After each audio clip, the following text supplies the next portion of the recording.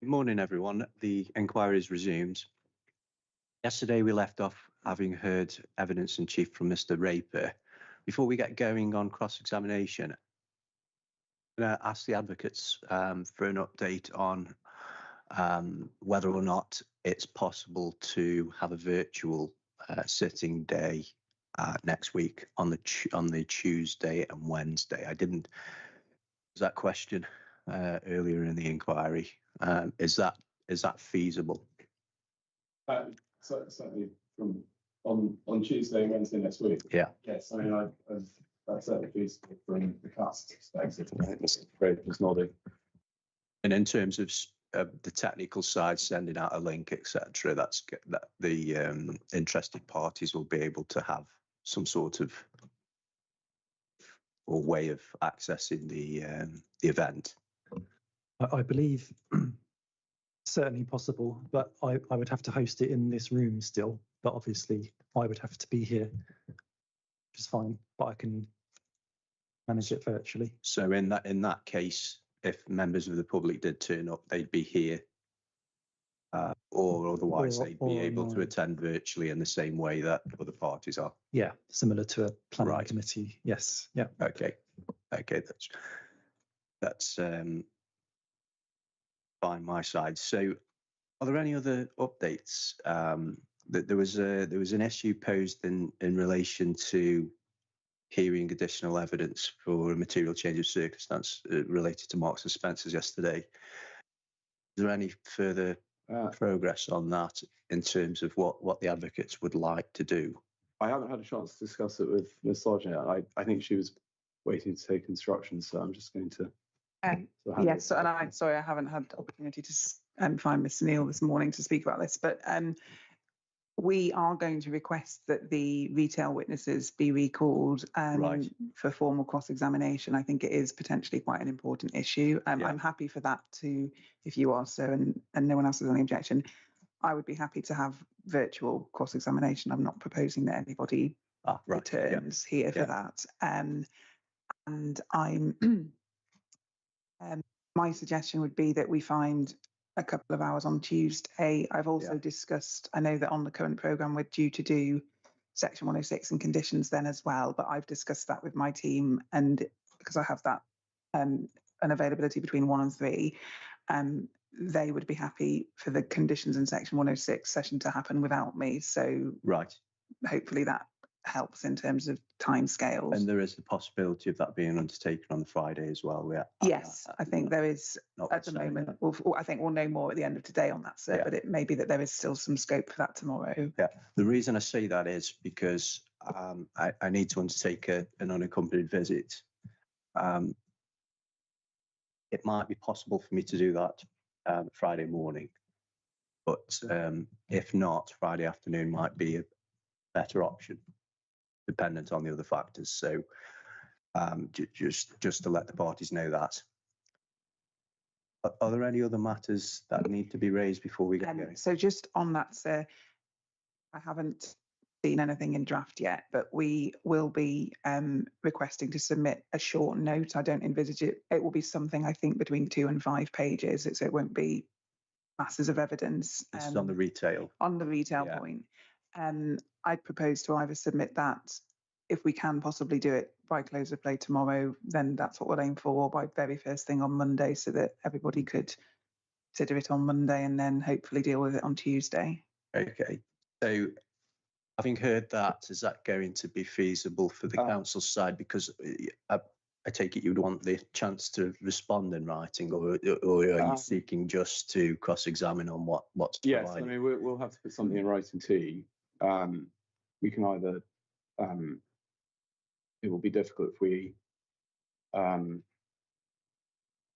we get it on Monday morning. I mean, we could do it just at the same time and just a simultaneous exchange, like as you would with proofs. I think that's probably the that's what I would anticipate, sir. And then I think obviously there won't be time for rebuttals, as it were, but then the witnesses can rebut anything in their oral evidence. So if we could agree a joint deadline for any written submissions, then if Mr. Neil has some, they can come into. I mean, I think being realistic, I haven't spoken to Ms. Reeves about this, And I think probably it might be safer just for everyone if it. I mean, I won't.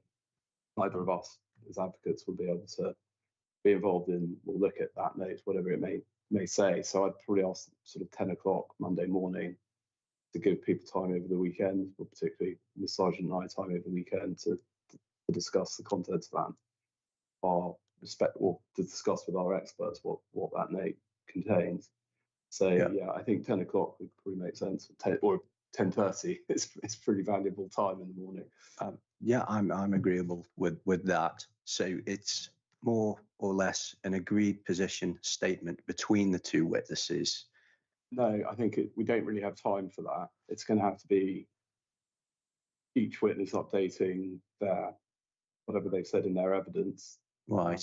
To effectively an update to their proof. So really, it would be I think it will be essentially an addendum to each witness's proof, where they just explain for your benefit what they think the significance of this M&S news is. And in our case, I think we are going to provide some updated figures, but I should make absolutely clear, we will not, of course, be amending any of the evidence that you've already heard. So it will just be, this is what we say the consequences of this decision are, and we will obviously not be seeking to go back over anything that has already been said, because that would be completely inappropriate. So. Right.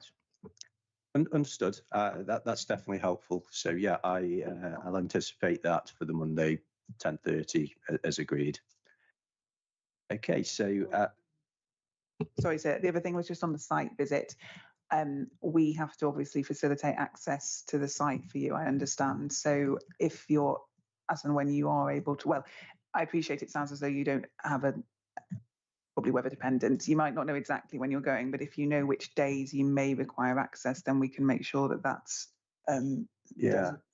padlock. Well, okay. I mean, I'm penciling it for tomorrow morning early from about 8 o'clock onwards, and it could be Friday evening, depending on how proceedings go. Failing that, it could be this Saturday morning, but I want to try and avoid that. So those are the broad dates, but my understanding is that some of the aspects can be seen from public vantage points rather than actually going in the site itself. Is that right? Or is it absolutely essential that I go within the site boundary? In my suggestion, yes, given I think you can't really, I mean, that you'll come to hear this, but there's a bit of debate about, where the trees are and that kind of thing, which I think you will need to go on site for. Okay. So I'm requesting access for those times anyway, if that can be met. Okay, so I don't think there's anything else unless anybody else wants to raise anything. Just to inform the inquiry that at 11 a.m. this morning, we're due to have a fire alarm test. Oh, right. So it will sound for a short time, but it should stop at 11 a.m. So just so everyone's aware. Okay. Not to obviously evacuate, but it's just testing the alarm. Understand. Right. So, okay. Thanks for that. Sorry, so there is this one paperwork issue. I don't know if Ms. Heather's had a chance to see your emails, but I've just requested an addition to the core documents. Glivia, you're probably familiar with it. It's referred to in Mr. Neeson's evidence. I don't know if Mr. Sergeant objects to that going in as a core document. I'm grateful. So you need a copy of that, sir, or do you already have plenty of Glivias on your system? I've got copies, but if it's an updated copy, I need the electronic version sent to the planning inspectorate's team. Yeah, what they've done is they've transferred the information from the link. Okay, I've sent one. I mean, it's the Glivia 3 that it's a funny document because it's actually licensed, so it's not an update or anything. It's just what's referred to in Mr. Neeson's evidence. So it possibly might be already captured by the link. I mean, if it's not in the core documents yet. So okay, so yes, the inspectorate's major casework team needs a copy of what the Okay. document is, All right. or a link to it. Okay. I will. Mr. Raper's been in charge of had the unenviable chance of managing the core documents. I don't know how quickly it takes for it to get through. It'd be roughly a few hours. Okay.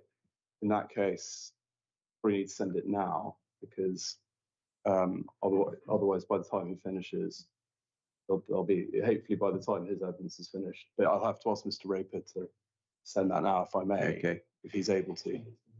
If there is a problem with the logistics of the document, if it is something that I can see in my own time outside of proceedings, that's a possibility also. If there's some kind of problem, it doesn't come through straight away. So just to let you know that. Okay, I'll just send that document now. Okay. So if we just have a couple of minutes whilst you get these, would you be able to send that email now? And just to be clear, I think he has core document reference. It probably sits within material considerations. I mean, I'm not trying to maybe 514 go somewhere else, I suppose, but if you're happy with that, so then.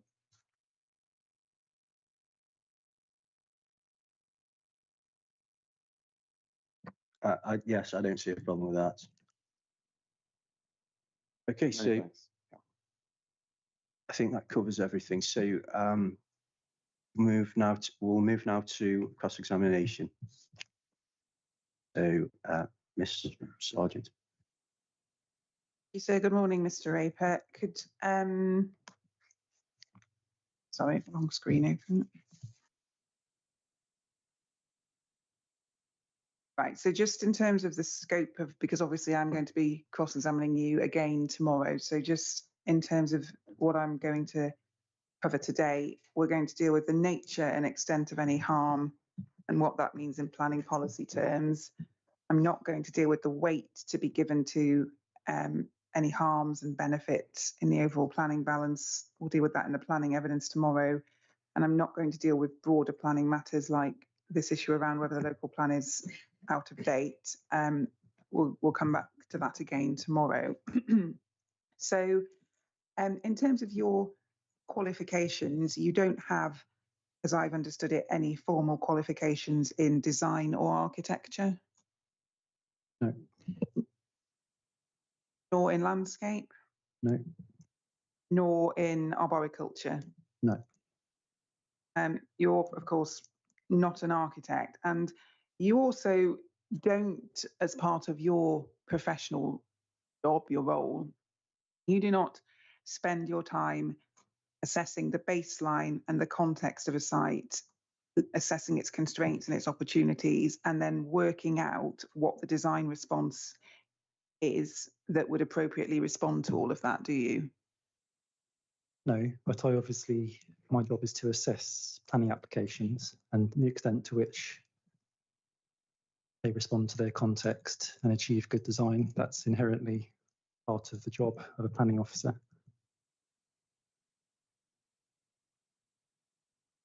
Yes, except that, of course, the way that it works for planning officers, generally speaking, is that when they put together their officer report, that analysis is informed by input from more specialist colleagues. So, for example, the landscape officer, an urban design officer, a tree officer, yes?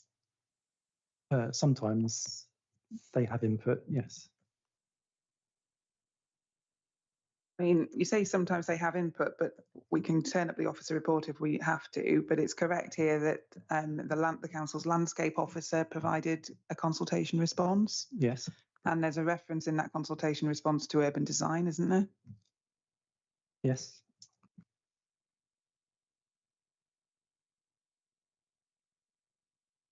And the tree officer, the council's tree officer, also provided a consultation response.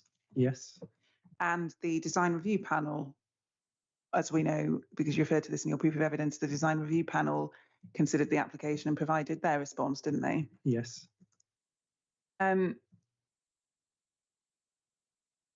why is it that none of those more specialist colleagues are here to provide the council's evidence on the, the specialist subjects, as it were, of design, arboriculture and landscape? I don't think that's necessary. They're consultees. They're not statutory consultees. They provide useful input and guidance, but ultimately, as the planning officer, I've ultimately made the recommendation, and the overall conducted the overall planning judgment and planning balance. But I don't think it's necessary, considering that what issues are being discussed, for those consultees to have given evidence. But one thing I'm not clear about is you've obviously set out your views. Well, I'm preempting my question. You've set out an analysis in your proof, but is that just your thinking, or is your analysis informed by the views that were expressed in the officer report by the landscape officer, the tree officer, and the design review panel's consideration? They're all material considerations which I took into account, but ultimately it's my professional opinion, my planning judgment. Right. So I want to be clear, because there's two different possibilities here. I think what you're telling me is that you read what they had to say, but you basically then started from scratch and approached matters from your own analysis. Or are you saying, because obviously the planner, for example, let's take retail as a good example. So in your proof on retail matters, you say basically, Ms. Reeves has provided evidence on that, and you incorporate her evidence. You don't yourself say whether, you take her conclusion on the significance of the adverse impact she says there is on the town centre, and you just carry that forward into the overall planning balance, yeah? So what I'm interested to understand is, how have you approached the other reasons for refusal? Because I don't see you saying in your proof that, you've taken essentially the views of the DRP, for example, and just sort of carried those through. So when I'm reading the evidence, is it your personal assessment of what you say is the harm, or is it really the conclusions of the more specialist officers that you're kind of carrying through? I don't rely on the conclusions of those consultees in the way that I did with Miss Reeves, for example. Those consultee responses are always material considerations, and I took them into account. However, the landscape officer, for example, won't be assessing a proposal always through the prism of development plan, for example. That's my job to interpret what policies say and how the proposal meets the development plan, whereas the design review panel or the tree officer won't necessarily be looking at the proposal in the round in that way. So it wouldn't be appropriate for me to rely and carry forward whatever they say.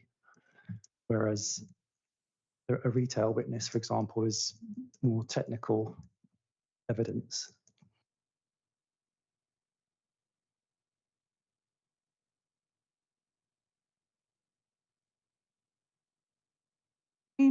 Is that true? Because on design matters, for example, where one has a policy that is, asking about, we'll come back to them later, but one of the policies, Gen 1, has a sort of quite general point in it that, the design is supposed to be in keeping with the area.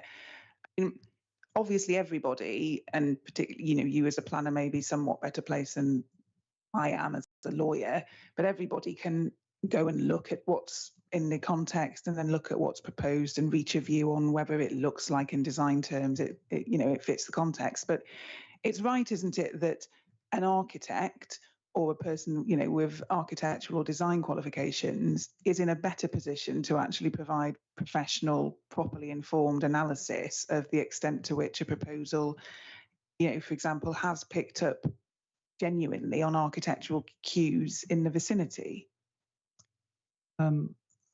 Not necessarily. Again, an architect wouldn't look at something through the prism of the development plan and all the other associated material considerations. I think we obviously have, for example, landscape comments, but in most councils that's not even an option. There are no internal consultees consult, and it's a matter of planning judgment overall, which is the job of professional planning officers. Sorry, there are no, where are there no internal consultees to consult? I didn't hear that. For example, in other councils. Right, I'm not interested in that, Mr. Raper. Yes, but what I'm saying is ultimately, it's the planning officer's judgment at the end of the day. They can never be completely led on design matters by consultees, I would say. Okay, so you think the appropriate approach for you to take is, hypothetically, you could have a design review panel saying, we think this is perfectly acceptable in design terms, but actually you as a planning officer would think it was perfectly acceptable for you to say, well, never mind, I as a planning officer don't think it's acceptable in design terms, and therefore I'm going to have a reason for refusal on design terms. Is that what you would actually do? I wouldn't put it like that. We wouldn't just disregard it. Obviously, the comments of a design review panel are a consideration, but they're not determinative. You would never rely on what a design review panel says, just because something might have a positive, there might be a case where there's a positive design review comment and a separate design review panel has come to a different conclusion. It wouldn't be appropriate to rely on either of them, but they are a consideration. And yet, in your proof, you are relying on the DRP, aren't you? I don't rely on it. Why is it in your proof then? I think it's highly relevant and it's a material consideration. It would be the NPPF says you should have regard to the outcome of design review panels, and I think the points they make are important points which are relevant to the refusal reason. But what am I striking it out of your proof? It's either in your proof and you're relying on it, or it's not. Which is it? I'm not relying on it, but it's part of my proof. It's part of the justification for the refusal reason. So that is reliance on that material then, isn't it? Perhaps I'm interpreting the word rely differently to you, but if we didn't have that comment, I don't think it changes the overall case.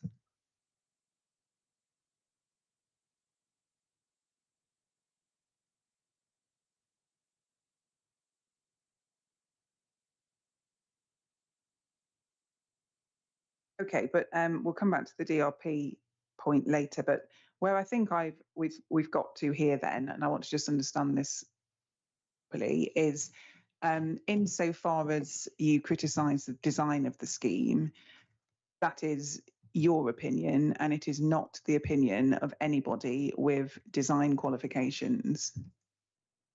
My opinion as a professional planning officer whose job is to assess planning applications on design matters.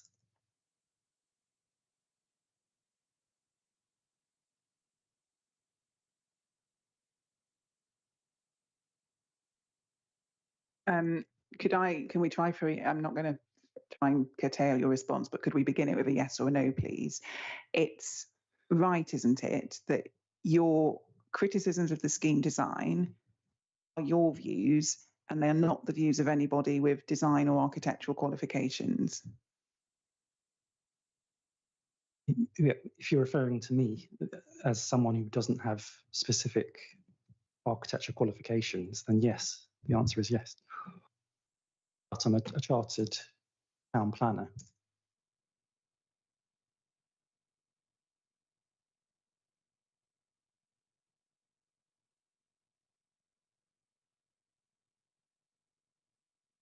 Have you previously dealt either in this local planning authority or where you were before with applications from Lidl?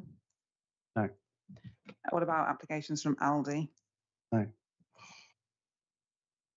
Well, nothing. For example, for a new store, I may have dealt with some smaller proposal, Yeah. but not from memory.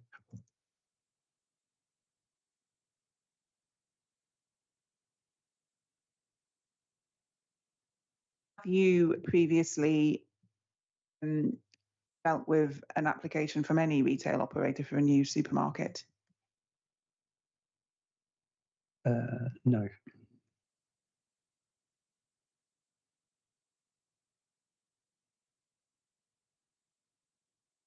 Could we then please turn to core document 4.1, which is probably going to crash my computer, but it's the it should be the local plan.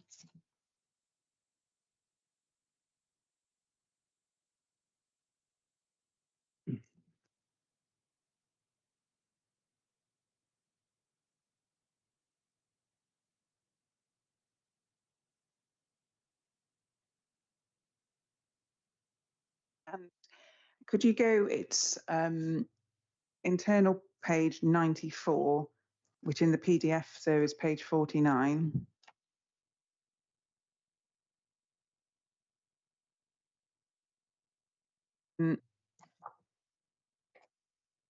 And also, can we take up the decision notice, please?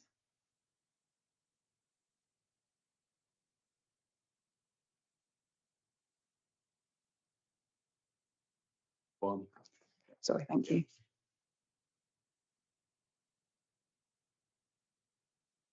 So if we look at the decision notice, as we know this morning, we're just concerned with reasons for refusal 2 and 3.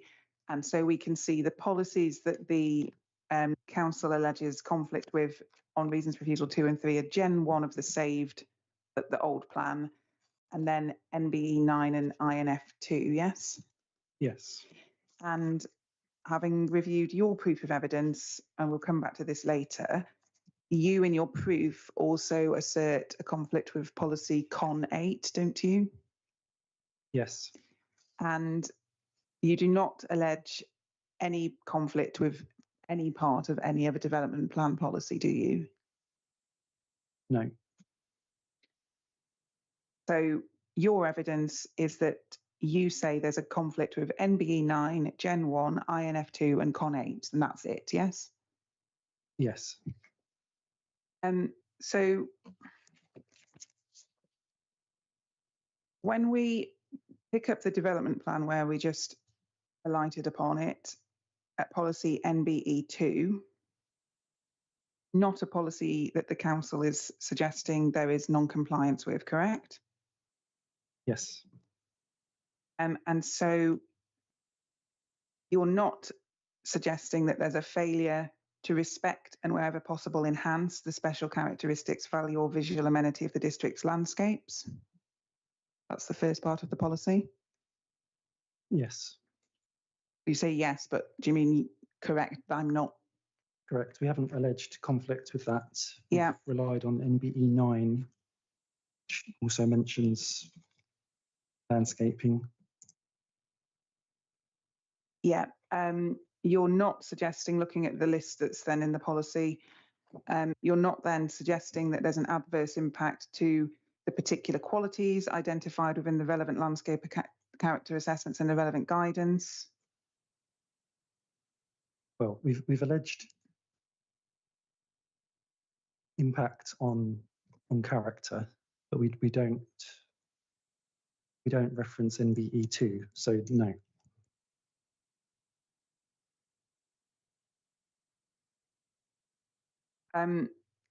You're not saying that the impact on the landscape is sufficient to amount to a breach of B, are you? Where it says there can't be an adverse impact on the visual amenity and scenic quality of the landscape.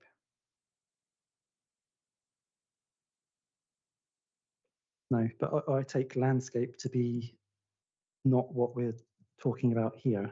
It's the more localized character-based issues with landscaping, etc., rather than the wider landscape.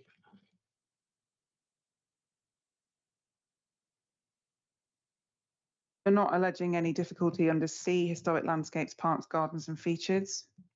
No. You're not saying that there's grounds for refusal on D, which is looking at local natural and historic features such as trees, woodlands, hedgerows, water features, etc. In the context of what this policy is seeking to achieve in landscape, yes. What do you mean by yes? Sorry. So in the context of this policy, yes, in terms of landscape. What, yes, you are now saying there's a breach of this policy? No, apologies. I agree with what You you're saying, agree? yes. So you're not saying there's an adverse impact to important local natural and historic features? Correct.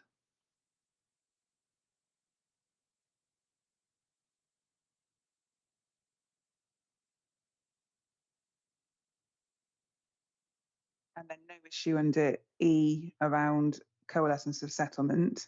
No. And then we can see at the bottom the requirement, so the penultimate paragraph is point around carrying out proportionate landscape character and visual assessment. No issue under that. No. And then landscaping scheme is the final requirement. So no suggestion that there's been a failure to include a comprehensive landscaping scheme to ensure that the development would successfully integrate with the landscape and its surroundings, correct? Well, that's picked up in other policies. So that's obviously one of the fundamental issues of whether landscaping compensates for the loss of trees. But again, I would say this policy relates to wider, more rural landscape rather than talking about here. Right, okay. Are you suggesting that there is any non-compliance with the final paragraph of the policy?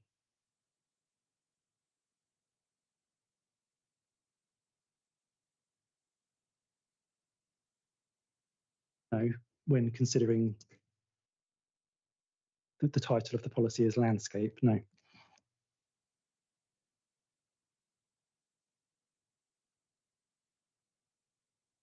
I mean, there was a suggestion a moment ago that this is talking only about rural landscapes. I mean, that's not correct, is it? There's nothing in the policy that suggests that it is not relevant to the entirety of the landscape within the council's area. Well, the beginning of the justification text, paragraph 231, talks about a high proportion of attractive rural countryside with a range of different landscapes. So I don't believe we've pointed to this policy because it relates to the wider landscape.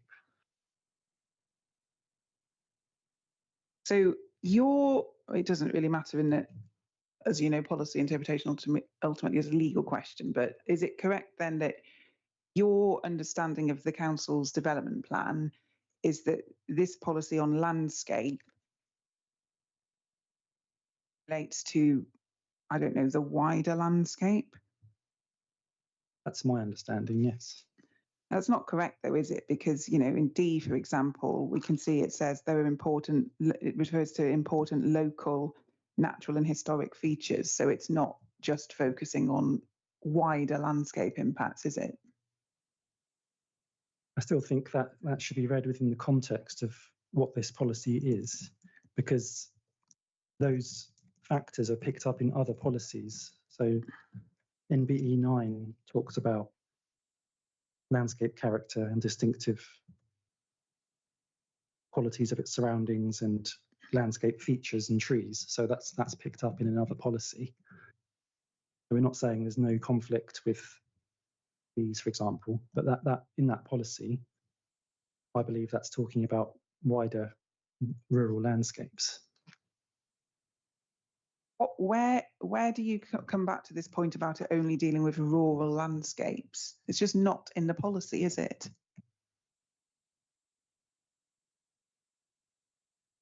I would just point again to paragraph 231, where it talks about a high proportion of attractive rural countryside with a range of different landscapes. Yeah, I mean, that's just a factual statement about what heart is. And I mean, I'll make submissions on this because it's a legal point, but it's a supporting text, not part of the policy. I mean, this is the primary landscape policy in the development plan, isn't it? It's called landscape. we're coming on to look at MBE9, but MBE9's title is design. And as I'm reading the council's opening, there's some points going to be taken around, why is Mr. Neeson, my landscape witness, passing comment on design policies? But this is, the landscape policy, isn't it? Yes. And so, I mean, is where you're coming from actually, or what I'm going to certainly put to you, is that the council's case is a complaint about the design of the scheme. In terms of actual harm to landscape character, there is nothing that you consider to be sufficiently material to conflict at all with the primary landscape policy in the development plan. That's correct, isn't it? Yes, but the issue is with character within the area we're talking about, that character, which landscaping is part of.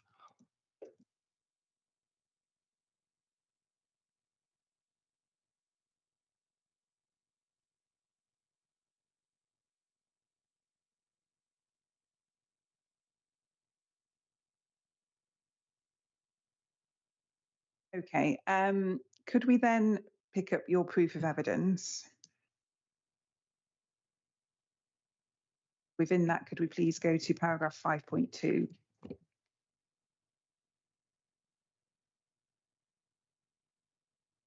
Yes.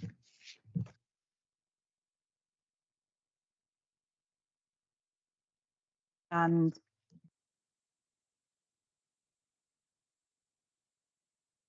we also take up Mr. Pierce's proof of evidence, please. And within that, go to page 9, I think it is. Or just have that ready. Thank you. Now, 5.2, just dealing with the baseline of the site here. You refer to the community hub of Elvetham Heath with a large Morrison's supermarket, public house, church, community centre and school. And then east and west, there's residential development, which you say is built in traditional styles and typifies the area. But the short point is that the context for the site is mixed, isn't it? It's not, surrounded on four sides by street after street of identical looking terraced houses. It's mixed in terms of, the type. This is near the local centre where inherently buildings were intended to be individually designed, but as we were discussing yesterday, respecting the overall qualities of the area, the local, rural, Edwardian, Victorian vernacular. So whilst all those buildings are different, they still are consistent, in my view, with those overall qualities. So all the buildings within the local centre are individual, but cohesive at the same time, I would say.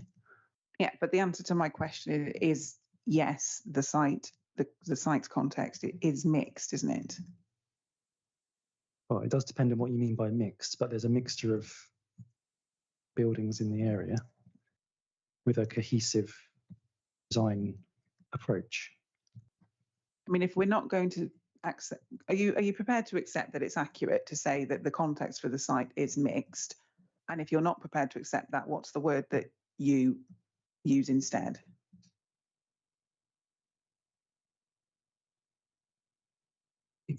It's mixed in terms of the buildings, for example, but not the overall design approach.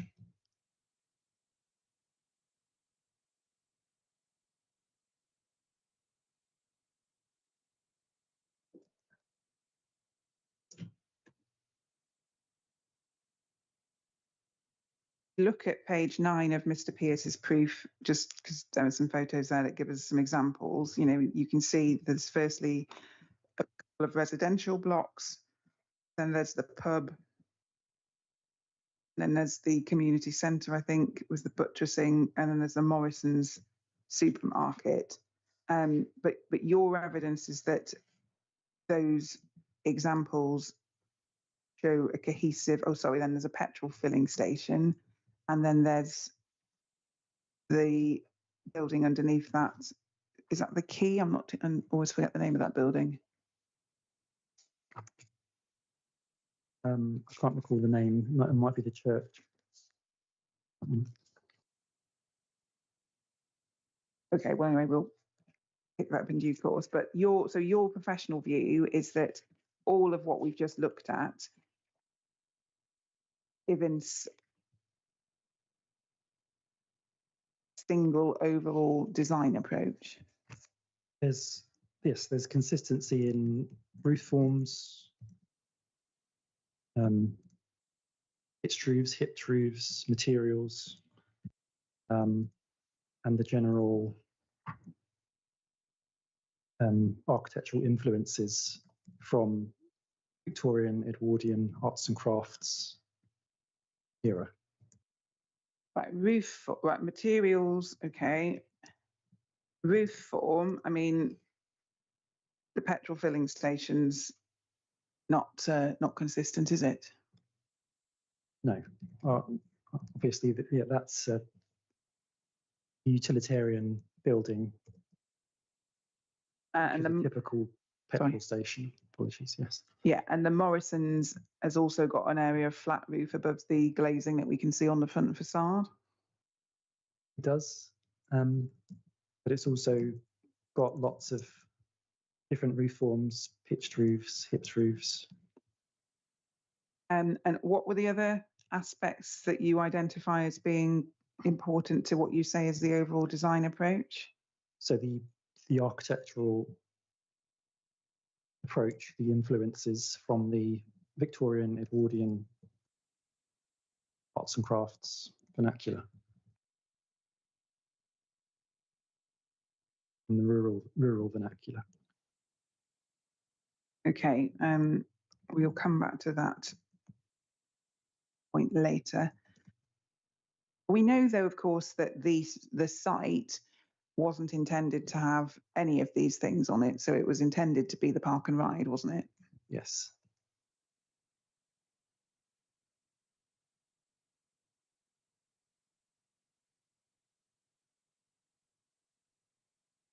And so can we go to paragraph 5.7 in your proof, please? Yes. So you say here, a key element of the design brief was the provision of a spine road, which runs west-east through the development, so on and so forth. And then you've set out section 3.6.9. You can see that talks about a distinctive entrance avenue of trees from the southwest access point to the first roundabout. Goes on to give more detail about the proposed tree avenue. But we know that even at the time this design brief, and we'll come to the more detailed references in a moment, but we know that this design brief, the site is intended for the park and ride, so it was not intended that it would just have trees on it. Not just trees. And insofar as this is talking about providing a distinctive entrance avenue of trees from the southwest access point to the first roundabout within the development, that part of the spine road is the part that runs along the western boundary of the site where the current access for the park and ride is, isn't it?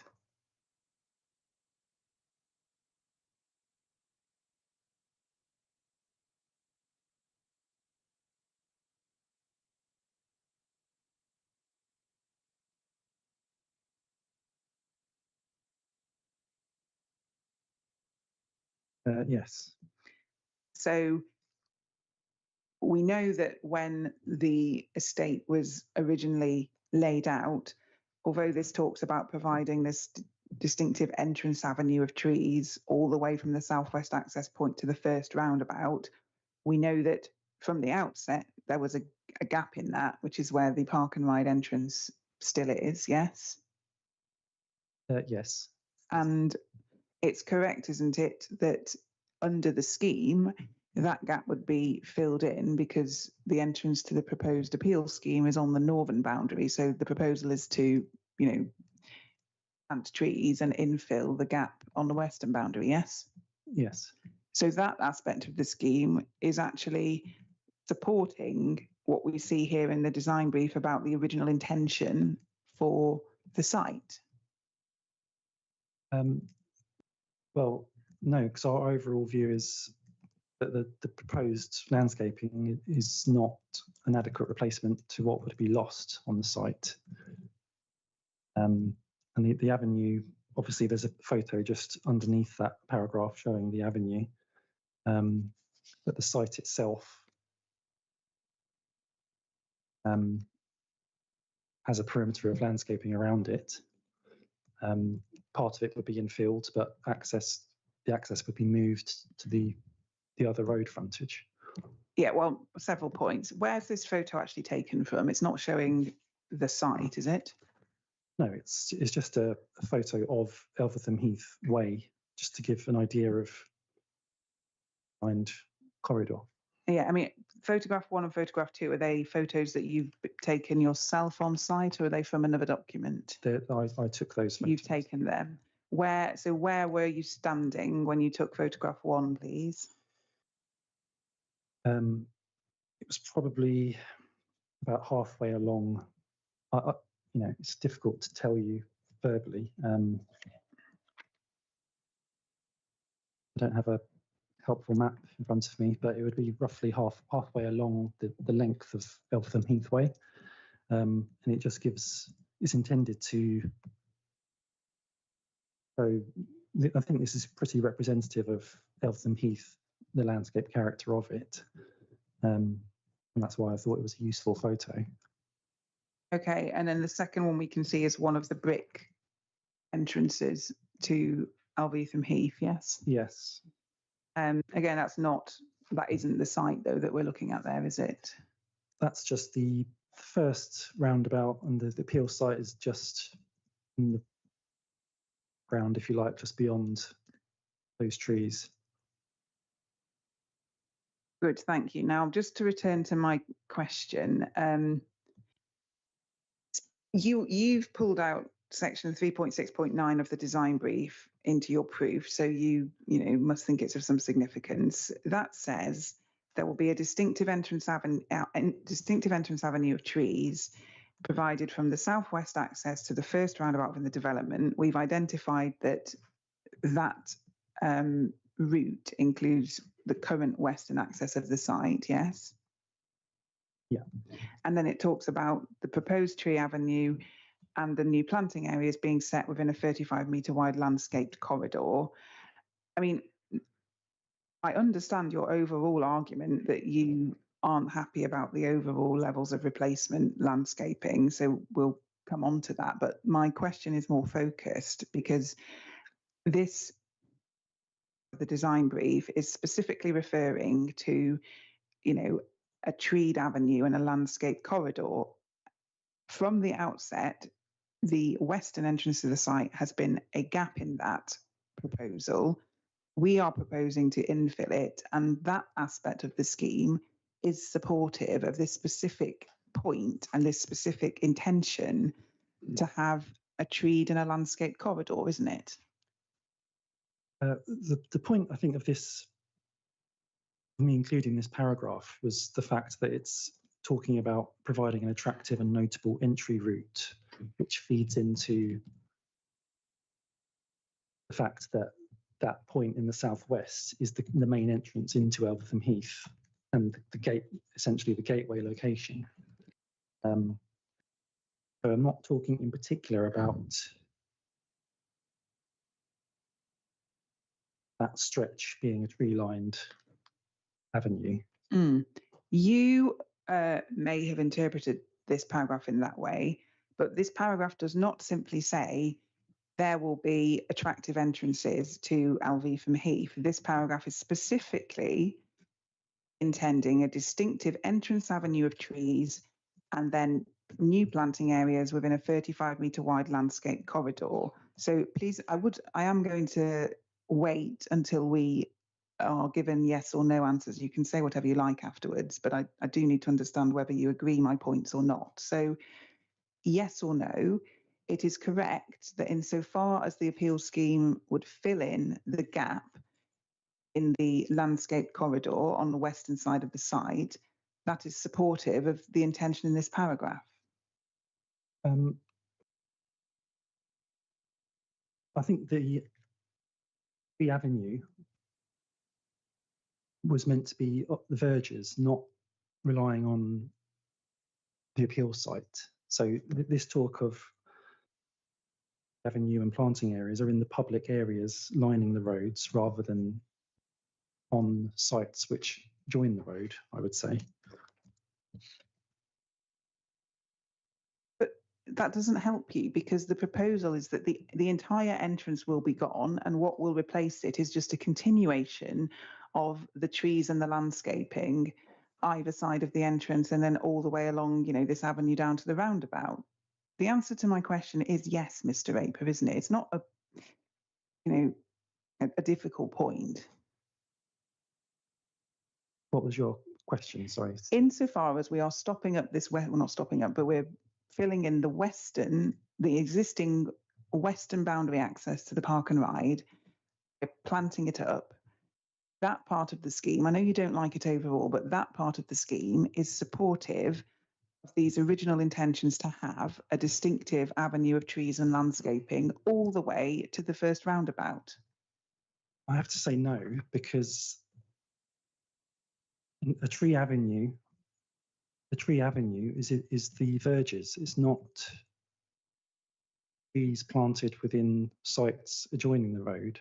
A tree avenue, and there's section drawings as part of the design brief in the appendix 2, which show that. So for document CD 5.06 has sections of the spine roads, and nowhere do I see anything other than the verges being relied on for the avenue planting. Right, hang on, let me look at that, please. We're coming back to this later, actually, but we need to see what you want to specifically refer us to now. So core document 5.06, which sheets within that? So the first, well, that's a typical section. So the one that's numbered 21, landscape cross section 8. Shows an avenue of trees on verges.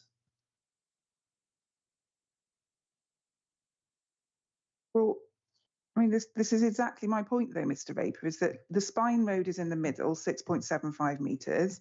Then there's going to the left, there's a 2 metre verge. Then there's a 3 metre tree and shrub planting, on the other side of the verge. Yeah. Then still within the spine road corridor, in this particular illustrative, I should say, example, they're thinking about a 10 metre swale and then 2 more metres of tree and shrub planting. And it's the same going the other way. Spine on the right-hand side of the spine road, 6.25 metres of tree and shrub planting, then the footpath cycleway, then 3 more metres of tree and hedge planting. So this is exactly my point, is that at the moment, if you were to look at a cross-section of the western boundary of the spine road as it runs along the western boundary, instead of seeing all these trees, you'd see, not very well on a cross-section, admittedly, but there would be basically just, at one point in the cross section, there'd just be tarmac going into the park and ride and the site, wouldn't there? There would, but these sections, I think, show the intention was the avenue to be on verges as part of that corridor, not on private sites adjoining. I mean, that just isn't. The verge is shown as 2 metres on the side of the spine road, and then there is metre after metre of tree and shrub planting, isn't there? Yes. So typical of Elvetham Heath, you have paths which are flanked by verges either side. So you have road, verge, footpath, road, verge. Obviously, this is indicative, but that is my experience of the roads, the spine road. Okay, well, I shall move on. Now, in your evidence in chief, you said in response to Mr. Pearce's evidence that you didn't agree that there was not a cohesive architectural approach, and so you think there is a cohesive architectural approach. What is that cohesive architectural approach, please? Cohesive architectural approach is what we picked up on in the design brief yesterday. It's picking up on the rural vernacular, typical of the area, the Edwardian, Victorian arts and crafts influences, which typify the area, Fleet and North Hampshire. And I do think that all of those buildings, and I would say as well, the design brief is quite clear that monotony or pastiche or repetition isn't expected. So we're not expecting replication or repetition. It's far more nuanced than that. And I think all of those buildings, save for the petrol station, they all pick up on those distinctive features. Right. So we can agree that the petrol station is certainly an example of something that, isn't following what you contend for as being the cohesive architectural approach, correct? Yes. Yeah. I mean, the building underneath that, where do you, I am not myself immediately seeing Edwardian, Victorian arts and crafts or rural influences here. So what are you pointing out in this image?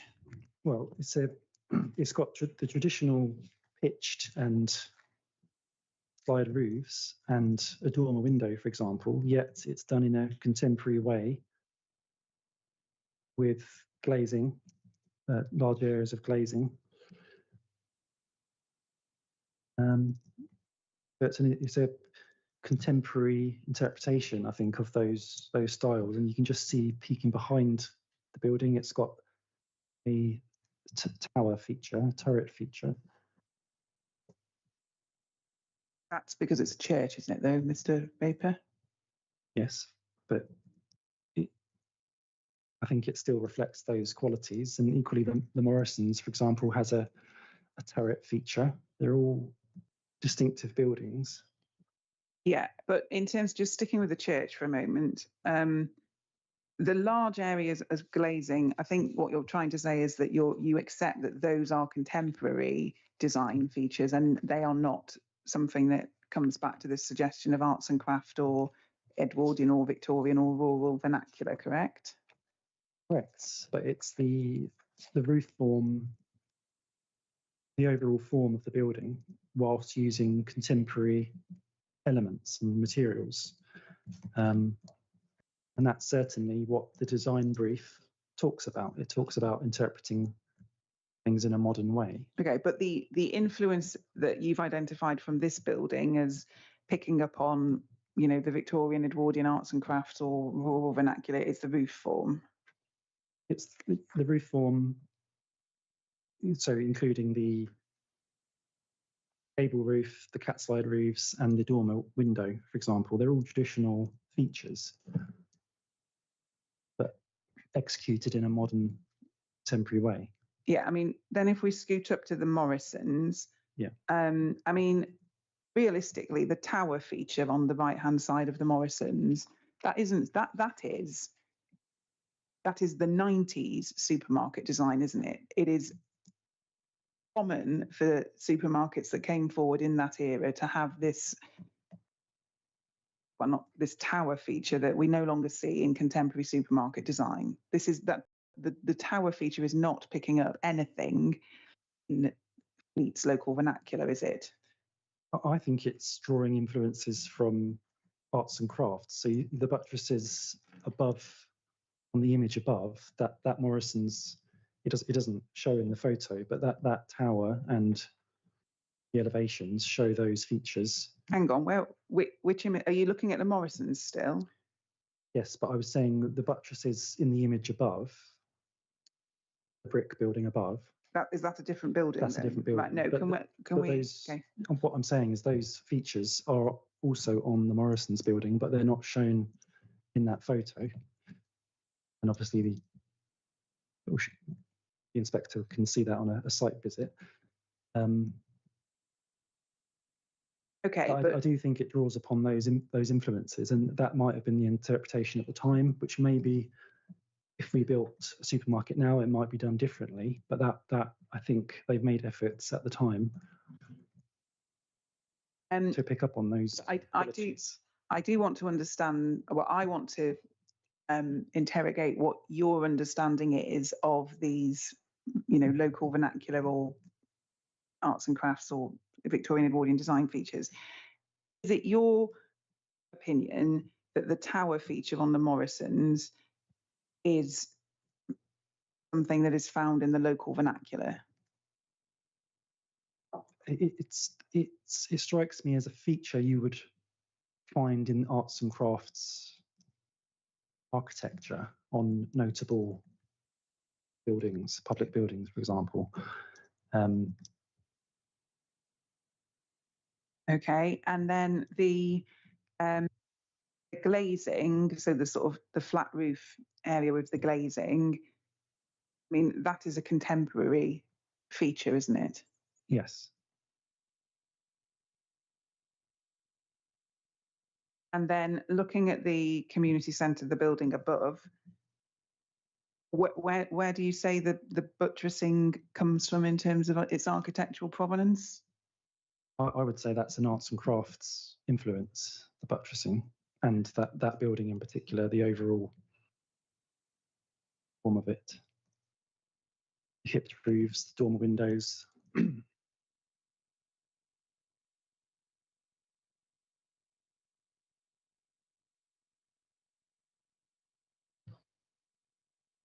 Right, thank you. I will ask Mr. Pearce whether he agrees with any of that later on. Could we just go back to the decision notice and to reason for refusal 2, please?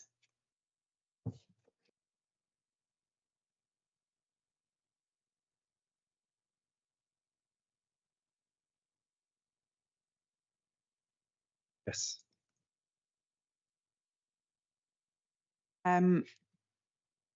There's a reference here to the uniqueness of Elvetham Heath, but you don't, in your written evidence, make any suggestion that Elvetham Heath is unique in any particular way, do you?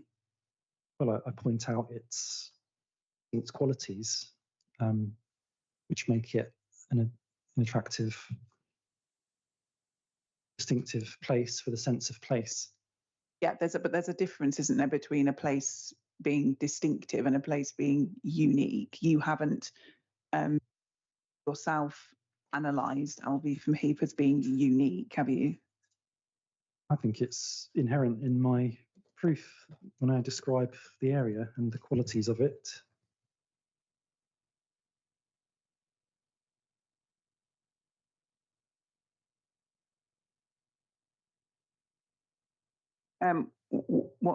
Where does the uniqueness come from? How is it unique? Because it was comprehensively master planned, a landscape-led design approach with a design brief to guide it, and the result is a cohesive, attractive urban extensions fleet with its own distinct identity.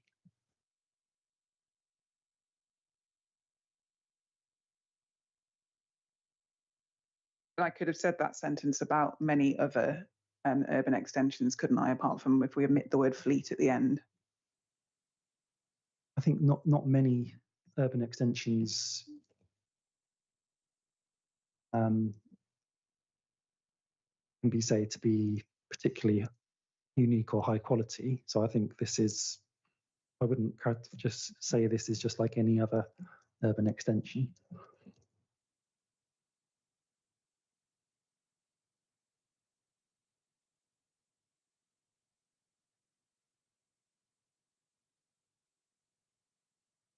All righty.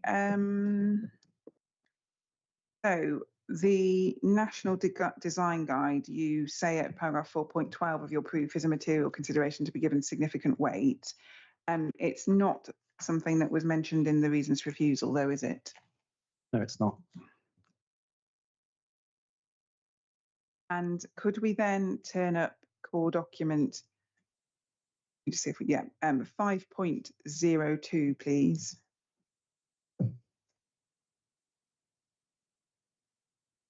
Yes.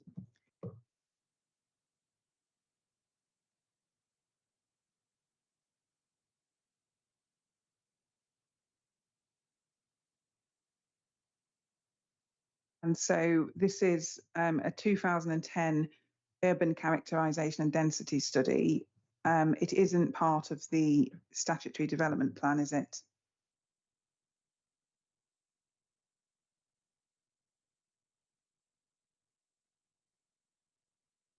No. If we see it 1.1, this is PDF page 4, internal page 1, we can see that the purpose of the document was an evidence-based study to inform the emerging local development framework. So basically to inform what is now the local plan, yes? Yes. And the key objectives are set out at 1.2. Most of it is a question of analysing matters. And then at the end, the final bullet point was to recommend where appropriate local design policies and guidance based on that analysis, yes? Yes. And we can see at 1.3 that conservation areas were not included in the analysis because those are dealt with by separate specialist documents, yes? Yes. And then if we go to 2.1 over the page, we can see a reference there to PPS1. And I think later on in the document, references, say 2.9 is referring to PPS3. So that's because as a 2010 document, this completely predates even the original NPPF in 2012, yes? Yes. And then so that's the sort of general introductory document. And then if as I understand matters, if we turn up for document 5.3, yep, we have, I think it's an appendix to what we were just looking at. Yeah.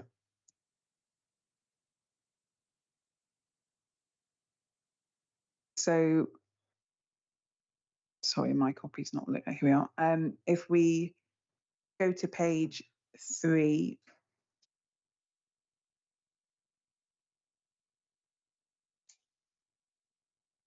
yep.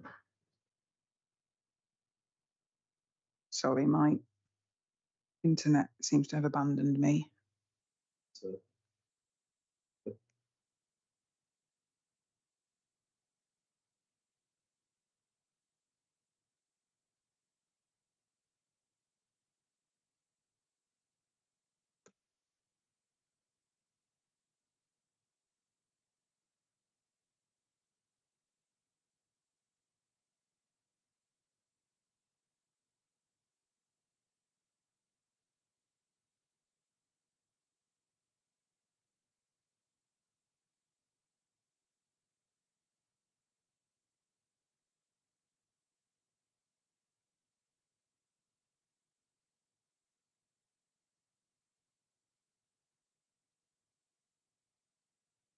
Sorry, I think I'm there now.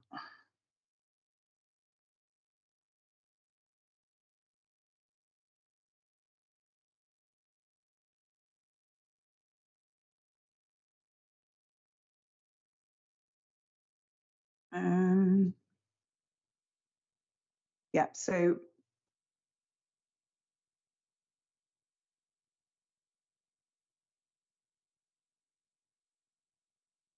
Elvetham Heath is dealt with at page, sorry, my copy actually is not.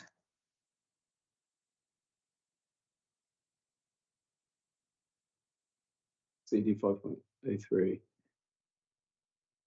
Yeah, my copy, I don't know why, but some of the pages I was looking at last night have just vanished for some reason. I think I'll park that for the moment and see if I can.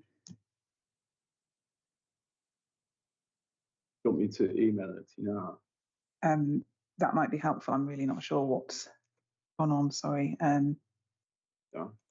It's split across two core documents, that policy, that document, That might be the explanation. 2 and 3, 5.2, 5.3.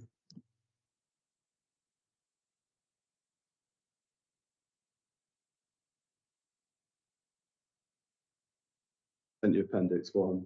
Okay.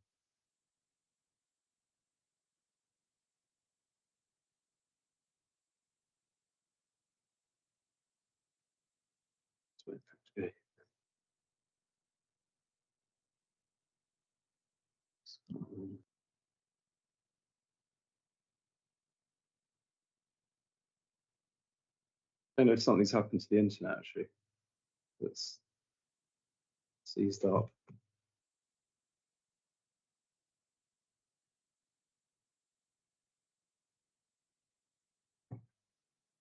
Very slow.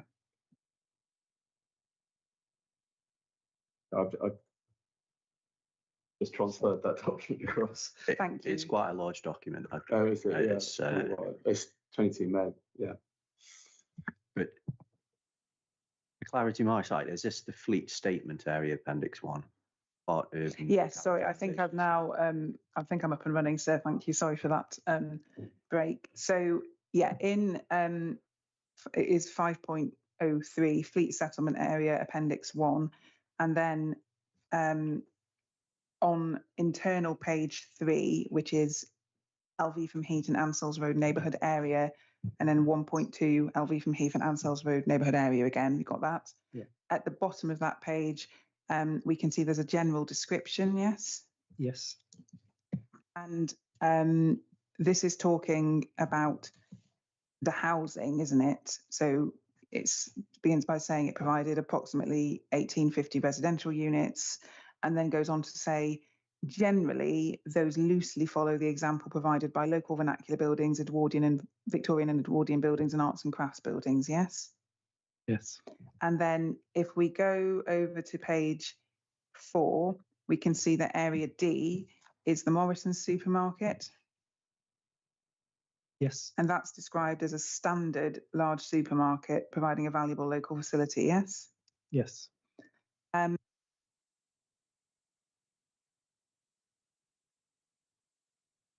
Then I just want to pick up a reference into this document in your proof. So if we can look in your proof at 5.10, please.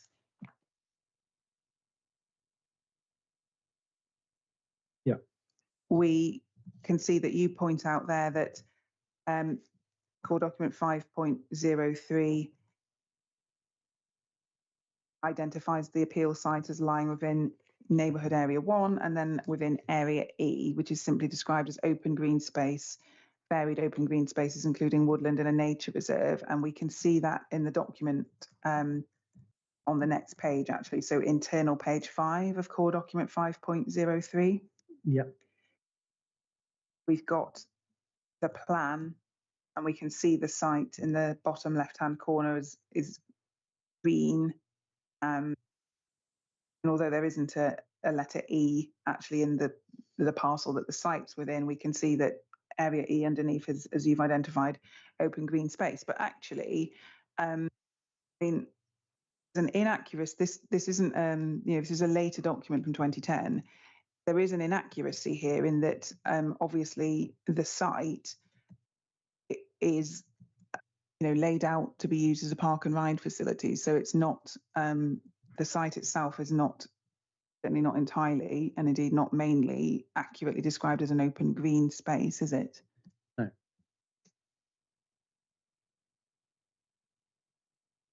And so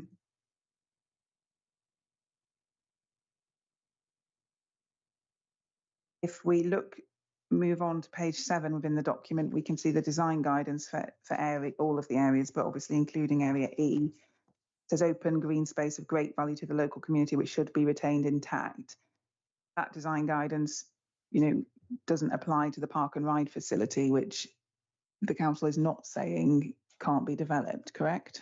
Correct.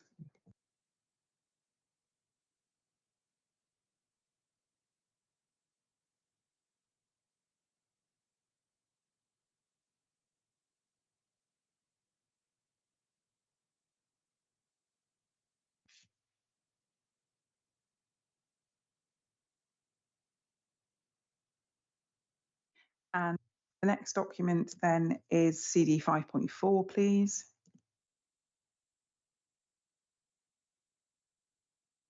The design brief. Yeah, hopefully that will be a bit less troublesome. Let's see.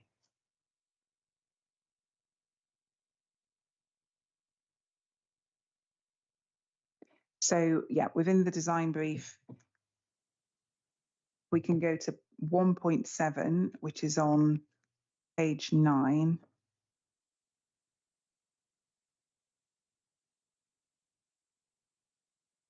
PDF page 9.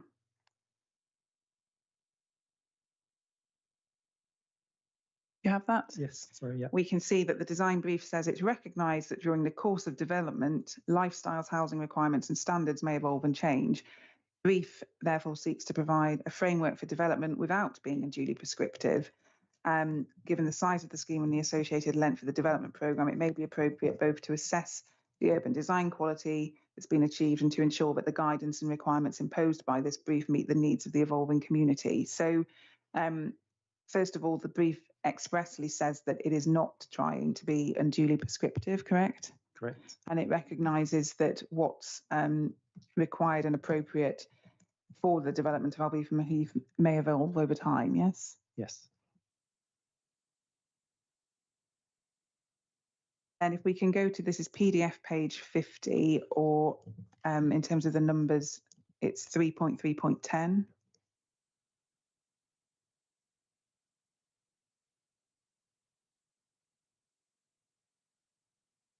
Yeah.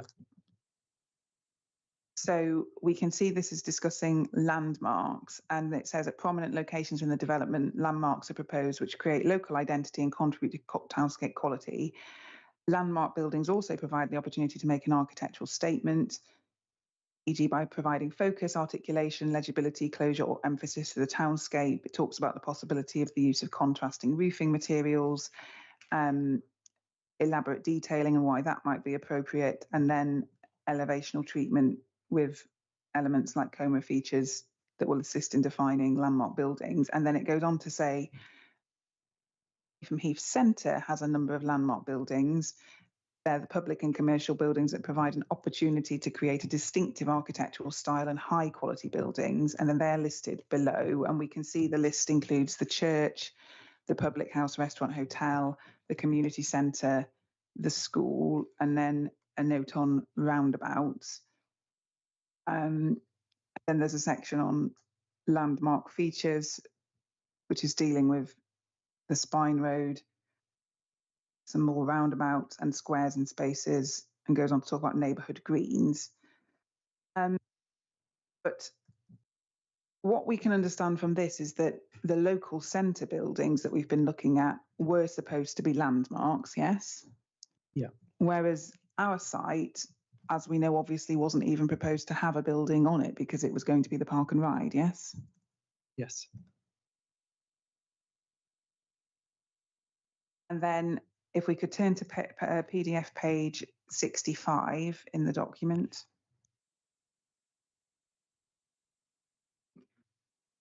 Paragraph 3.6.9.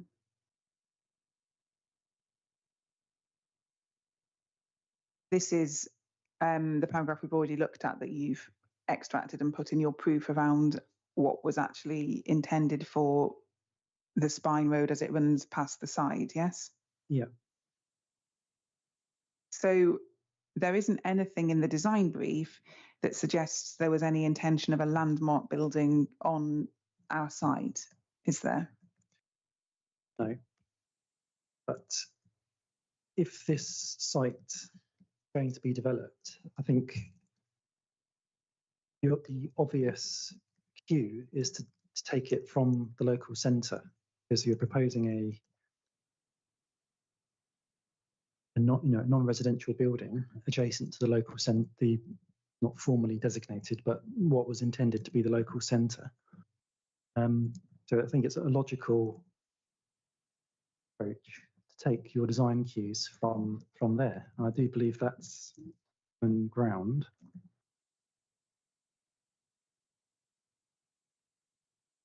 Could we then move to paragraph 5.8 of your proof, please?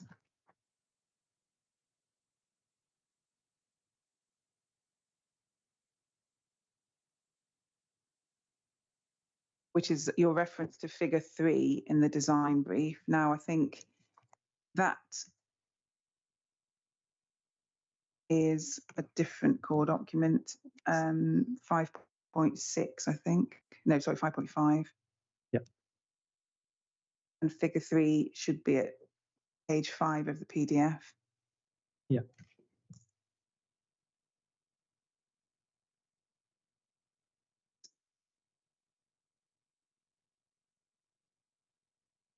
The text is a bit faint, but we can see in the key that what you've picked out in your proof as the opportunity to use landform and vegetation to create entrances to the development is the yellow star, isn't it?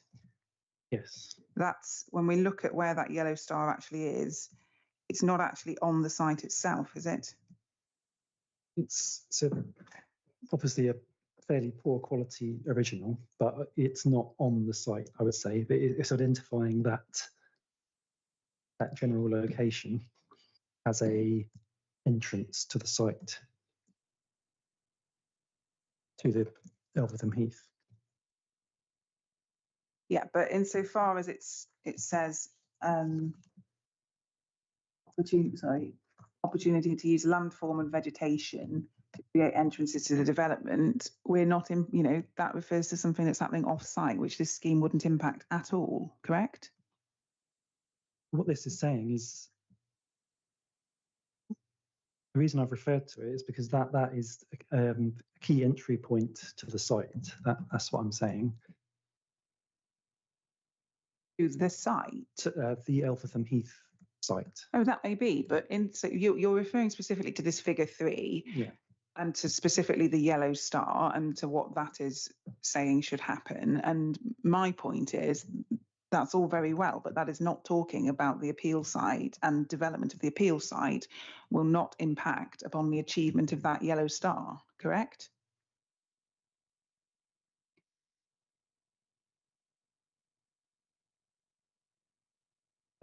Yes.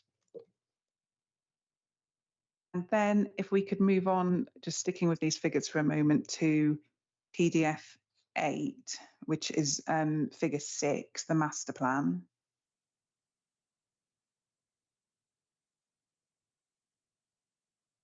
Yes. We can see the site is identified orange, and in the key, the orange is identifying it as P&R, Park and Ride, yes? Yeah. And then if we scoop down a couple of pages to figure 8 and then PDF 10, this is the urban design strategy.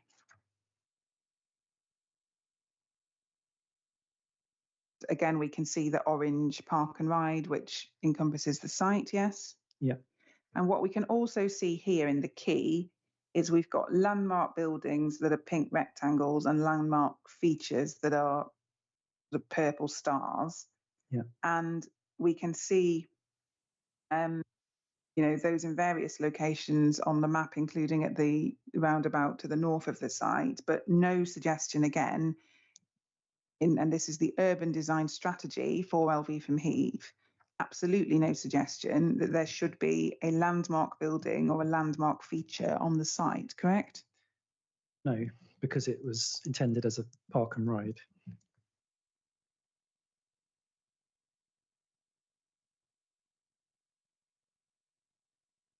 So you said, if the site is going to be developed, then the obvious cue is to take it from the local centre, but not correct in that we've seen that the design brief specifically said, the local centre should have landmark buildings on it that should be distinctive.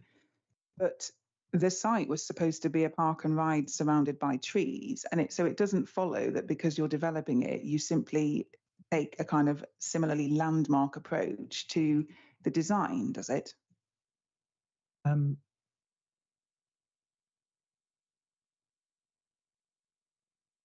don't think we're saying we need a landmark building, but if you're going to take design cues from anywhere on this site, I mean, this was obviously never envisaged to be a supermarket, this site, but logical design cues should be from the other non-residential buildings in the local centre, I would say.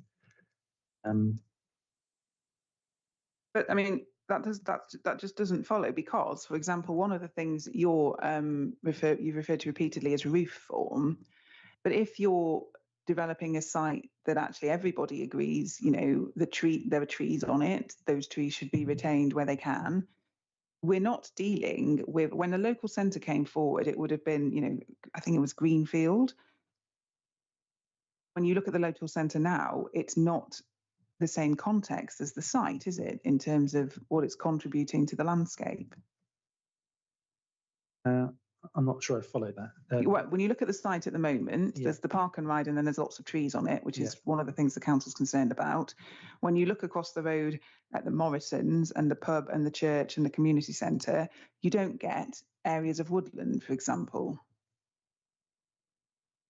In the local centre?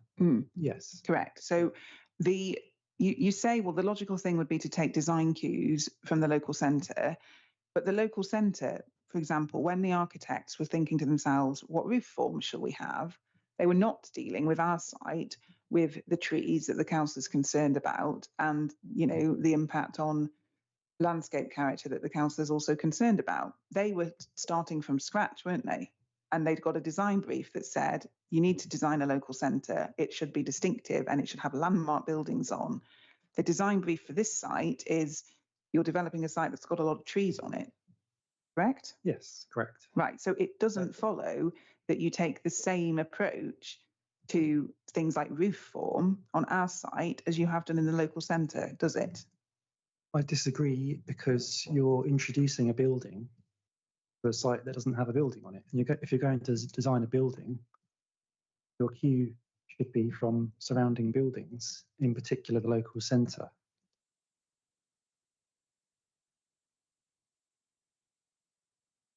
But that's not the overriding well, I don't know. I mean, is that's your suggestion then? So if you had been talking to Mr. Pierce or the architect of the scheme, you would have said to them, the primary consideration here is take your design cues from the local centre, and that's something that's more important than the fact that there are trees and woodland on the site? They're both important, but every building should take its design cues from its surroundings, and the built environment in this area is the local centre. Well, I mean, that just isn't correct, is it? I mean, you could easily be reading, not this site, but there's no shortage of sites where somebody is proposing something that's just innovative and deliberately breaks with the built environment around it. Even in those cases, an innovative design, in my opinion, should still pick up on its surroundings. And high quality new buildings, generally, they can be contemporary, but they would pick up on some aspect of their surroundings, whether it be through roof form, for example, or layout. There's lots of ways of obviously designing a building and where to take your cues from. Okay, so your approach or your belief, I suppose, is that if a building does not pick up on, if a building takes no cues from the local surroundings, including in cases where, a deliberate decision has been made to just do something different, your belief is that necessarily indicates a lack of high quality design. A building can be high design quality in isolation, but how it respects its surroundings is a key consideration. You can have a very high quality building which doesn't respect the character of the area, but I think good design is a building which is well designed in itself and attractive, but also one which respects its context. And context is very important in planning policies and guidance we've referred to. Context is very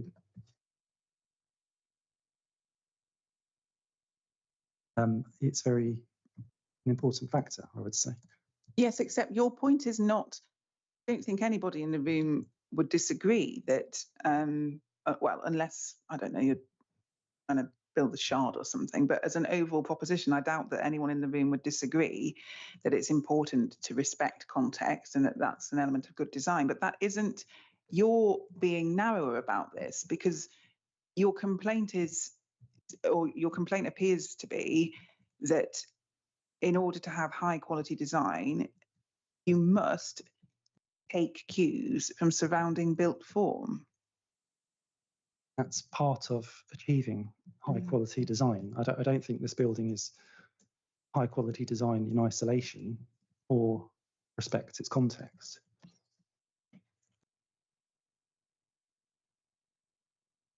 There's nothing anywhere in design policy, locally, nationally, in the National Design Guide. There is just absolute. I mean, I'm speaking to you now more as a planner, I suppose, than as somebody who's giving to, you know, a designer. But there is nothing in policy or guidance that says, in order to be high quality, good design, the design must take cues from surrounding built form. I mean, that's your view, but it's not a requirement of anything, is it? There's always a requirement to respond to context. And in my opinion, good design, that's part of good design.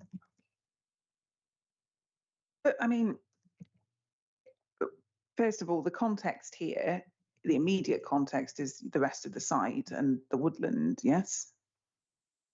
That's part of the context, but it's the wider area as well. Yeah, but also in terms of responding to context, that can be done in many ways. So, you know, height, massing, scale, materiality is one. It's not, there is not a necessary step of looking around and actively taking cues from neighbouring buildings in order to respond to context, is there? I think in this case, I think that is important.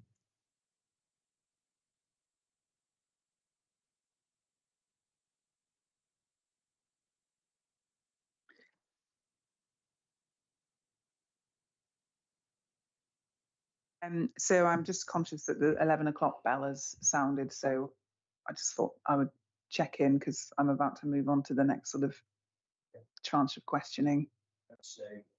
Are you seeking a pause? Well, I'm just really seeing if anybody else would like one. Yeah, so we'll adjourn there for 20 minutes. Thank you. Thank you.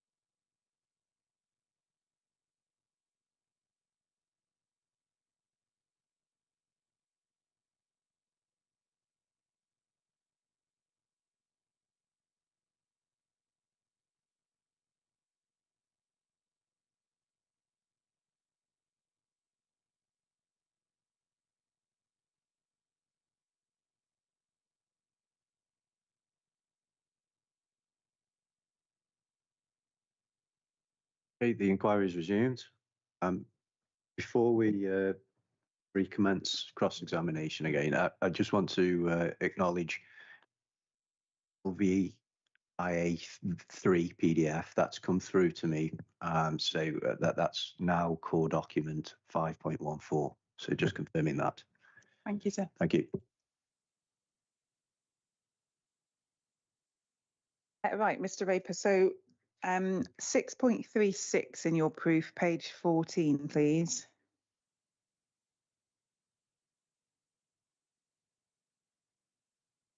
You've set out two of the elevations. You haven't actually set out, these are the east and west elevations. You've not set out the other elevations, have you? No. Now, the reality is that this is not a fair representation of how the building would actually be experienced, is it? Because this is, I mean, it's an architectural plan. Nobody in reality is going to experience this, you know, illustration of the building, because when it's built, there is nowhere from which you would be able to stand and look at the building and see it like this. Yes, with 2D plans, yeah, they don't show how you would necessarily experience it. Thank you. And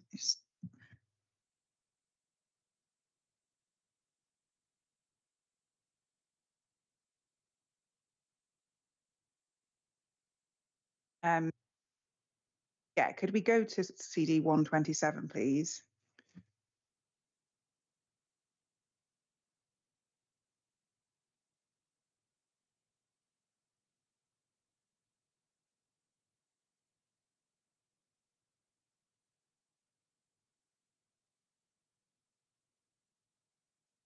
Let me know when you're there.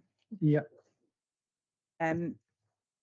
We can see that you haven't included in your sort of snapshot of the top half of this sheet elevations EO3 and EO4, which are both shorter, aren't they, because they're the side elevations? Correct. And EO4 in particular is certainly not a blank facade, because that's, you know, got the glazing and the rest of it in it, yeah? Yeah, correct. Could you then turn, I think it's the next page actually, if you're in the hard copy maybe, or anyway, it's the next core document. It should be core document 1.28, I think.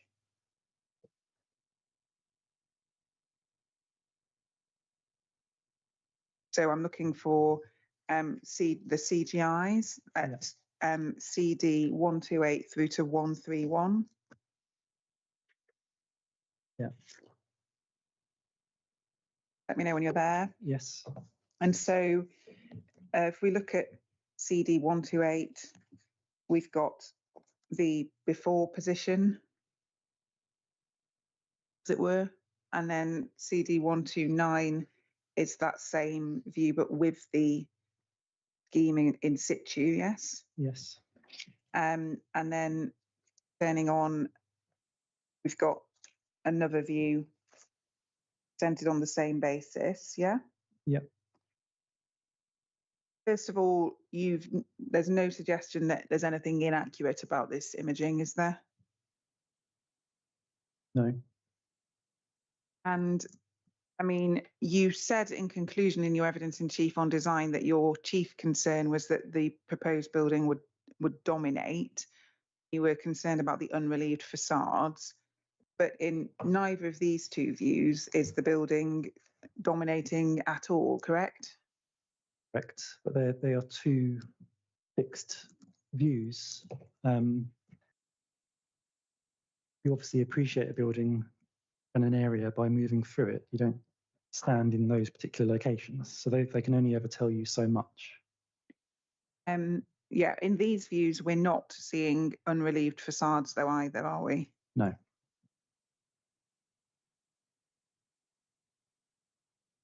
And I mean, being fair, certainly in the second set of views, the scheme's barely visible, is it?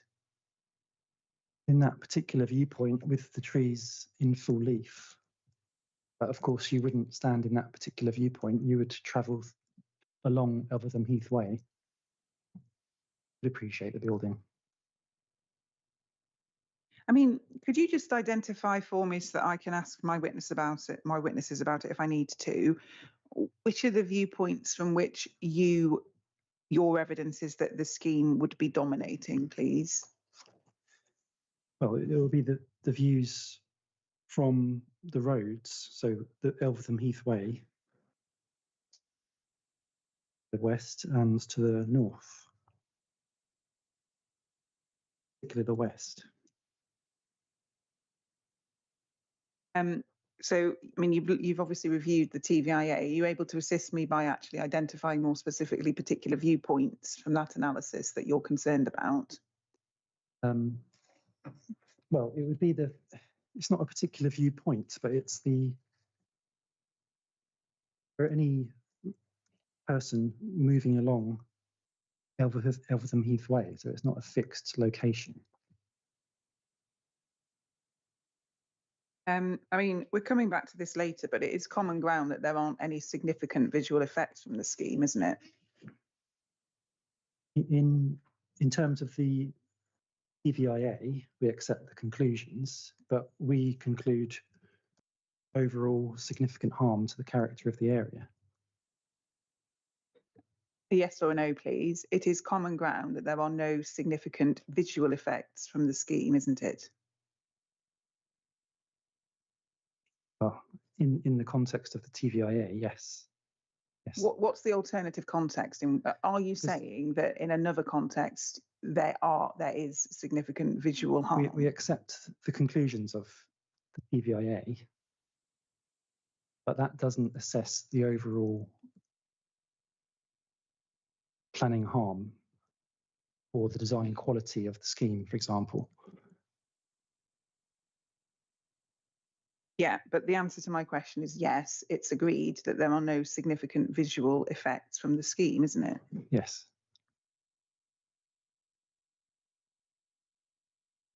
And we're coming on to the TBIA later on, but if we could turn up core document 1.53, please.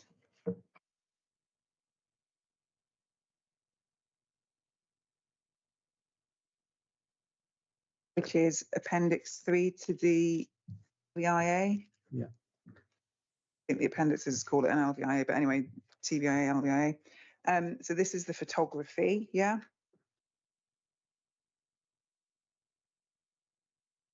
Yeah. And just to take some examples, we can see that the way this works, once you get past the first couple of sheets that are mappings, are there are lines underneath the photographs that indicate the approximate extent of the site, and then a straight line is fully visible, and then the dashed line is only visible as a filtered view through vegetation, and then the dotted line is proposed development not visible. Yeah? Yeah. Again, no dispute with anything that's shown in this appendix, and no suggestion that the solid dashed and dotted lines are inaccurate in any respect. No.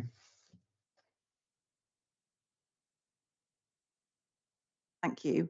And then could we go to your proof at 640, please?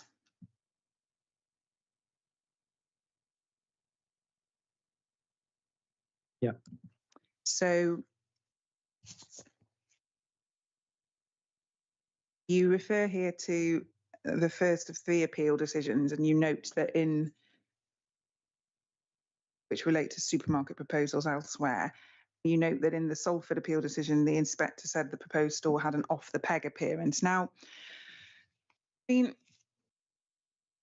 the off-the-peg, or the sort of standard design for a supermarket operator, realistically, that will be what they have worked out commercially,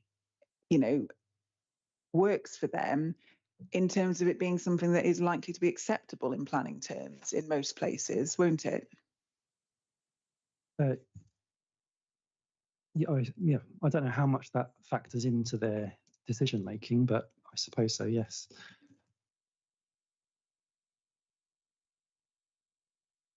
Well, I mean, in this way, in the sense that, you know, if there were to be a suggestion that there's something inherently bad or poor in design terms about a supermarket operator's standard or off the peg design, I mean, that can't be right, because no commercially astute supermarket operator is going to go around with a standard design that every planning authority in the country thinks is, you know, inadequate, are they?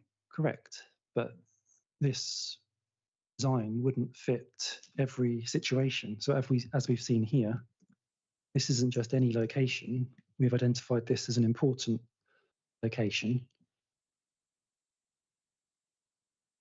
heavily treed in an important gateway location. In this case, that standardized design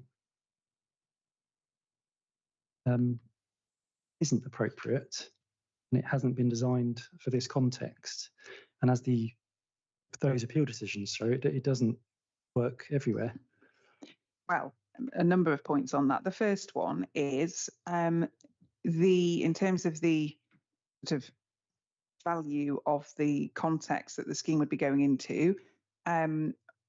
We've agreed that there is a mix of buildings, so differently designed individual buildings in the context. Yes. Yeah.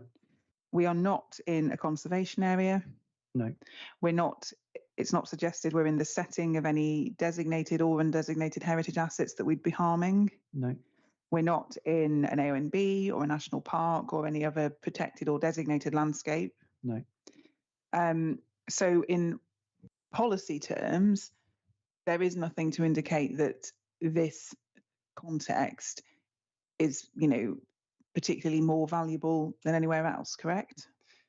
Well, apart from the general character of the area, which we've identified, and a separate designation of tree preservation order and the green infrastructure network. But there's no other designations, that's correct. Yeah, they're not landscape designations, are they? No. No.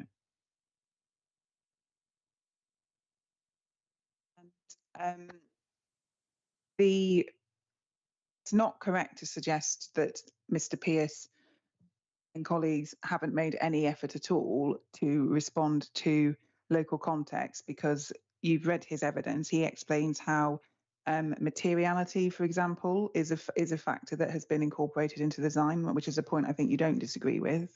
Correct.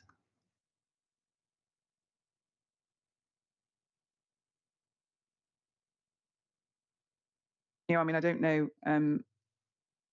what experience, if any, you have of visiting Lidl or Aldi stores, but the sort of standard corporate design is actually grey, isn't it, in terms of materiality usually? If you don't know, that's fine. Say that for certain. Okay, fine. Now, we can agree, can't we, that the extent to which, you know, in this instance, a supermarket operator needs to vary their sort of standard or off the peg design will depend on the context of the site, yes? Yes. And you've provided us with these other appeal decisions, but we don't know, you know, we don't have the context for those before us. We don't know, you know, we don't have any imagery, do we, to show what they were sitting next to? Correct. So it's right, isn't it, realistically, that the inspector shouldn't be putting very little weight on what other inspectors have included in other appeal decisions for which we don't have the context. The point with these is I've acknowledged that there will be a variety of different contexts and considerations at play with those appeals, but it was just striking that the same format is proposed, and the proposed design appears to be a standardized design response. the site, which I think needs more of a individual response. Okay, well, first of all, just looking at figures 2 to 4 in your proof, it's not actually it wasn't the same design response across the 3 appeals because they're not showing identical buildings, are they? In form, they are, but the treatment of elevations in terms of materials is different. I mean, it's not, I don't think it's just materials, is it? To me, that's the same form of building proposed in each place.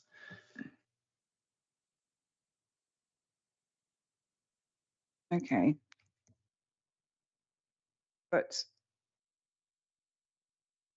I mean, my question wasn't about any of that. My question was, it's given that we don't know what the context, we can't see the context for these appeal decisions, the inspector shouldn't be placing more than very little weight on them, should he? Yes, insofar as the actual appeal decisions, I don't think are the key point here. The key point was what was proposed in those other locations, which is very similar to what we have here. And equally, I suppose there could have been decisions which were allowed for the same thing, which I could have included.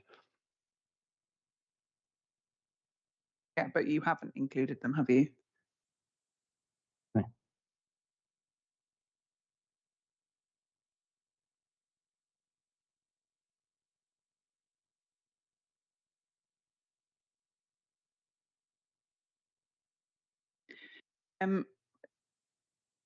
Just very quickly, though, I do want to actually look at just a couple of paragraphs in some of these appeal decisions. Can you turn up 603, please, which is the Salford one?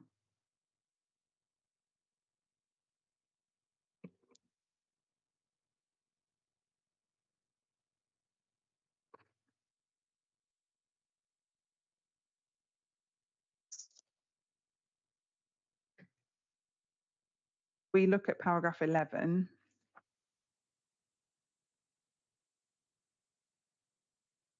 Yes. We can see there's some information there about the context. And at the end, it said the appeal site occupies a prominent and important position in the street scene. These of our appeal site are heavily treed, aren't they? And nothing in paragraph 10 or 11 here indicates that that site was similarly treed. Again, I'm not drawing comparisons with the actual sites and context, but I would say this site does occupy a prominent and important position in the street scene. So there is similarity there. I mean, you can't actually see into the interior of the site at the moment, can you? Yes, you can. The site access is open, for example, you can see into the site from there. So your professional evidence is that the fact that you can see into the site from the park and ride access means that it occupies a prominent and important position in the street scene. The site is prominent. It occupies a prominent site on that corner position. It is well screened, but screening cannot be relied upon. The site What do you mean itself, screening cannot be relied upon? screening is natural, it's trees and vegetation which can die or be removed over time. So in planning terms, it usually cannot be relied upon to visually screen a development in perpetuity. But it can be conditioned so that there's a good odds that the trees will still be there, can't it? Can condition things, but normally that's limited to 5 years, and we all know over time trees can die or be removed, they lose their leaves and enter. Let's be fair, it is not part of your evidence that there's some universe in which in 5 years' time somebody's going to come along and take all of the trees off the site. You have not. You've given your positive evidence, which I'm now testing. At no point have you suggested that what we're showing on the tree plans, for example, is only good for 5 years and after that it'll just be bare earth. No, I'm not suggesting. Thank you.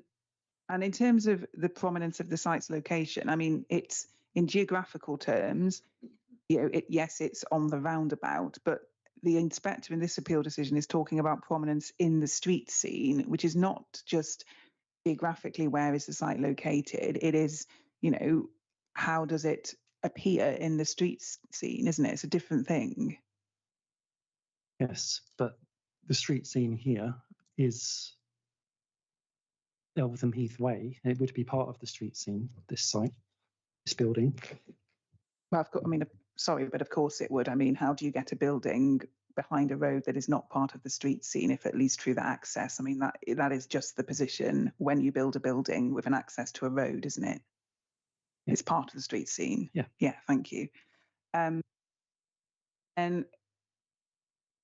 12, we can see that this Salford appeal decision was located opposite a grade 2 listed building, yes? Yes. Which would have made the context of that site more sensitive. Yes. And then if we move on to 19, please.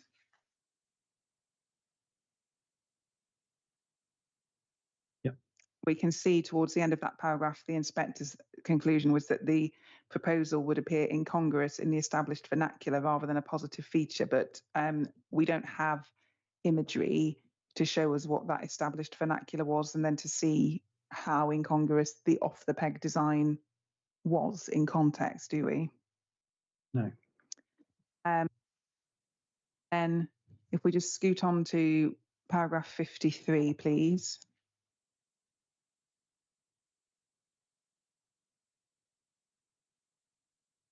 You can see that the inspector identifies substantial harm, but that's with regards to character and appearance as a result of the site layout design, but also highway and pedestrian safety. So he doesn't sort of set out his individual conclusions on harm to each of those considerations separately, does he? No.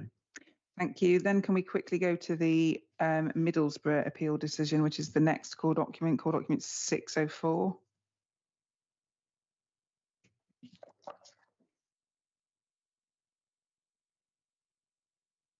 And if we go to paragraphs 5 and 6.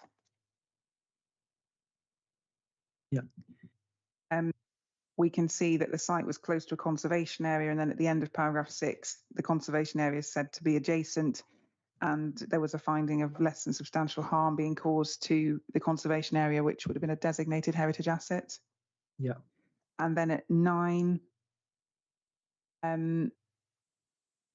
we can see 3 to 4 lines up from the bottom of that paragraph, the inspector is referring to the overwhelming residential character of the surroundings.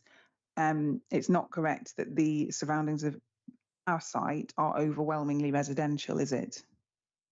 That's correct, yes. And then on paragraph 23,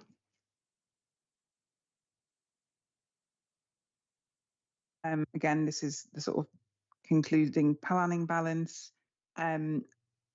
We can't see the weight, and this is a matter I'll come on to tomorrow, but I don't want to have to go back to these. So we can't see specifically the weighting that the inspector's giving to the design concern here, can we?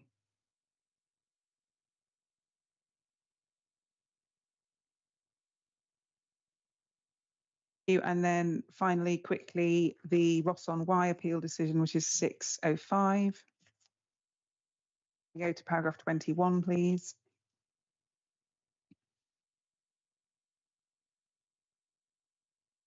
Yeah.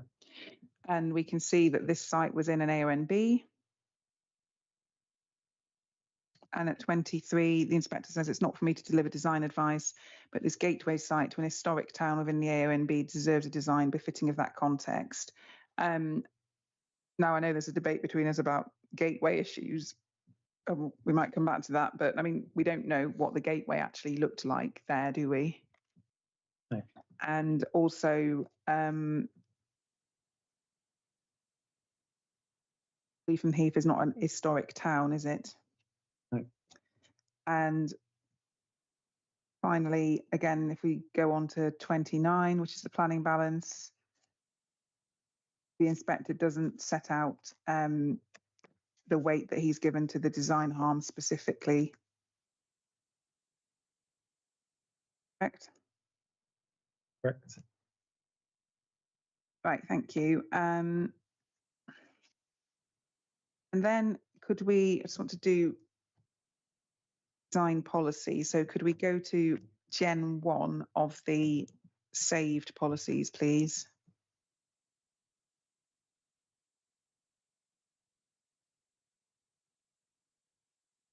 I think it's CD 4.2.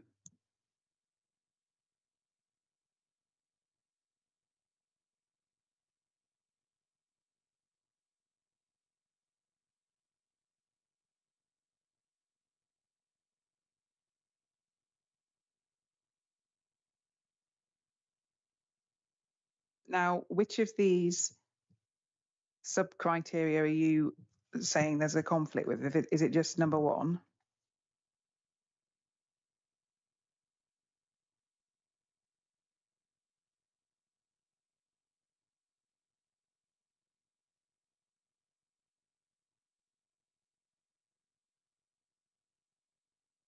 Yes.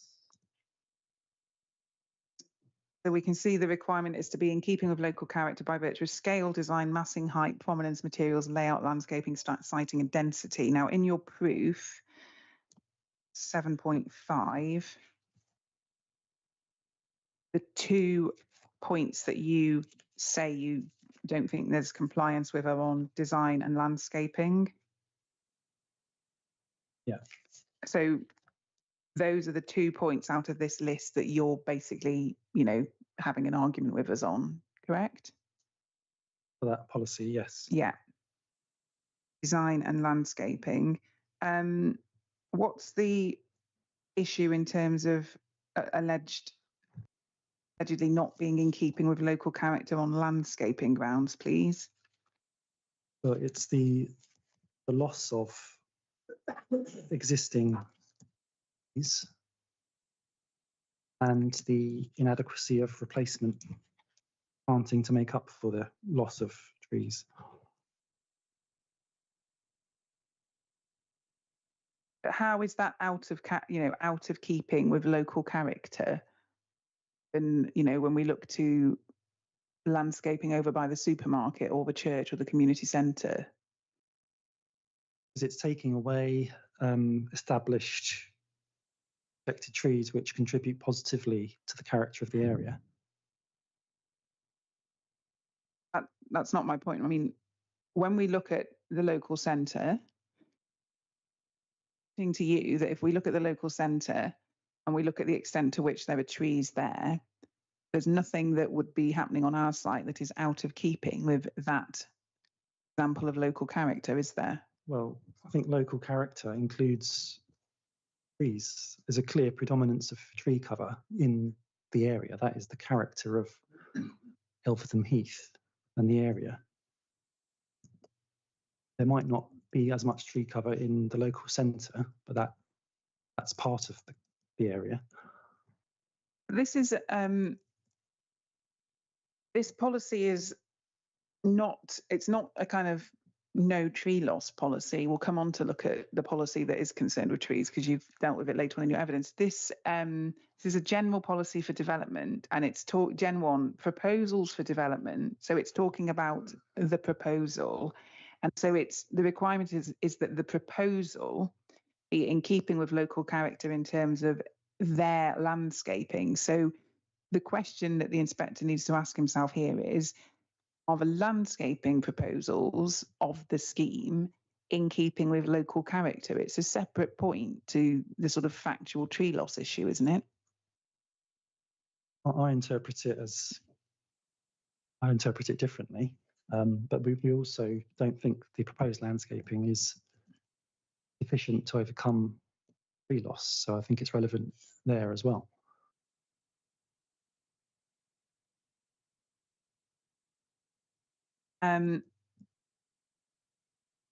But that's not what this policy requirement's getting at, is it? It's not saying you need to have sufficient landscape to compensate for tree loss. It's saying you need to have a landscaping proposal, landscaping scheme, to put it a different way, that's in keeping with local character. And that local character is the established tree cover, predominance of trees. And this does go back to my earlier point, though, which is that you can't, the first part of your evidence is all about how the local centre is important and we should have taken design cues from that. And we can't have high quality design because we haven't done that. That was the bit we were discussing before the break. And now you're saying actually the trees are super important. So you can't coherently set up the first part of your evidence to say to me that the local centre is the reference point. And then when I put to you that what we're doing is actually in keeping with the landscaping of the local centre, suddenly you decide that the trees are really important. Earlier, we were talking about the design of the building and the design cues it should be responding to. And the nearest buildings are the local centre. I mean, it makes sense to use those as a design cue. You can't use trees in the same way as that, but the trees do make up part of the character of the area. But okay, let me put the question a different way and see if we can at least agree this. Do we agree that to deal with the landscaping part of this policy, the inspector has to ask himself whether it would be in keeping with the local character? Yeah? Yes. That's the exercise. We agree that the local character on any view includes trees and woodland, but also includes the local centre. Yes. Yeah. So that's all agreed. I also put to you, and this may be where you disagree, but I'm going to be closing on the basis that when he's looking at what is a landscaping scheme for built development, the more obvious reference point on whether it's in keeping with local character or not is the built development across the road at the local centre. See, I would disagree with that. Yes.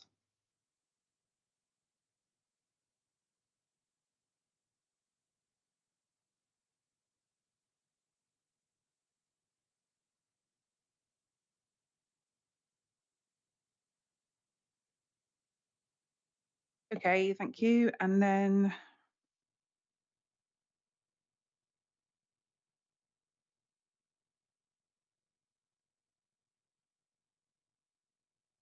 yeah, could we look, this is core document 4.1 then. I think we can put away the older part of the local plan.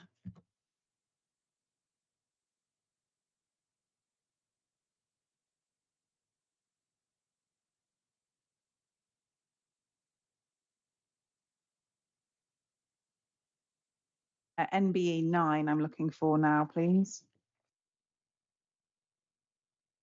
Yeah. Which is internal page 116 or page 60 in the PDF. Yeah.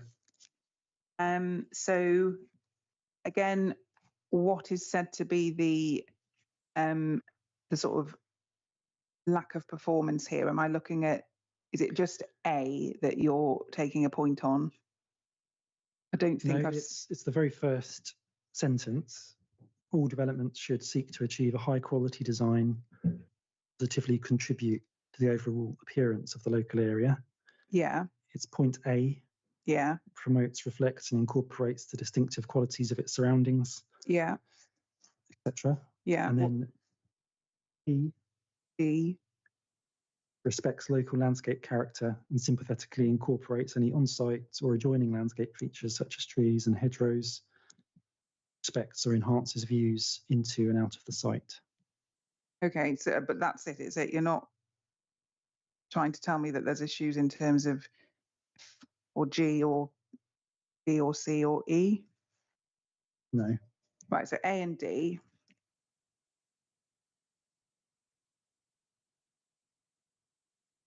I mean, just on this, if you referred at the start to, oh gosh, the list continues.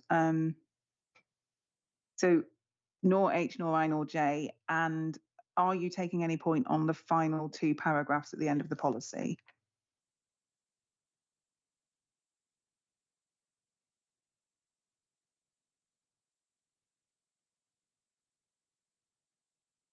Well, I don't dispute that those documents have been submitted, but we're still entitled to come to different conclusions. Yeah, no, I'm not. I just want to. I have to understand which bits of this policy you are saying we have not satisfied, and I've understood from you just now that you're not happy in the first paragraph and on A and D. Yeah. Are you But I don't think it sounds as though you're not saying there's a problem in terms of the last two paragraphs. No. Right, thank you. Now, on the first paragraph, which is just the requirement to achieve high quality design and positively contribute to the overall appearance of the local area, but then it goes on to say development will be supported where it would meet all of the criteria, right? So if, and I know this isn't your case, but if the inspector were to conclude that the scheme does meet all of the criteria in the list, there isn't room for him to then say, but there's still a problem and a failing under that first paragraph, is there?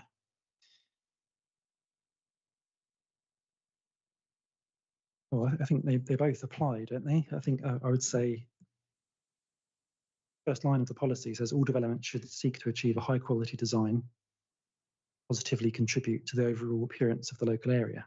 Yeah, but if it then goes on to say that development will be supported if you satisfy the criteria. So Yeah. It would be internally incoherent for the policy to say, well, a decision maker could come to the view that the policy supports the development, but then turn it down because of paragraph 1, wouldn't it? Well, if it fails paragraph 1, it would fail A as well. Yeah, but that's my point. It's going the other way around. If it meets all of the criteria, then it can't fail paragraph 1 independently, can it? Yeah, if it meets all the criteria, it implies to me that it meets the first paragraph as well. Yeah. Then on A, now let's deal with the second paragraph of this first, which is talking about innovative building designs. That's sort of neutral here, isn't it? Because we're not making a claim that this building design is sufficiently innovative to benefit from the support of this policy. But equally, it's not a policy requirement that you have an innovative building design. It's just saying that if you do come forward with something that's particularly innovative, then that's something that we will support. Correct? Yes. Yeah. So that's dealt with that bit. So then that leaves us with the first sentence, which is requiring an adequate response in terms of scale, density, mass, height, and materials. Now, all of those are considerations under policy Gen 1 that we just looked at, aren't they?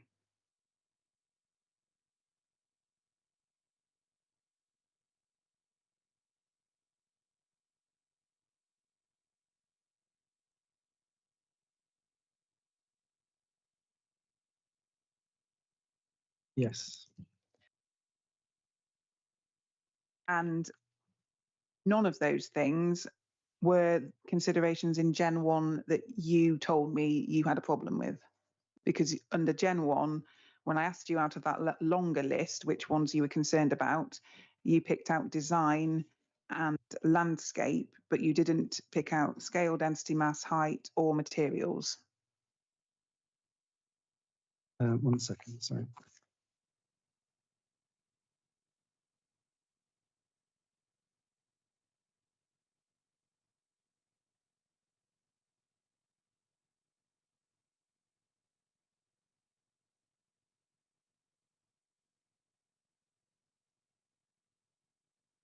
Correct. So on your own evidence, there actually isn't any conflict with A, is there?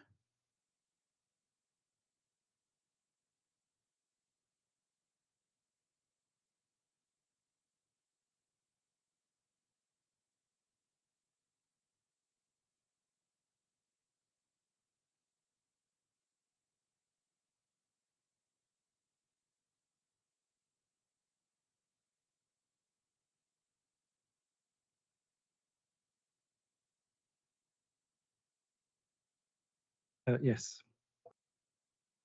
As in, yes, I agree with you. Yes. No conflict on A. And then the other one was D.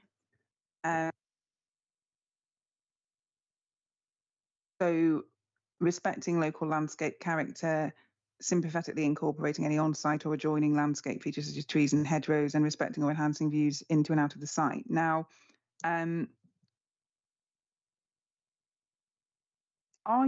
is your approach to this requirement, do you take the view that, you know, where a scheme required 2 trees or a single tree be removed, that would result in a conflict with Part D?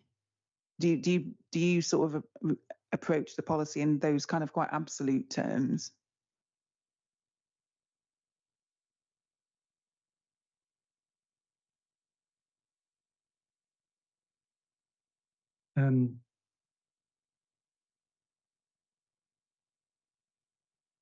No, I think that it needs to respect local landscape character. But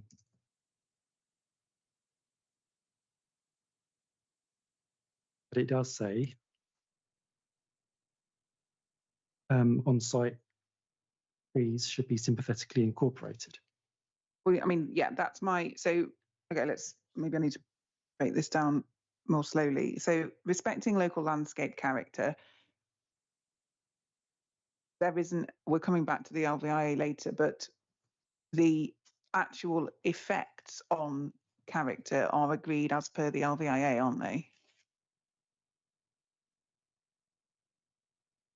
Well, we say there's significant harm to the character of the area, but for the TVIA, we accept the conclusions of that. Yes. So, I mean, maybe I'll just come back to that later, but actually, the conclusions on landscape character as set out in the LVIA are agreed. Yes. Thank you. So we'll park landscape character and come back to the LVIA issue later, but on-site or adjoining landscape features, I mean, no issue around adjoining landscape features, is there? No. So on-site landscape features, this was why I wanted to understand your position. Are you saying that the loss of any on-site landscape features like a tree or half a metre of hedgerow necessarily mean that there's conflict with this policy? Or can we agree that what this actually means is that you should retain and incorporate on-site landscape features where you can?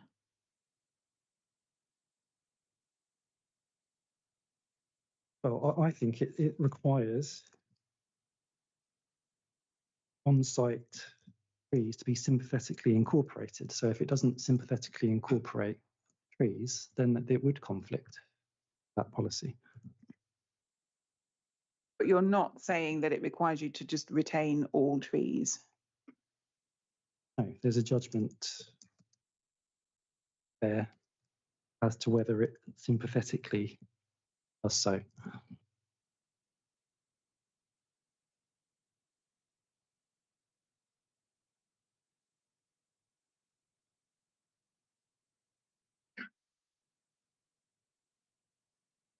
And are you taking a point on the last aspect about respecting and enhancing views into and out of the site? Yeah, I don't find conflict with that. Yeah, thank you.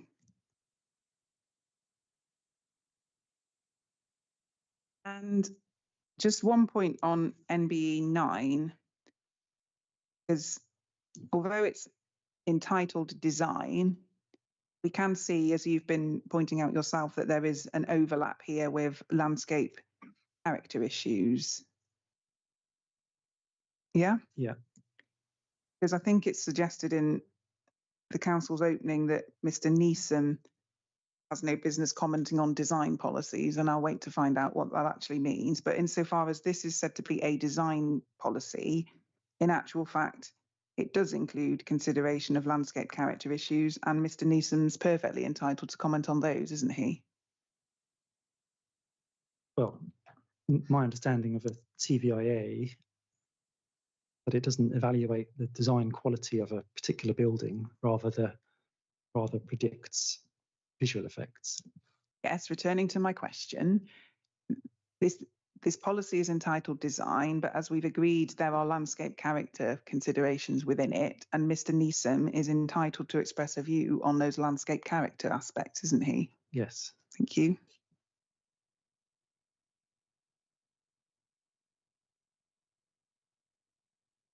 But with this policy, I do still think that first paragraph applies regardless, that first sentence. Well, you've agreed with me that it doesn't have independent life. So where we've got to, and what I'm going to be saying in closing, is you've agreed that actually there isn't a conflict with part A. You still think there's a conflict with part D, insofar as you don't agree that there's a respecting of local landscape character, and you don't agree that we are sympathetically incorporating on-site trees. That's where we've got to. So insofar as you're saying that because of those things, you also think there's a problem with the first paragraph, fair enough. But you have agreed with me that if the inspector prefers our evidence and concludes that there isn't any issue with these criteria, A onwards, then there isn't a problem with the first paragraph either. I'm afraid, yeah, apologies if I misinterpreted that, but I do still think that first line does apply. But if you concluded on everything below that it's acceptable, then your conclusion might be that it does achieve a high quality design and positively contribute. Now, we're wasting time because you clearly accepted about 10 minutes ago, if it meets the criteria, that implies meeting paragraph 1, 2. Are you changing what you said 10 minutes Paragraph 1, ago? 2, sorry. Sorry, that implies meeting paragraph 1 also. I think paragraph 1 applies.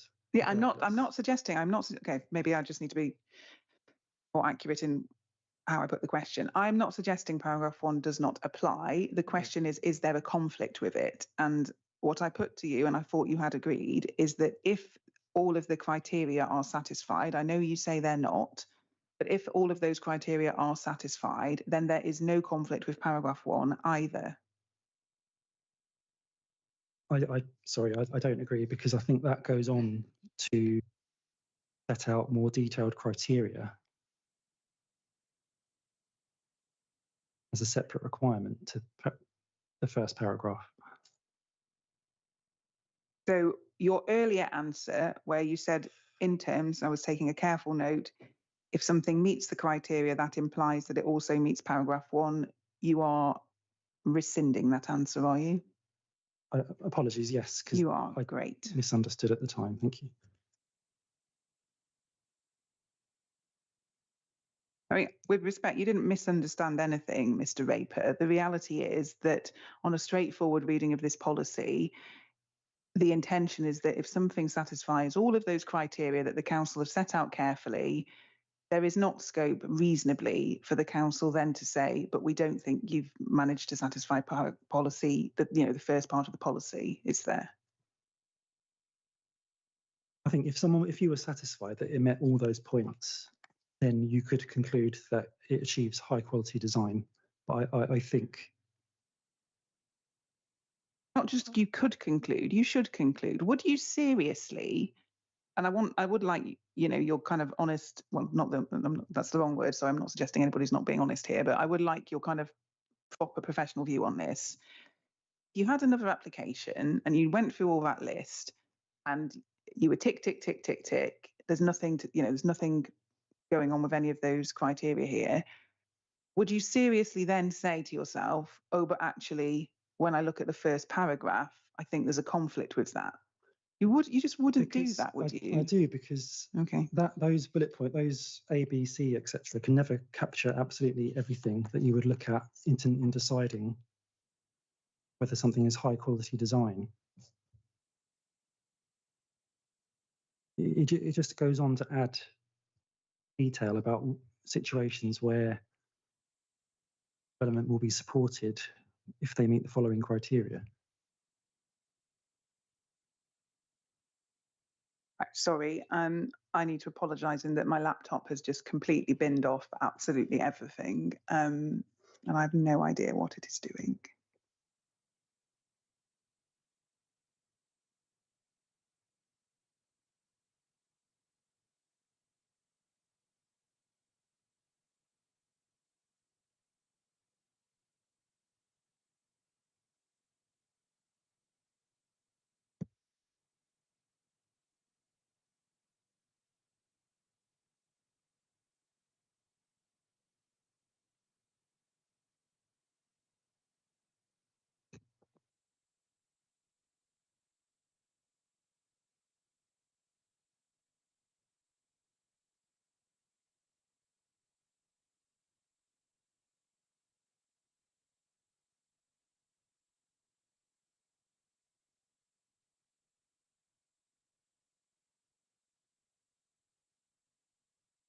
Sorry, so I think I'm going to have to switch it off and switch it back on again. Okay, yeah, we'll just have a brief adjournment, 5 or 10 minutes.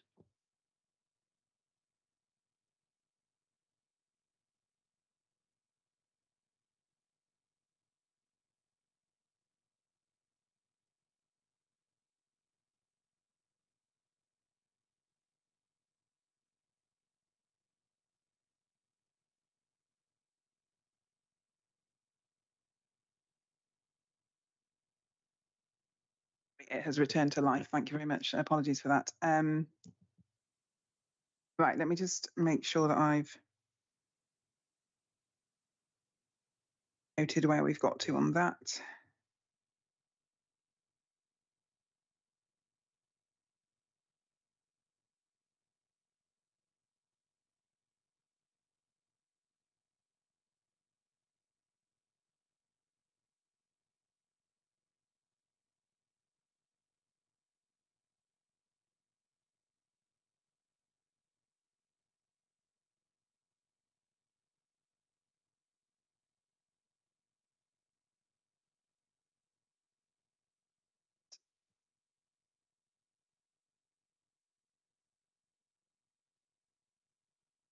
Yeah, final point on NB9 and B, we can see that it talks about providing or positively contributing to access routes and public rights of way. Insofar as the appeal scheme is funding a cycle route, that's something that this policy actively supports, isn't it? There's no conflict with that policy, but that proposal, that highways element, is to mitigate the impacts of the development rather than a positive benefit, I would say. But there's no conflict with that point. This is probably more of a matter for tomorrow, but are you saying that it's not going to be just the people going to the supermarket that cycle along it, is it? Are you saying there's no sort of additional benefit to the provision of the cycleway? There's a wider benefit.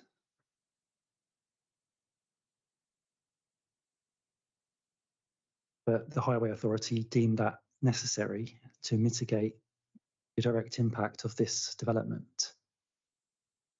But of course, there would be some additional benefit to people who happen to be using the footpath. We'll come on to weightings and benefits tomorrow, but all of what you've just said doesn't alter the fact that so far as there would be a positive contribution to an access route that would be a public one, that is something that NBE 9B supports, isn't it? Yes. Yeah, good, thank you.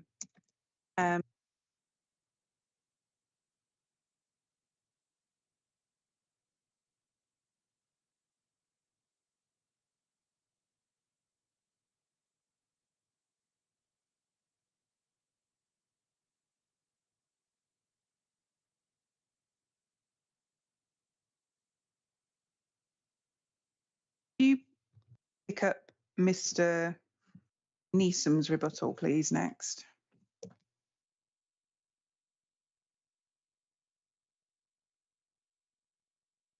Yes.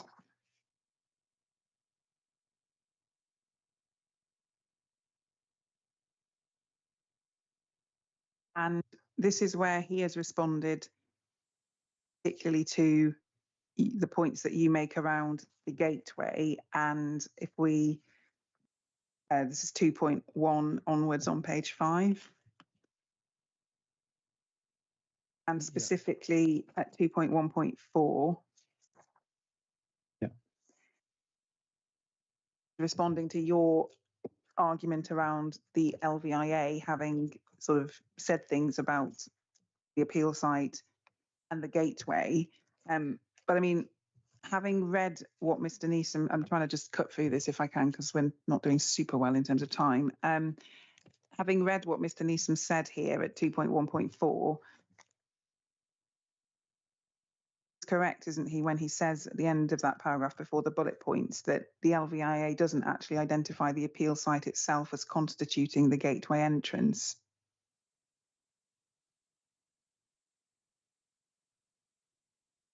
The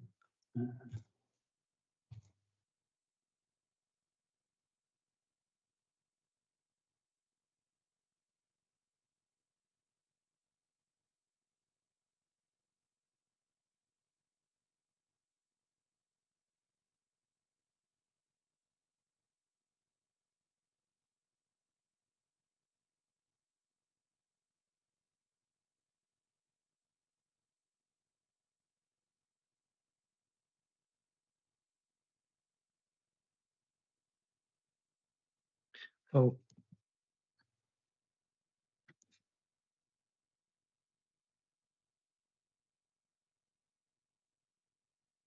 oh, paragraph 4.6.3 of the TVIA CD 150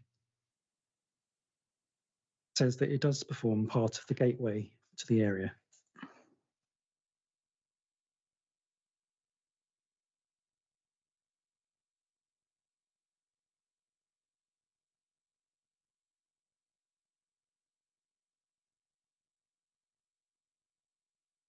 No.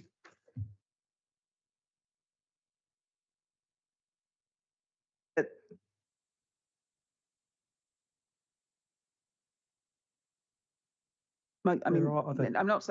We're obviously not going to fall out. That we can see what it says. But my point was that Mr. Neeson has provided a narrative that kind of draws all the references together. I mean, he's right where he says in his bullet point that that's clearly a reference to the broader green approach corridor and not to the formal entrance point itself, isn't he?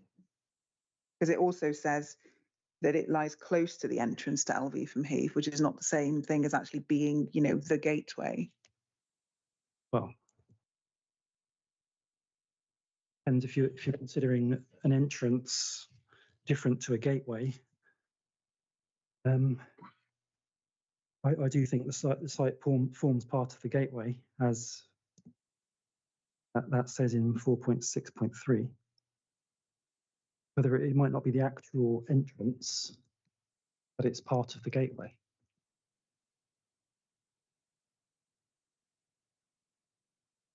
Okay.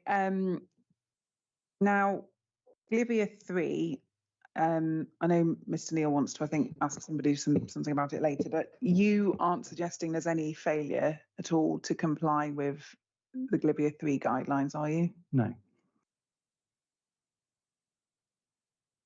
And your proof of evidence 6.48, please.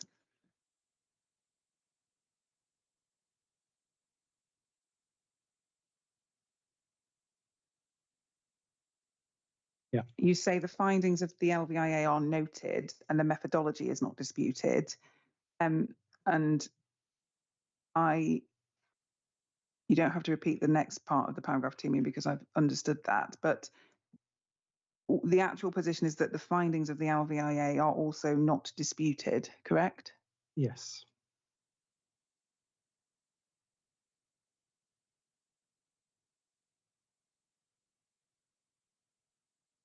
So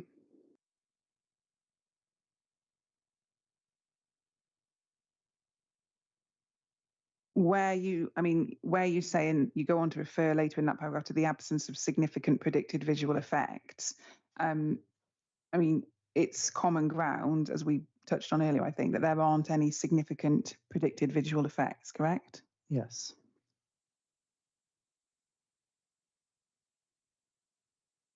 And it's actually, if we could turn up the LVIA, please. Yeah. Which we just had, and go to 11.6.2.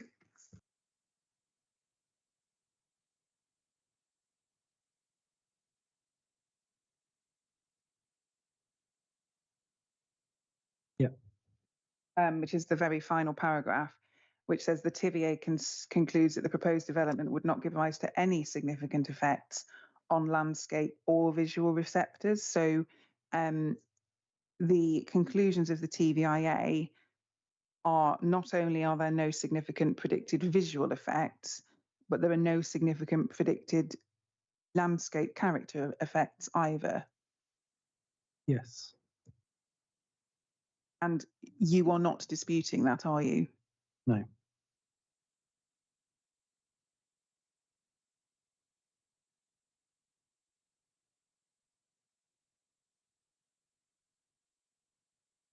So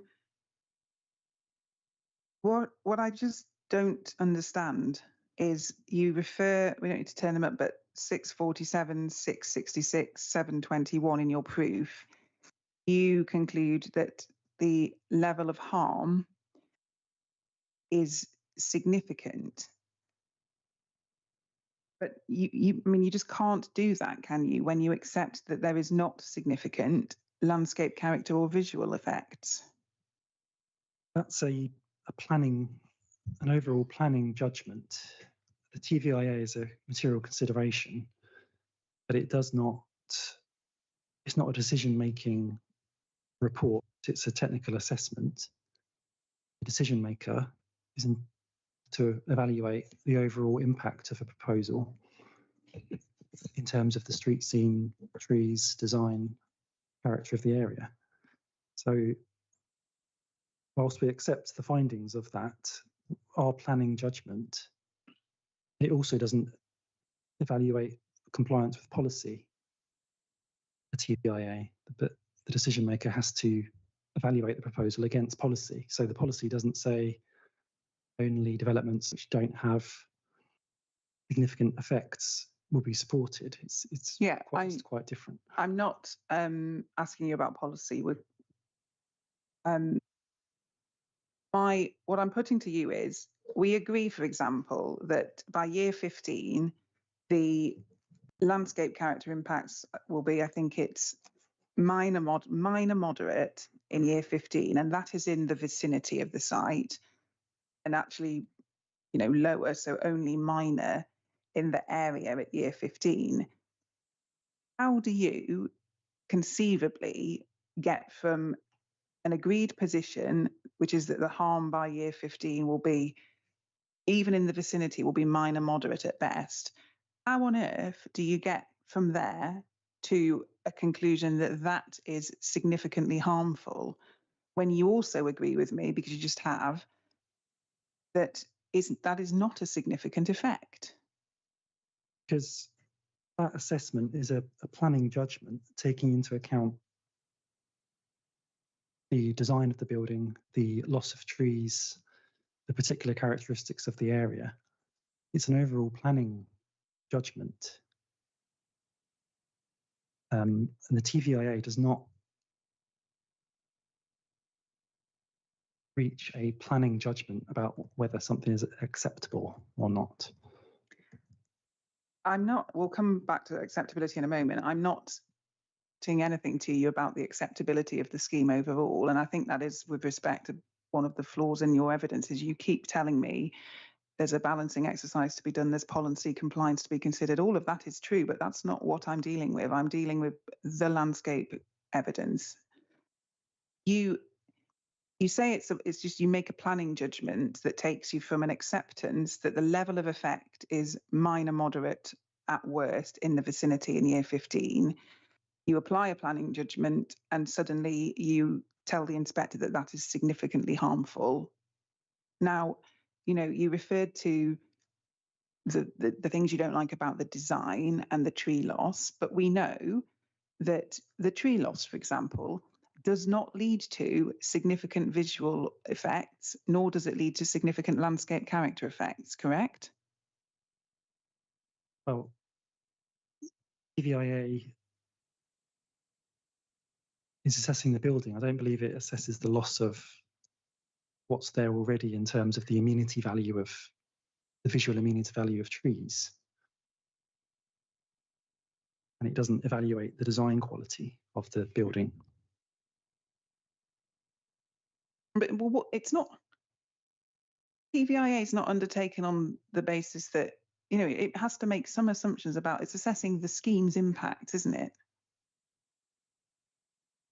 Yeah, but my understanding is not insofar as the actual design of it and what the architecture of it, for example. Yeah, no, you can, I've understood your case on design is that you don't think this is good enough design, fine. But there's a subsequent consideration, which is what are the actual effects of that? If you had terrible design, but in an underground cavern that nobody ever accessed, it wouldn't really matter very much, would it? Correct. Right. So the factual position here is that however bad the design doesn't lead to significant visual effects or to significant landscape character effects. Well, I think it does when you've considered it in the round using planning judgment. But how you just do not get there logically, given that you accept the conclusions of the LVIA, which are that the proposed development would not give rise to any significant effects on landscape or visual receptors. So your application of I hear your explanation for it, but it is not founded on any evidence. Apply a planning judgment that takes you from an acceptance that there are no significant effects on landscape or visual receptors, to then apply some planning judgment to arrive at an assertion of significant harm. It is just unfounded, isn't it? Well, I do think, as I've said, the design of the building, we've got, for example, the very long blank elevation, the fact that it's got a completely inactive frontage isn't factored into those predicted effects. It's not an overall evaluation of the design of that development. I know, but whatever the problems may be, and we don't accept there are any, obviously, but even if your criticisms of the design are made out, in terms of resulting harm, are no significant effects on landscape, character, or visually, are there? We've done an overall planning judgment, taking all those considerations into consideration, and concluded significant harm to that area. I am going to put this question until I get a yes or a no, and then add whatever you like. However bad the design, there are no significant effects in landscape character and visual terms, are there? Yes, but the overall planning judgment is a different exercise, I would say.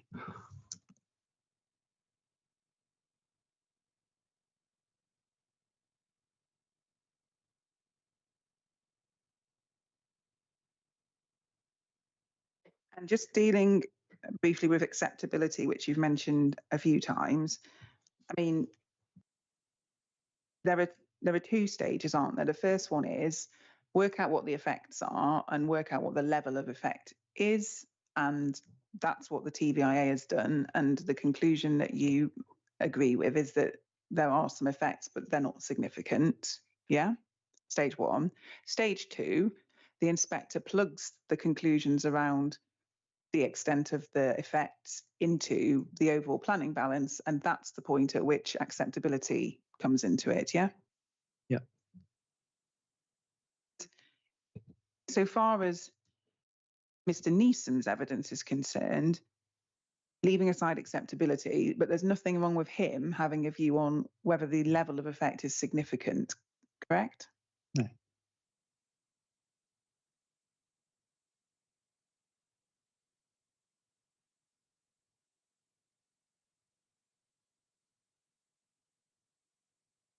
And there was a suggestion in your evidence in chief on, I didn't get the reference for where it was in the TVIA, but you said that if the suggestion was that a major or a moderate effect could be considered significant and merit particular consideration in the planning process, then that would be for the decision maker to decide the weight to be given. Remember that point?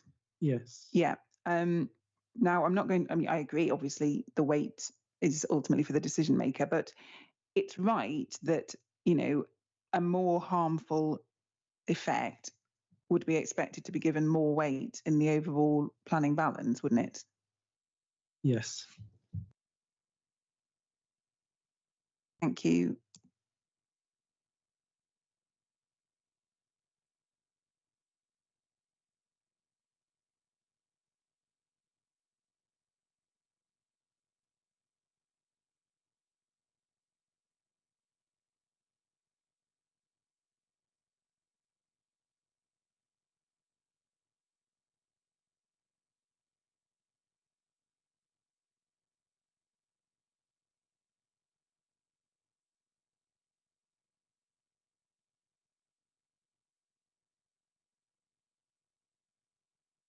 Right, trees. We agree that there aren't going to be any category A trees lost. And those are the ones that are identified as high quality. Yes. And category B is moderate and category C is low. Yeah. Just picking up 6.61, I think it is in your proof, please.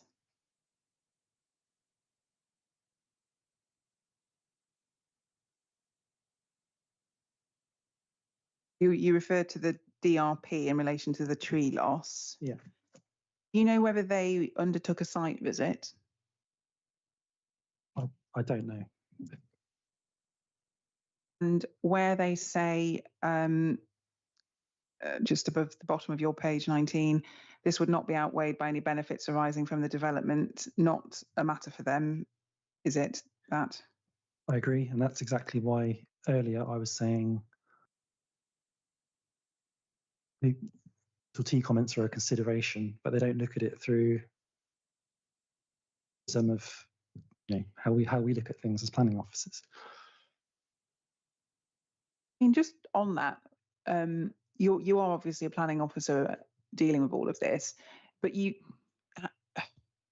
is that how you've approached, kind of the entire case here? Is that you're always sitting there with your planning officer hat on? Because you said you'd applied a planning judgment to get from the conclusions in the LVIA to the conclusion of significant harm, but it's not where the planning judgment should come in.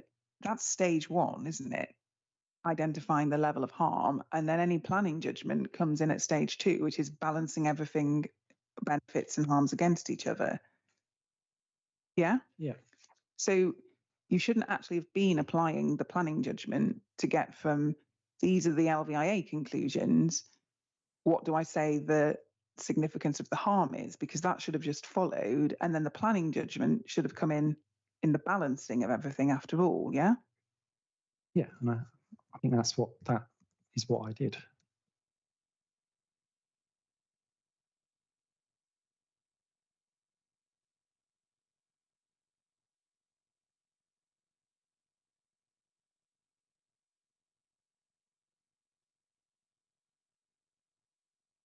Well, that's not what you did, though, because you went from the conclusions of the LVIA, applied some planning judgment, got to a conclusion of actually it will be significantly harmful, when what you should have done would have just been to run the conclusions of the LVIA, which were no significant harm, into the bigger planning judgment against the benefits and all the rest of it. Yeah? I would never rely on a TVIA to assess the character impact of a proposal. So it's the same way you wouldn't rely on any other report. You have to a judgment.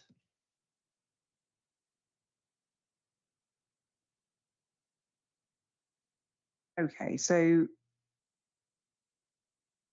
your approach is that even where the content of an LVIA, which assesses visual and character effects, yeah, your approach is that even where the content of that technical, well-informed assessment is agreed, you don't have to rely on it, and you can just say that says what it says, but you think there will be significant harm.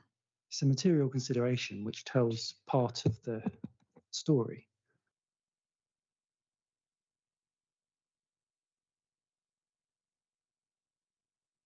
Same way you might have two noise reports prepared by different consultants, for example, reaching different conclusions. They're material considerations for the decision maker. You would never just plug one in and decide, well, that deals with that planning issue.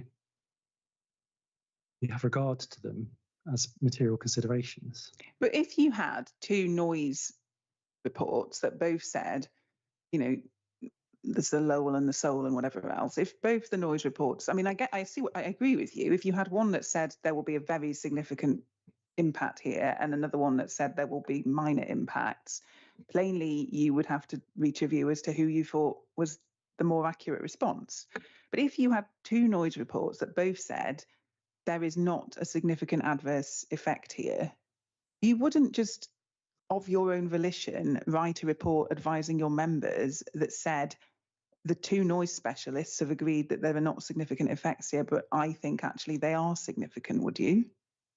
No, unless there was some other factor which led me to believe that.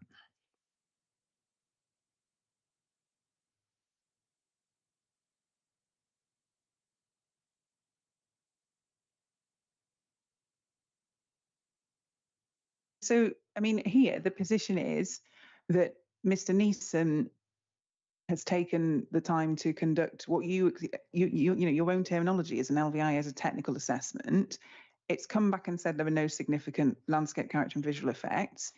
You have agreed with that.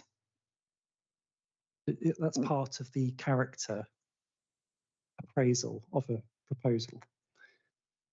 I don't think there's any council anywhere that would just completely rely on that to reach a conclusion on character. It's a landscape character and visual impact assessment. Yes. What is the point of applicants expending enormous amounts of money to produce these documents if then the planning officer says, I'm actually just going to reach my own view? Because they're a material consideration among many others.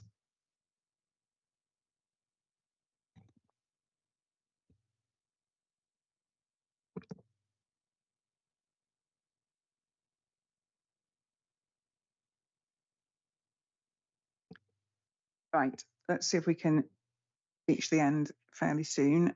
Could you find Mr. Cleves' proof, please? Core document 10.4. Yeah.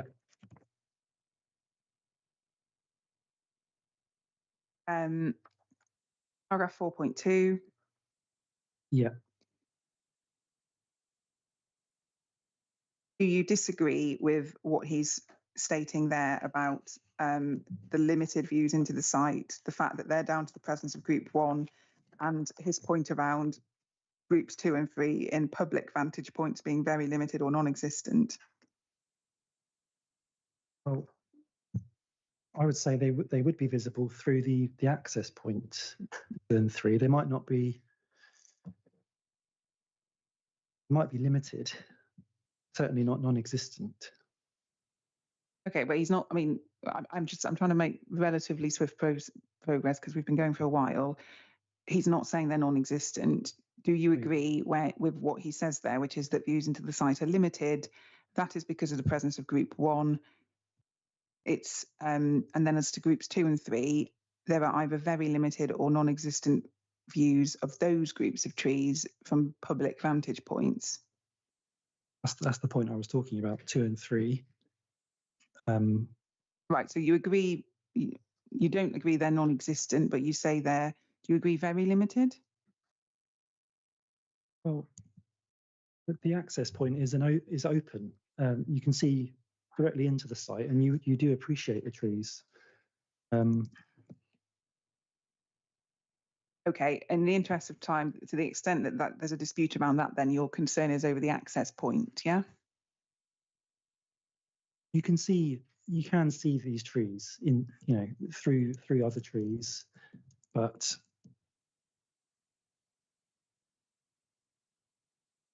limited. Okay, well, the inspector can obviously take a look for himself on site.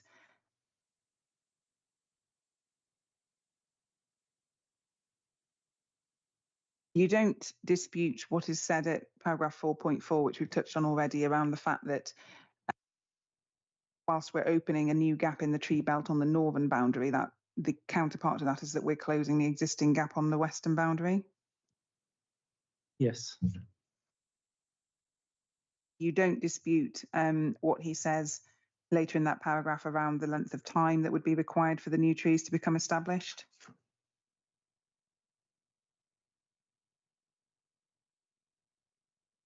That same paragraph. Yeah. Yeah, I mean, I'm not. Yeah, I would accept that. Yeah. And you're not disputing Mr. Cleves' evidence at the end of 4.5 that replacing the trees is a relatively straightforward proposition? Well, physically planting a tree is straightforward, but the extent to which they compensate for what is lost is a different matter. Yeah, okay. What do you say is the extent of the visual amenity that the trees in groups 2 and 3 provide?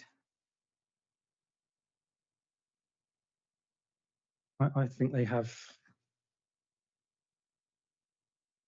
significant public amenity value. Significant public amenity value, even though you do appreciate them from the surroundings. Yeah, but you've just agreed that there are limited vantage points from the public realm. But you still say, notwithstanding that, there's significant public amenity value. Yes, I mean, you can see them. They are there. Just because you can see some trees doesn't mean they have significant public amenity value, does it? It means they have some. These are protected trees, which I think have significant public amenity value. Okay, policy on trees. MPPF, please.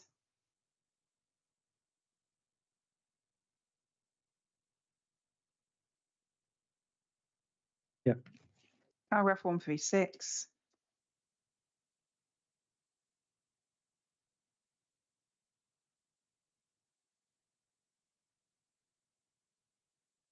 Yeah. The requirement is to ensure that existing trees are retained wherever possible, yes? Yeah. So there isn't a conflict with MPPF 136 just because we're removing trees.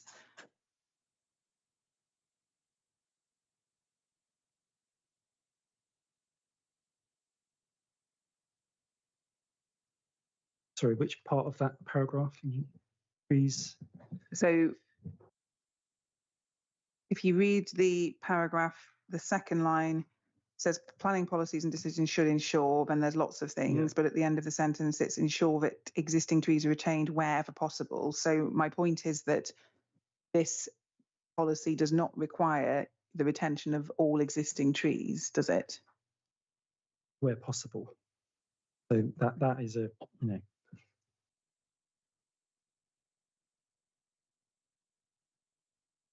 that's obviously open to interpretation, what's possible. I mean, it's not really, is it? Because this is talking about planning decisions, including, I don't know, applications for housing, applications for built development, wherever possible can only mean if it's possible around the house or the supermarket or the pub or whatever else you're trying to build, yeah? Yeah. So it's not an absolute policy requirement to keep all the trees on site. No. And then saved policy con 8, not referred to in the decision notice. No. Your colleague, whoever it was that authored the officer report, I don't know if you ever actually have been colleagues, but anyhow, the author of the officer report didn't consider that was breached. It's not mentioned in the officer report.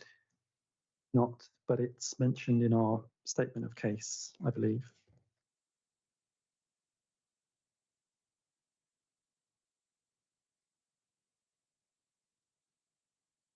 Could we turn that policy up, please?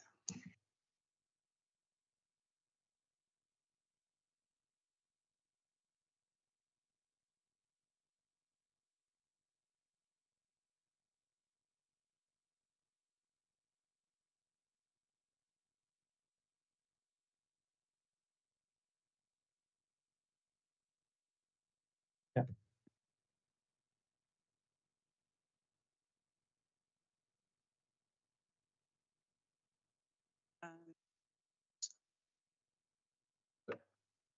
Yeah. Oh, sorry, no, I found it now. Yeah. So that says that where development is proposed which would affect trees, woodlands or hedgeland of significant landscape or amenity value, planning permission will only be granted if these features are shown to be capable of being retained in the longer term or if removal is necessary, new planting is undertaken to maintain the value of these features. So there's obviously an argument around whether the trees are of significant landscape or amenity value, but let's assume you're right about that, just for the sake of saving time. Again, this isn't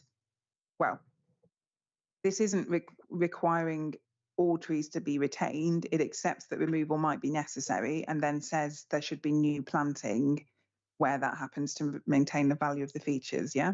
Yeah. Now, insofar as that appears to suggest that there's some sort of absolute policy requirement for new planting, that isn't a policy requirement that we see in the NPPF, is it? No. So if that policy were to be interpreted as having this absolute requirement for some new planting, then it would be inconsistent with the NPPF and the policy would be out of date, yeah?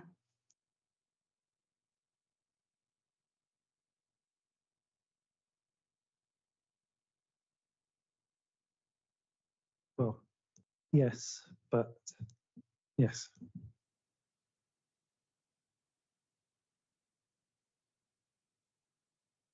But the NPPF recognises the value of trees in the urban environment, does seek trees to be retained. Yeah, but what it doesn't go on to say is, you know, retain existing trees wherever possible, and if you can't, provide new planting.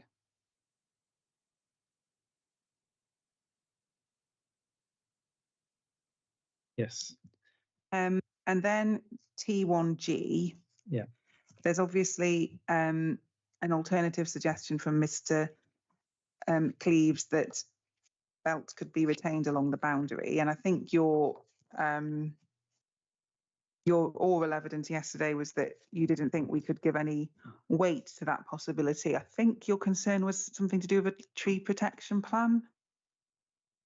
Well, yeah, that proposal is not shown on any protection plan. The tree protection plan we have doesn't show that. Yeah. And is that something, being realistic, that could be dealt with for a condition where an updated plan is supplied?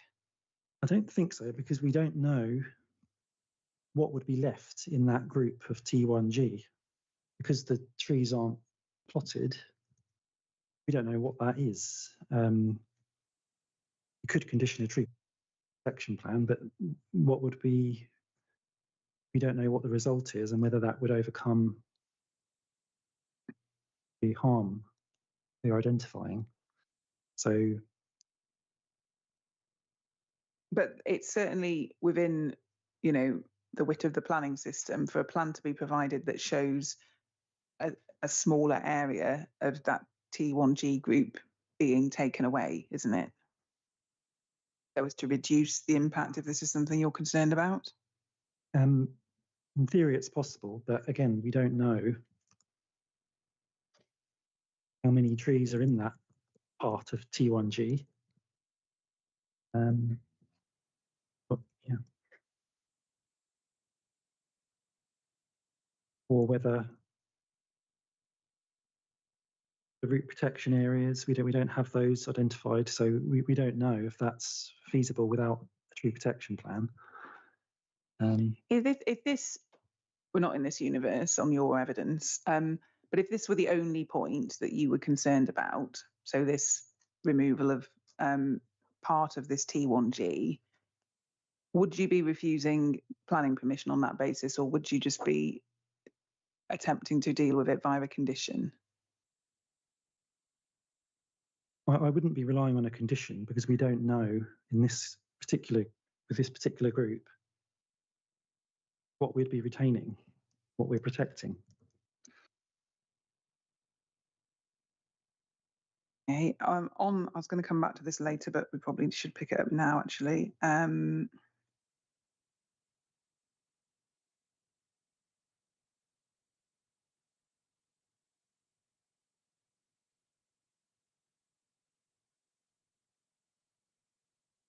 Could you turn up core document 1.41, please? And, well, actually, I need a tree plan first of all. So core document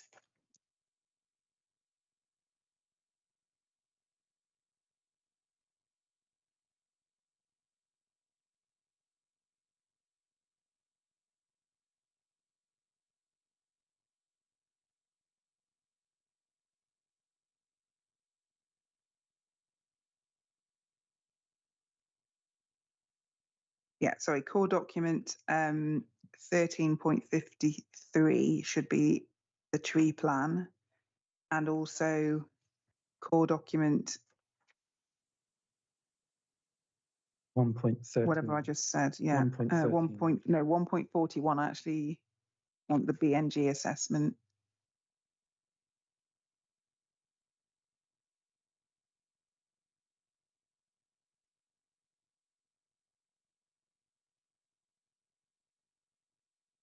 Looking for the agriculture. No, well, I'm looking specifically for it's 1352, I think, actually, is TC4, which is plan from October 2025, because I think there were revisions to the tree plans. And you want the BNG? And the BNG assessment, please. Yeah.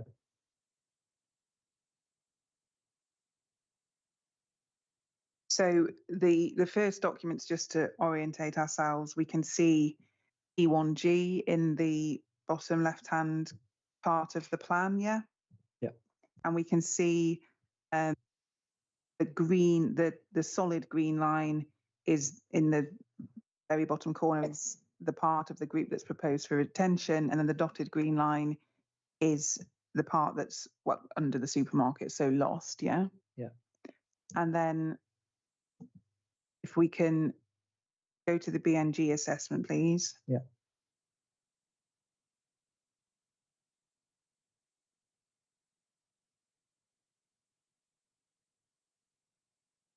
We can see this is PDF page, PDF page 16 is the habitat survey map, yeah?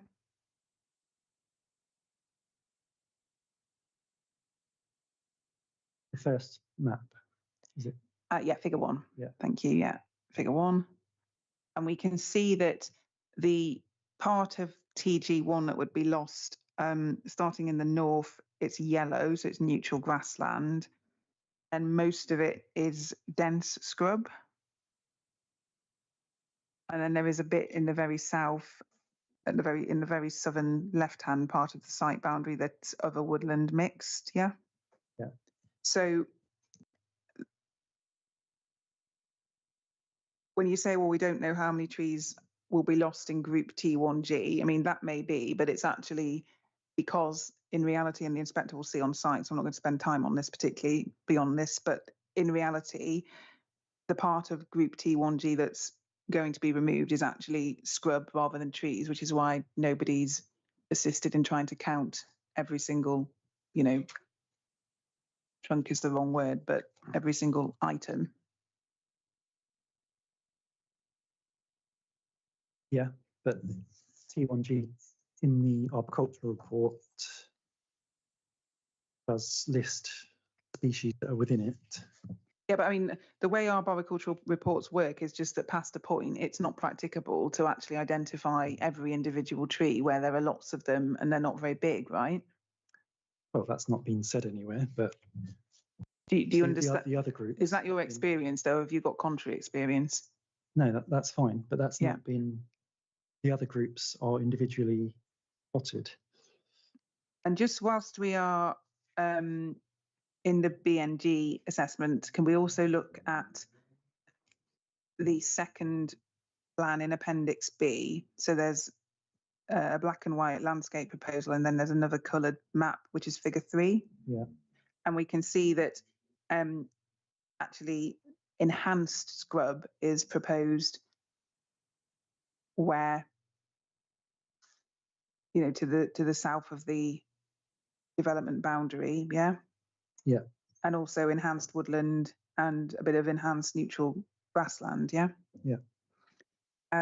And all of those enhancements are relevant, aren't they, in considering the sort of overall impact of the scheme in terms of loss of trees, hedgerows, shrubs, or loss of landscape habitat?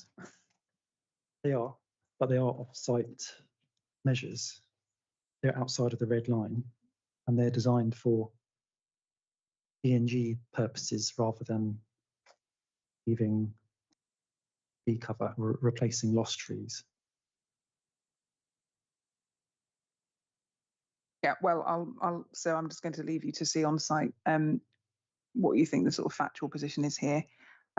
Finally, so I don't know where Mr. Neil is in terms of re-examination. I think I'm probably about, hopefully, sort of 10 minutes away from finishing. So, but if Mr. Neil has re-examination, then if I may, let's get ready to finish before the lunch break. If that's what's Okay, yeah, I'd welcome. I have 2 questions that which will be relevant to this afternoon. I'd welcome that, but also I think Miss Sargent, you said you were optimistic that everything would be got through today. So I am seeking assistance from both the advocates on that, and I am slightly perturbed that we're going to run out of time.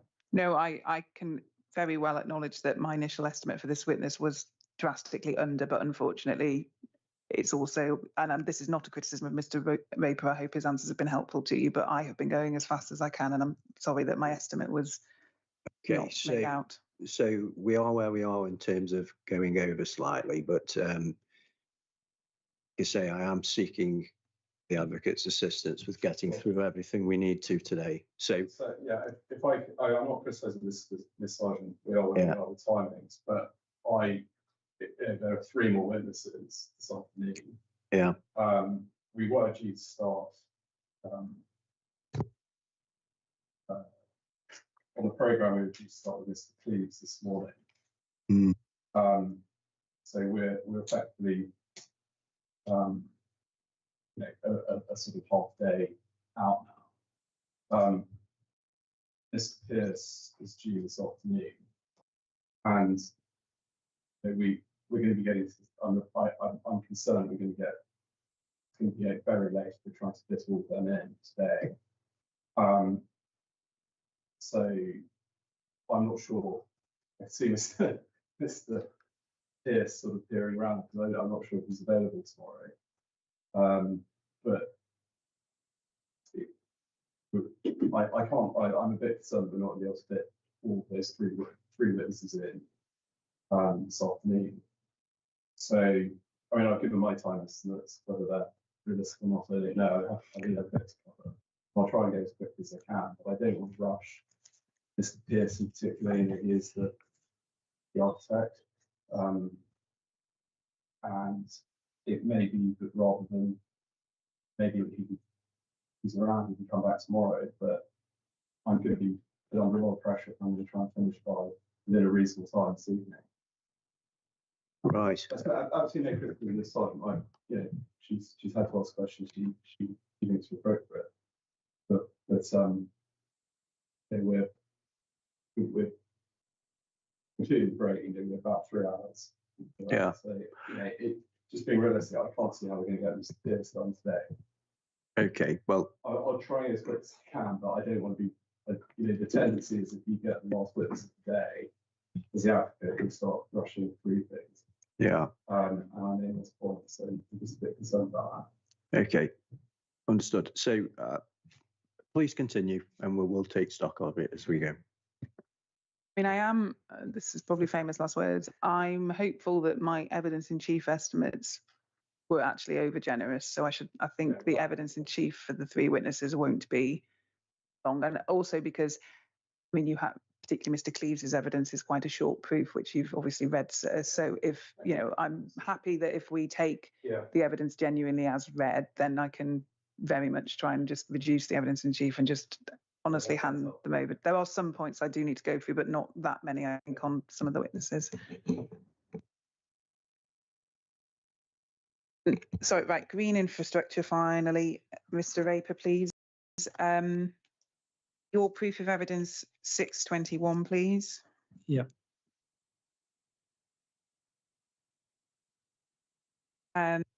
Is where you've set out the definition. Now, the clue is in the name, isn't it, with green infrastructure? It's protected as a form of infrastructure. Starting point. As an infrastructure network of natural features, if you want to characterise it as, yes. Yeah, I mean, but the council's own policy is Inf2, isn't it? As in infrastructure 2. As infrastructure, what is important is the connectivity function that green infrastructure performs, yes? Part of it, yes. Yeah. But it is, I mean, that's the primary. My basic point is green infrastructure is protected primarily for the connectivity function, and it is not primarily protected because of what it contributes to design or to landscape character issues.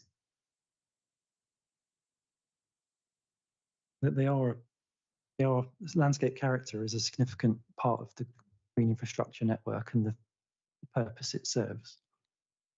But, I mean, looking at the point another way, in the council's local plan, we've got the policies we've already looked at. There's the landscape policy NBE2, there's the design policy NBE9, and then there's a separate policy INF2 for green infrastructure. So that policy, the job of that policy is to look after green infrastructure from the infrastructure perspective. It's not there to just duplicate what has already been said about landscape and design issues, is it? No, but it affords protection for that infrastructure. And part of the role of green infrastructure is townscape and visual amenity.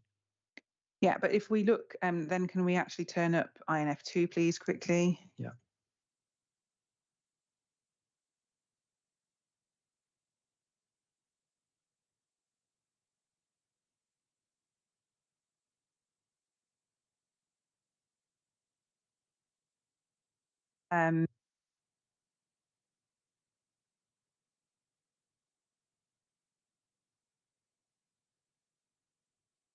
What is to be avoided is loss, fragmentation, or a significant impact on function.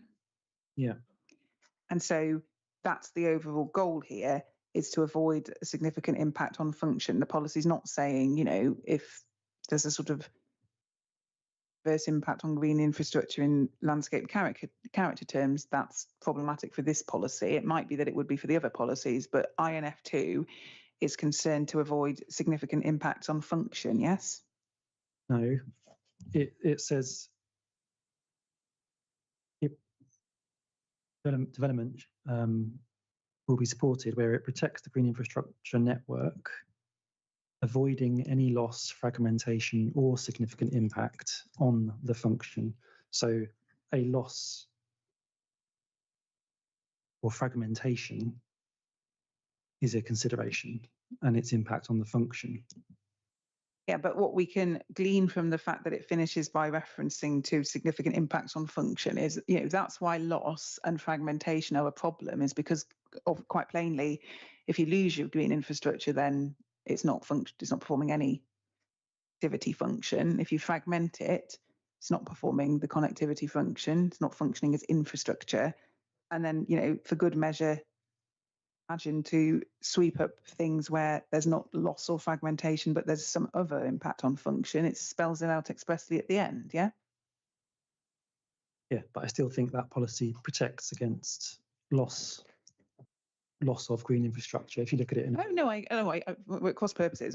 The policy protects against loss, yeah, and or fragmentation and or other forms of impact on function that are significant. So I don't, I'm not denying all of that's what it says, but the overall sort of motivating factor behind that is that all of those things would compromise the function of the infrastructure, yes? yeah.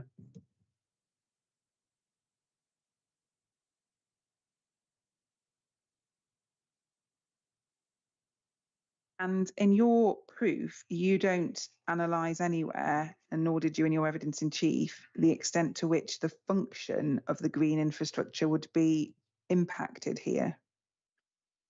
Well, the function in this case is the visual contribution of the green infrastructure network and impact on character.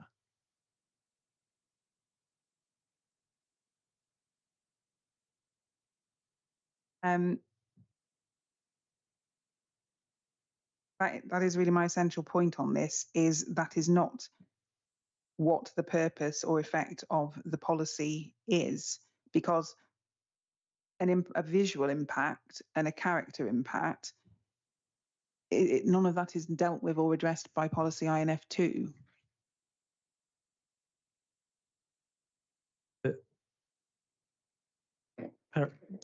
The reason justification for INF2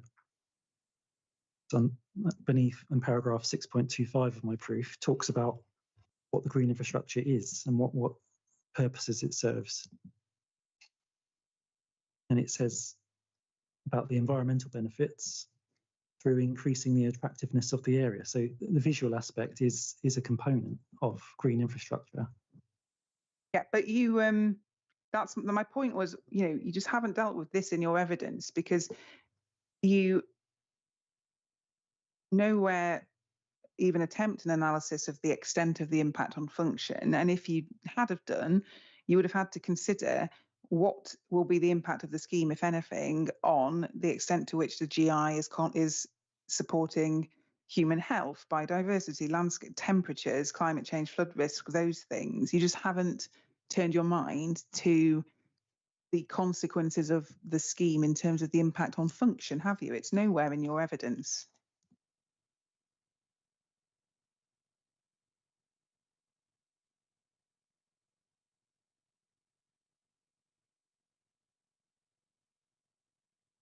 Well, I've identified that it would fail. I identified that it would result in the loss and fragmentation of the green infrastructure network. And focus is on visual aspect of it. Okay, well, I'm not going to labour the point. I've put it to you. I'm sure you can be taken to something in re-examination if we've missed it. Now,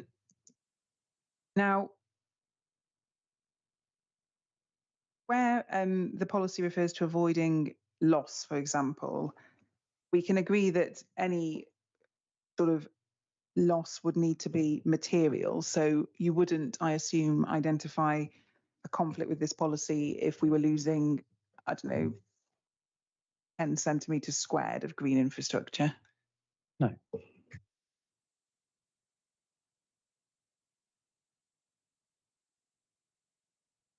And isn't actually equivalent policy in the NPPF, is there, to INF2? The NPPG defines green infrastructure as well. Yeah, the NPPG may well define it, but there isn't a green infrastructure policy that is, saying the things that this INF2 is saying in the NPPF, is there? No.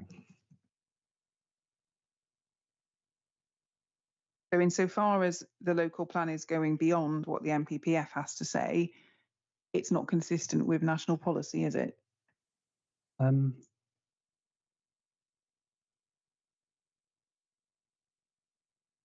wouldn't say that. I think the NPPF talks about the value of trees and more generally the character of the area, visual amenity aspects. So I wouldn't say it's not consistent with the NPPF, because there's no. I would say it's not inconsistent. Okay, putting the point another way, if there were to be a conflict with INF2 here, there's nothing in the NPPF that could also be pointed to as additional policy conflict. So any conflict with policy INF2 is not supported by a specific policy in the NPPF, is it? Not the words green infrastructure.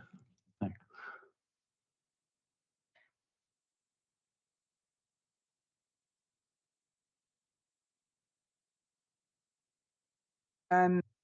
Briefly, you've referred to a couple of planning appeal decisions at 628. We don't have plans showing the equivalent of what Mr. Cleaves has shown in evidence. So we don't have plans showing us where the site was, where it was in relation to the green infrastructure network, how extensive the green infrastructure network in context was, what proportion of it would have been lost, any of that, correct?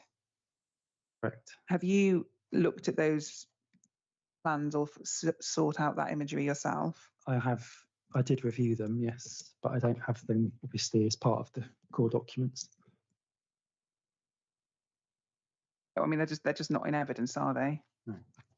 I mean, realistically, without being able to undertake that analysis of the sort of context that those inspectors were operating in, the inspector can't give more than very limited weight to these other appeal decisions, can he? Well, the point of those appeal decisions is that other inspectors have given weight to that policy. They haven't said it's not consistent with the NPPF. They've applied weight. They've given weight to it. Yeah, but we don't know, because we don't actually either have the closing submissions from the parties in those appeals. So we don't know from reading the decision letters whether the point around consistency with national policy was even discussed, do we? No.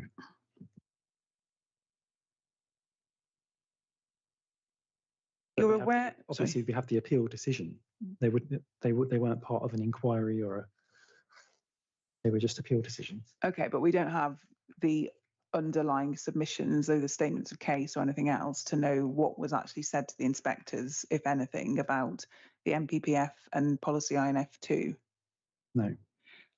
On core document 6.2, having looked at the plans, I think, are you aware that the site in that case wasn't actually in the GI network? Yes. So, yeah.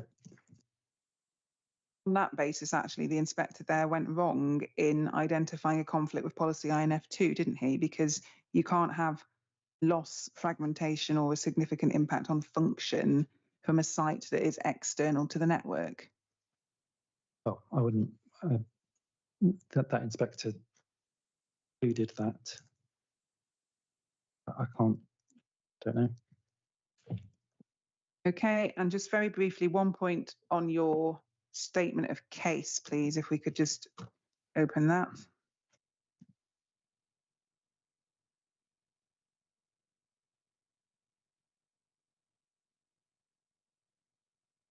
And within that, just look at 4.3, please.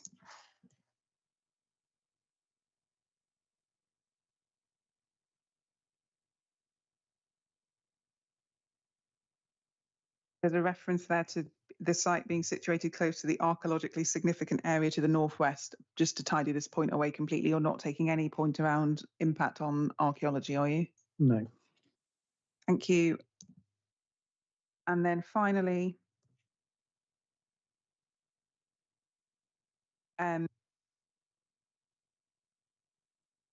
in terms of the whether or not, more trees are being proposed and are being lost, the officer report refers to 50 trees being removed, but actually the updated position is 47 on core document 13.53, I think, because 3 of them have just gone in the intervening period since the report.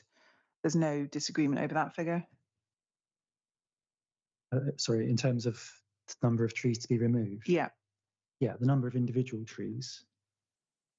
Yeah, and then replacement proposals, 38 proposed on site.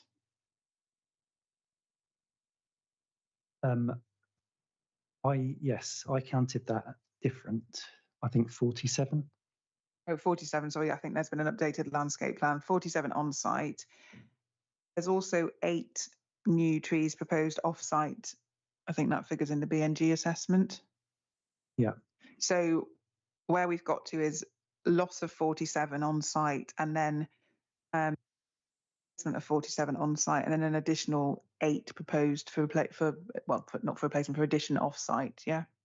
Yes, but that ignores T1G, like we were discussing earlier. Yeah. The number of trees. So within that. The exercise for the inspector when he goes on site and he can look at T1G is to decide whether he thinks that is, more or less equivalent to the 8 additional trees that we're proposing then.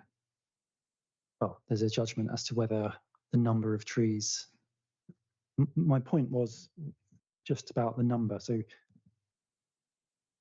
I can't stand by a statement that says there will be more trees planted than will be lost, because I don't know how many trees are in T1G. That's the point. Yeah, but another way to approach it, and a sensible way to approach it, when we've got some indication of, we do know the number of trees apart from T1G, right?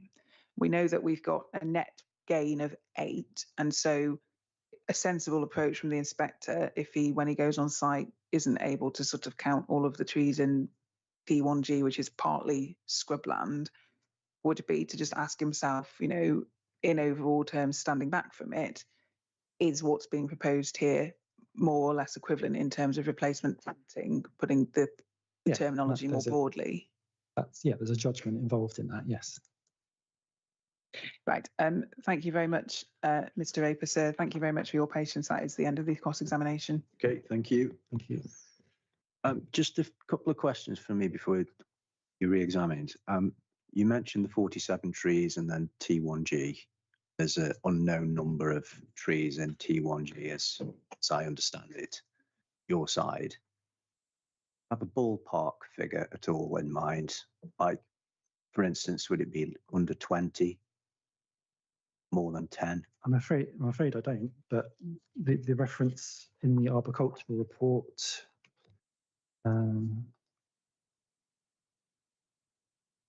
it lists some of the species.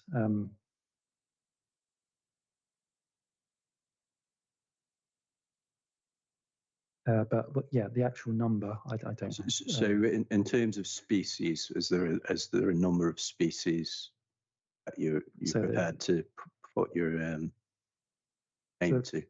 5 are listed. So I'm relying on the arboriculture report. So there's five species according to that. Yes.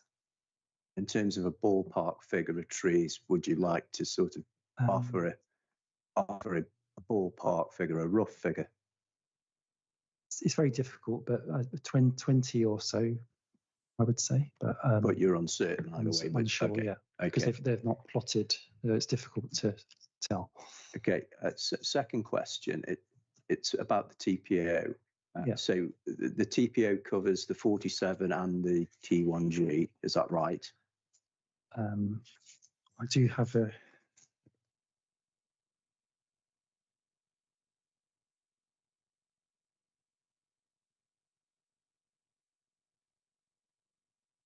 It was referenced to your statement, so Yes, yeah.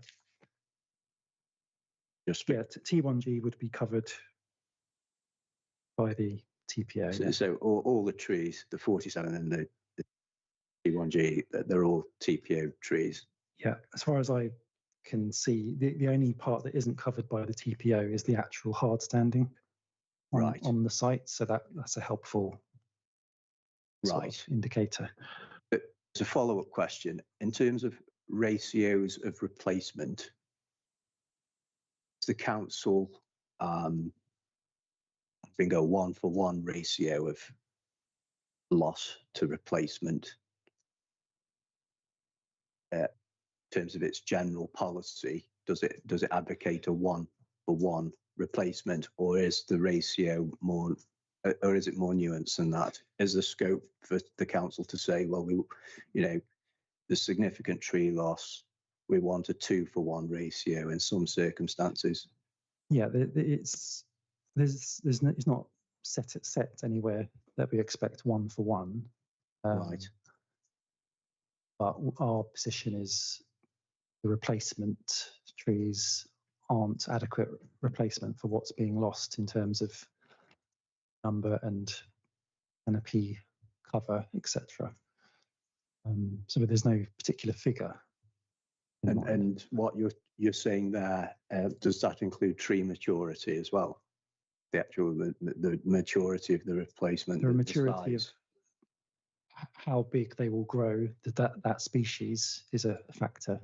Right. So the actual type of trees to be planted is a consideration. Okay. No further questions from me. Thank you.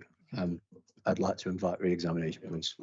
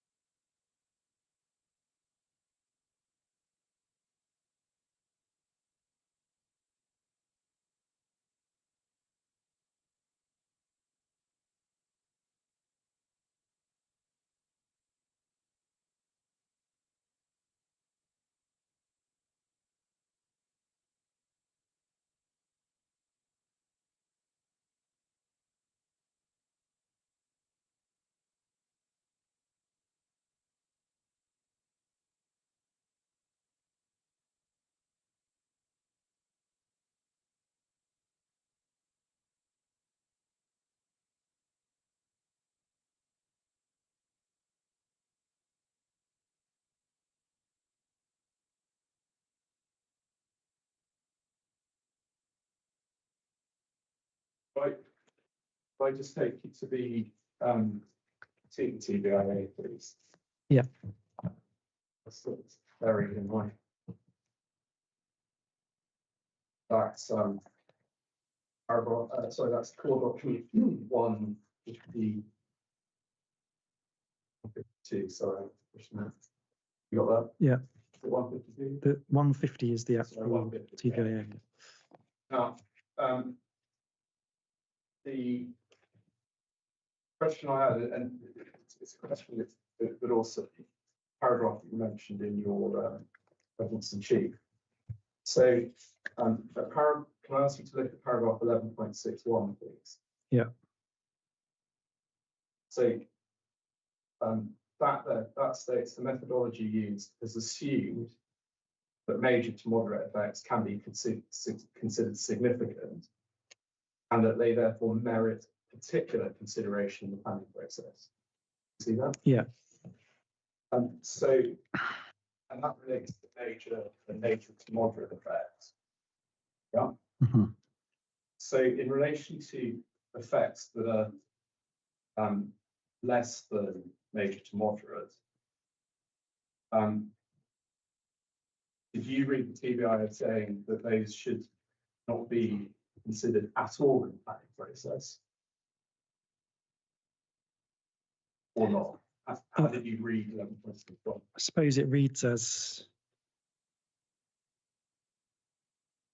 they have less weight, I guess, so they therefore merit particular consideration. So where we've got something here, I mean, we know here that we have, just as a follow-up for that, we know here we have a minor, if you take landscape, for example, see at the end of the table, under landscape effects, that we have a minor to moderate adverse effect. You see that at the top of page 32, it says significant effect, minor to moderate. Yeah. Did you understand TBI saying that those did not require any consideration? Some, or what was your understanding of what TBI was saying about that minor to moderate effect?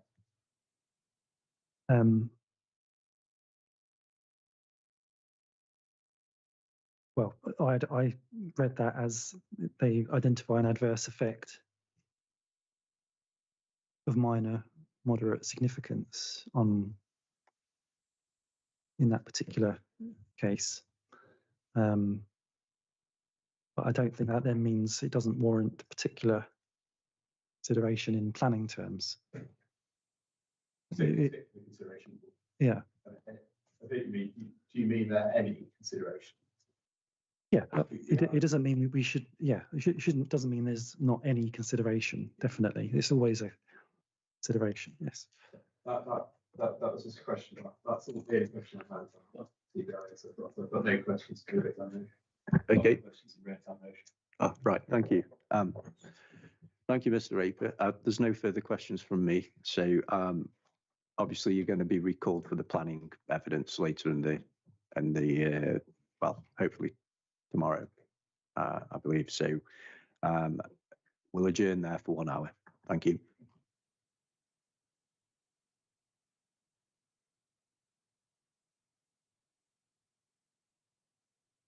What, 1 hour? Lunch hour? Yeah. Lunch? Yes. Yeah. Sorry.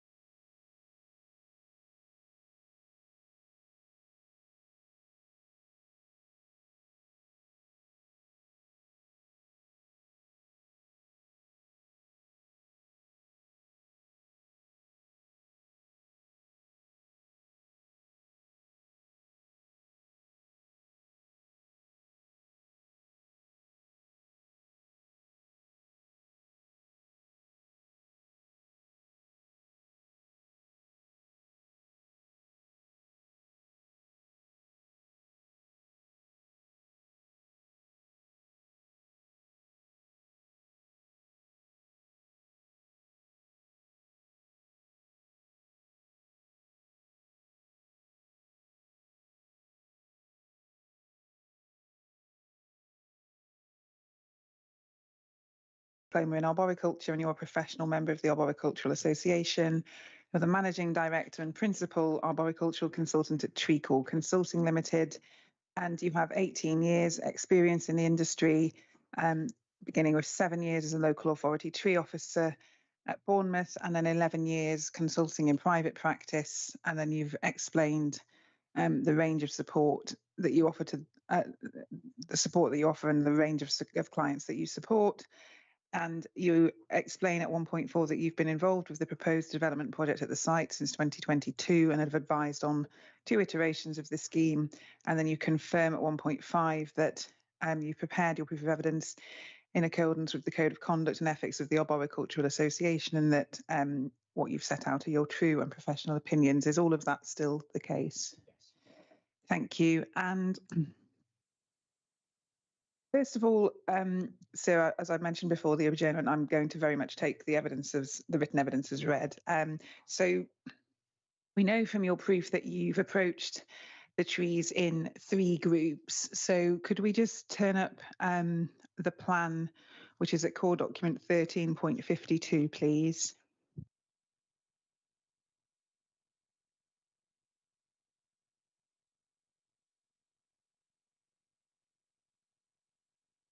Let me know when you're there. And could you just explain so that everyone's clear that they've understood what you're referring to accurately? Could you just explain for the inspector, and if you need a paper copy of the plan to point out, we can provide you with one. But can you just confirm where these groups are? So groups 1, 2, and 3, please.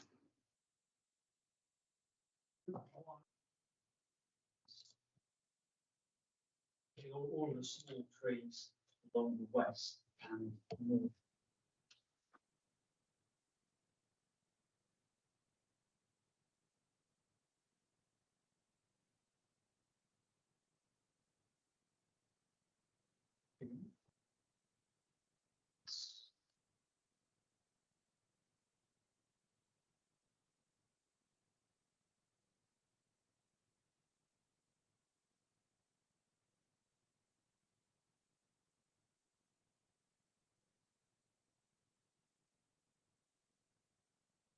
Yeah, so group 2 is at the sort of northern, but the southern edge of the existing part and right of the northern edge. Large trees, mostly Scots pines.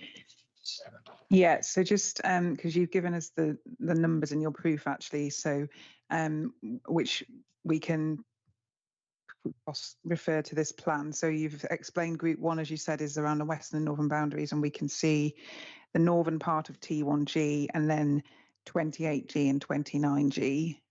Have I understood that correctly? And then the numbers for group 2 that you were just referring to?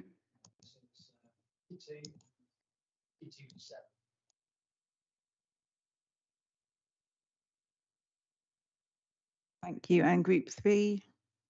That's the trees to the south.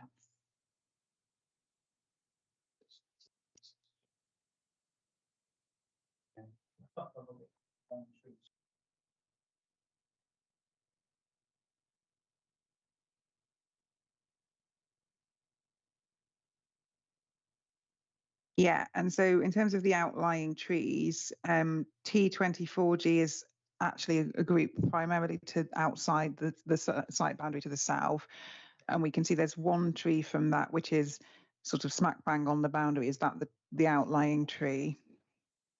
And where I'm not immediately locating the outlier from 20G.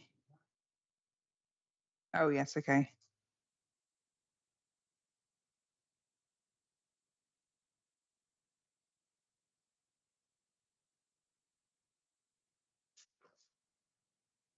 Excuse me, could the microphone be used, please? We can't hear what's being said. Oh, sorry. Yes, I thought it was. As the microphone switched on. Is that it? Yeah. Okay. Sorry about that.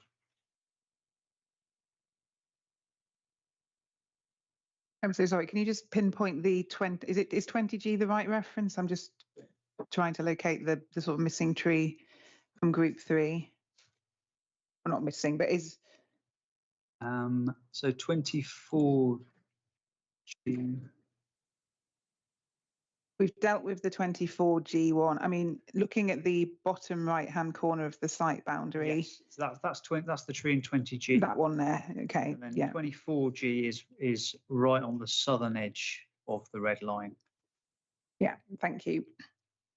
And you heard in my discussion with Mr. Raper before lunch that in terms of the number of trees lost, excluding group T1G, which we'll come on to next, but apart from that, in terms of the individual tree loss, the number that I put to Mr. Raper, which he didn't disagree with, was 47. Is that? Yeah.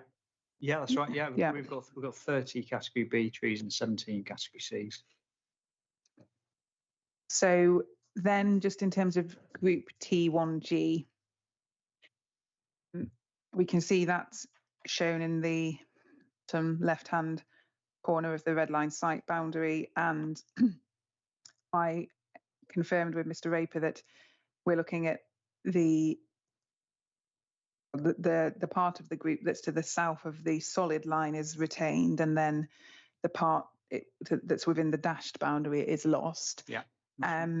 Now, the inspector asked Mr. Raper if he was able to provide a ballpark figure for the number of trees, and he was very sort of fair and frank and said he couldn't really, but yeah, maybe 20. What's your response if the inspector were to ask the same question of you in terms of, is it possible to give a ballpark figure for the number of trees that will be lost from group T1G? I would say it's going to be more than 20. It could be 2 or 3 times that, because it's a group of very small stems, maybe between 5 and 10 centimeters diameter, quite closely spaced, because it's scrub, it's natural regeneration. So yeah, quite large potentially in number, but all very small. But yeah, I wouldn't want to be able to put a number on it. And so, given that we're dealing with loss of trees that includes this area of very small stems, 5 to 10 centimeters diameter, that we've seen on some of the maps have been identified as scrub. Yeah. When we're looking at the sort of net impact, so, loss of trees, but additional planting, Yeah. what extent would you consider it appropriate to try and do that purely numerically? So to just tot up all the trees that are lost and then tot up all the trees that we're planting and work out the maths? Well, when you're talking about individual trees, such as those in, say, 28G and 29G, the replacements would be comparable, sort of in size. Obviously, with the trees in group 2, the young trees are going to be much smaller, so 1 for 1 isn't necessarily a good indicator. I mean, as far as T1G goes, I think that the new planting that's proposed, because the trees are going to be more or less similar in size when at planting. So that's certainly equivalent, I would say. And I don't know if it's worth pointing out here that on the landscape scheme, a number of 47 new trees has been identified, but there's actually more than that, because there are areas of native infill shrub mix, which includes at least 90 trees in amongst the other shrubs. All right, let's look at that then, So that's please. So again, it's a larger area of smaller stems. Yeah, so the schedule, I think, planting schedule is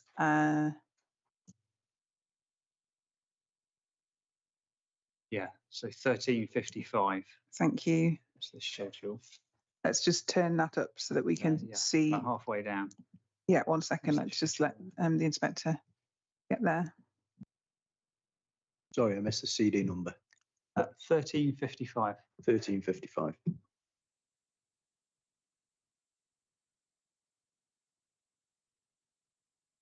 So 1355 is the planting schedule. I think you were referring to, was it the native shrub? Yeah, native infill shrub mix table. Yeah. And then what are we looking at in here? So there's the Betula pendula, the Castanea sativa, and the Salix caprea, which are all listed as height 150 to 175 centimeters.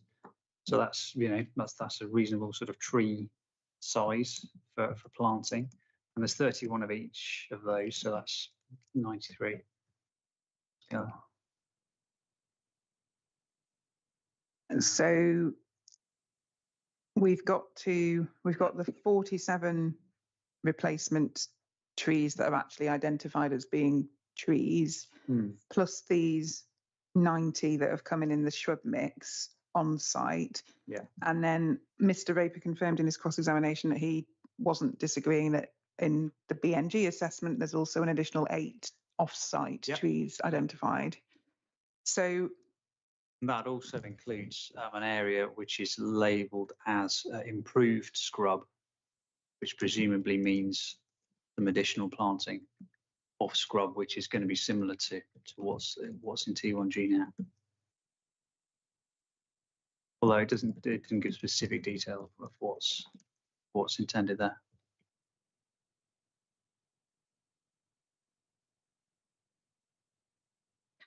thank you. So having regard to the 47 trees, as it were, the 8 off-site trees, the 90 smaller trees that you've just shown us in the shrub mix, and then the proposed improvements to the scrub that are shown in the BNG assessment. What's your view, standing back from the detail, of the adequacy of the net outcome in terms of planting, please? Yeah, I think that's perfectly adequate. I think it offsets it well.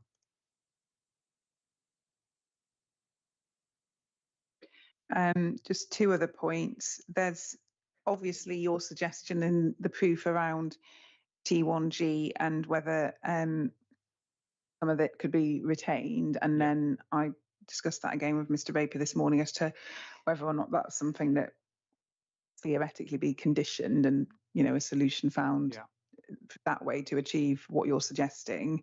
In your experience, how likely is that to be something that a condition could satisfactorily deal with? Yeah, I think that would be perfectly sound. Just an updated method statement. I mean, it's a fairly small amendment. It's not particularly material, I would say.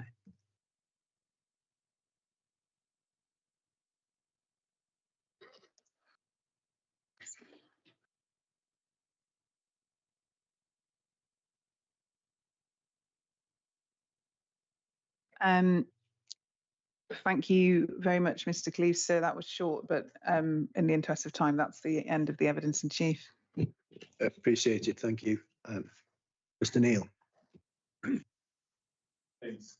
Afternoon.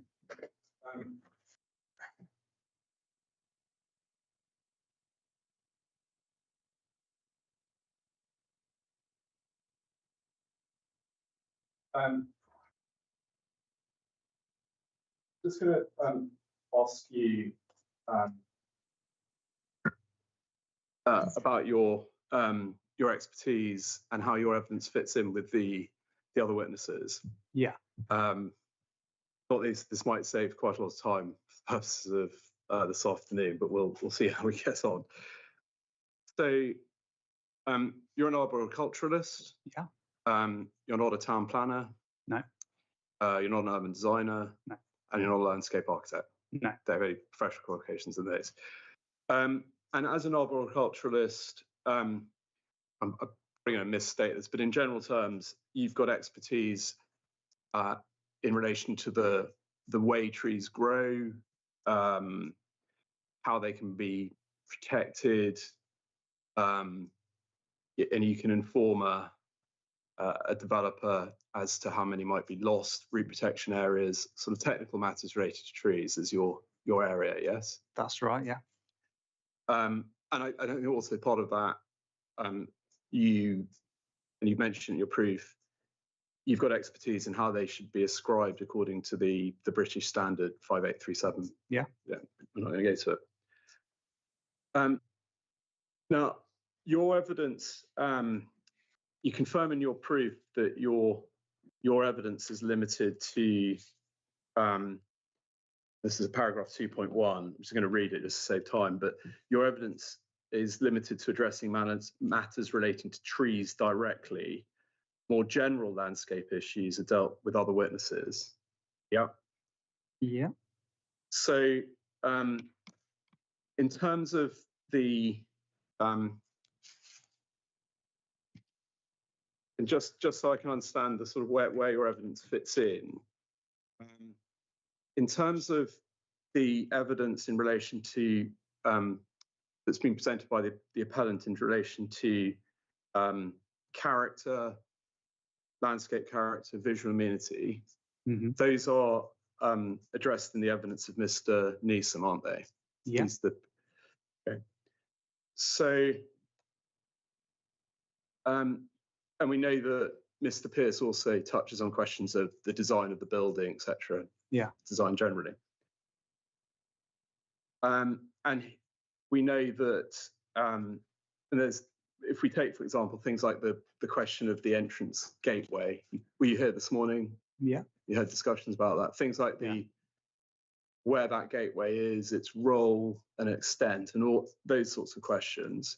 Just to save time, those are covered in the, those are also covered in the evidence of Mr. Neeson, aren't they? Yes.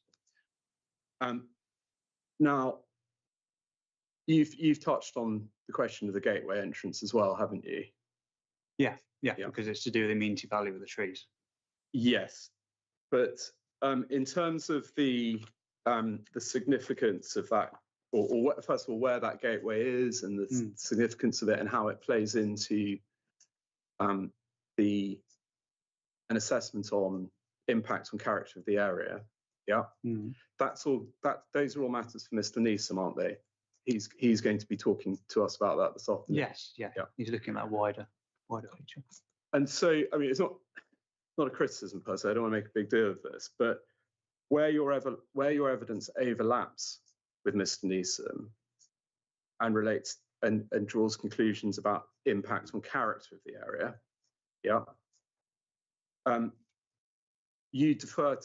ultimately you defer to Mr. Neeson in respect to those matters, yes? Yes, I don't think I referred to the character of the area specifically. Well, I'll come on to that. I just want to sort of just to understand some broad parameters, see if we can save time. So far as there's a difference between what you've said and what Mr. Neeson's evidence is going to be and what it has been on those matters, just to save time, it's literally about whether I have to go and challenge you on what you've said. You agree that the inspector, so far as there is a difference, you agree that the inspector, or can we agree that the inspector should have regard to Mr. Neeson's evidence and not yours? I think that Mr. Neeson's evidence is more detailed in terms of landscape impact, and he's obviously looking at the bigger picture. But looking at the amenity value of trees is part and parcel of arboriculture. I understand that entirely. That's outside of the scope of what I'm dealing with. I'm just trying to get some issues off the table to save time. So you didn't give me an answer to that question. So far as there's a difference between what you and Mr. Neeson have said in relation to impact on the character of the area and visual effects of the scheme, so far as there's a difference, do you agree that the inspector, to save time, otherwise I have to ask you all this, should have regard to Mr. Neeson's evidence and not yours? I don't know, because I don't know where the differences might be that you're suggesting. So I can't say. So you're saying I can't give you a complete yes or complete no to Okay. that, because I don't know what the differences are that you're suggesting. So your evidence is different to Mr. Neeson's, is it? Or you've already said you defer to his evidence? Have you set out, just so I'm aware of what your approach is your evidence different to Mr. Neeson's in terms of I impact don't and think character it of the is. area? No. So given that you've accepted that he is the one who's addressed that in his evidence, Mm-hmm. and he is the landscape architect, so far as if there is any difference, the inspector should have regard to Mr. Neeson's evidence and not yours. I think the inspector should, if there are discrepancies, I think the inspector should look at those Okay, so on their merits and decide which he prefers. well, you wrote your evidence, Yeah, so it's not your case that there are any such discrepancies, are there? I don't think there are. But I may be wrong. And if there are, If there are, then the inspector should make a judgment as to whose evidence they prefer. I understand that, but in principle, given that Mr. Neeson's presenting evidence on character of the area, impact and character of the area,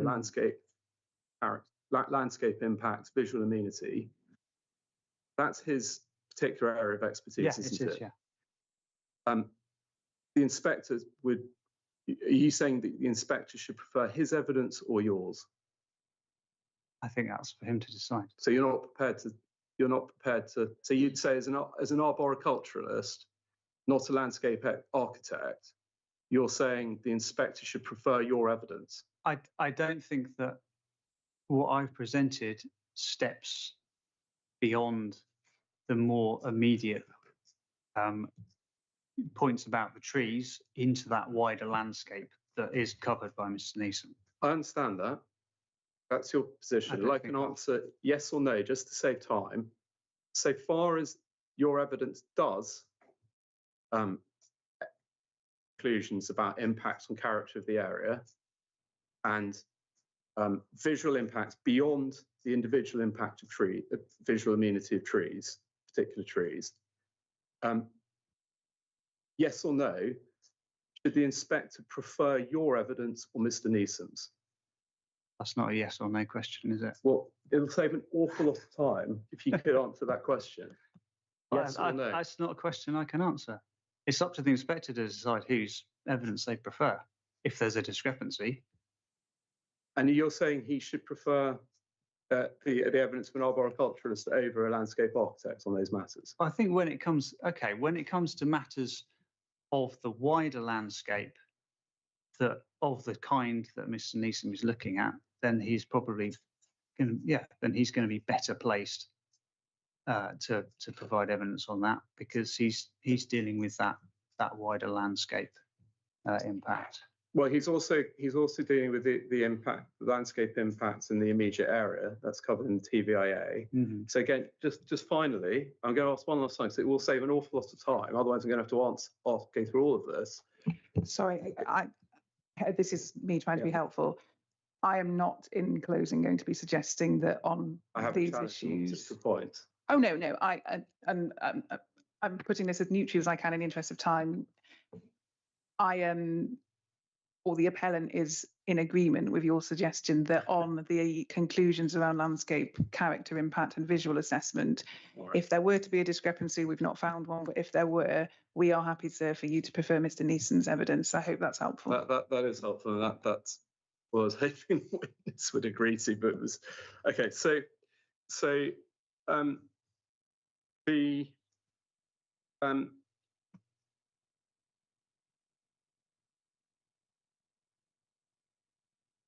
yes. So just in terms of the extent of tree removal, first of all. Yeah.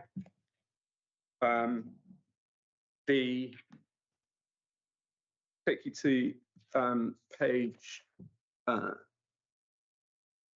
of your proof, please. Yeah. Now, you say you've just explained, and I must say I was struggling before we heard evidence chief to work out where these groups are. So you've identified those three groups Yes. on your plan, and that's what you've set out at 3.2 to 3.4. Now, in terms of numbers, just say I'm clear. Let's go to the back to the. Have you given an absolute number in your proof? I couldn't find one in terms of numbers. In terms of how many. I don't know if that's in the proof or it will be in the original impact assessment. Yes, I think that's what I was. So CD, can I take you to that? CD 2.06. Yeah. Please. Yeah, so that's 47 in total. Yeah. And not including T1G. Yeah, so what we do is we say, yes, so that's 47 trees, and we know that we've got an additional amount of much smaller trees in T1G, which you haven't been able to quantify. Yeah. But either way, you very fairly said 20 or whatever it is. So that's probably an underestimate from Mr. Raper. Yeah. Okay. And also on top of that, there are, am I right in saying you're saying the 8 BNG trees that are outside the site, or does that 47 include those? No, those are the ones to be added. Yeah, okay, all right. Yeah. Now, in terms of what you're adding back in, we go to CD 2.06. You've still got that open. Yeah. If I take you to paragraph 5.14 of that document, page 5 if you're electronically operating. 5.14. So electronic page 5, paragraph 5.4. 0.4, yes. Yeah.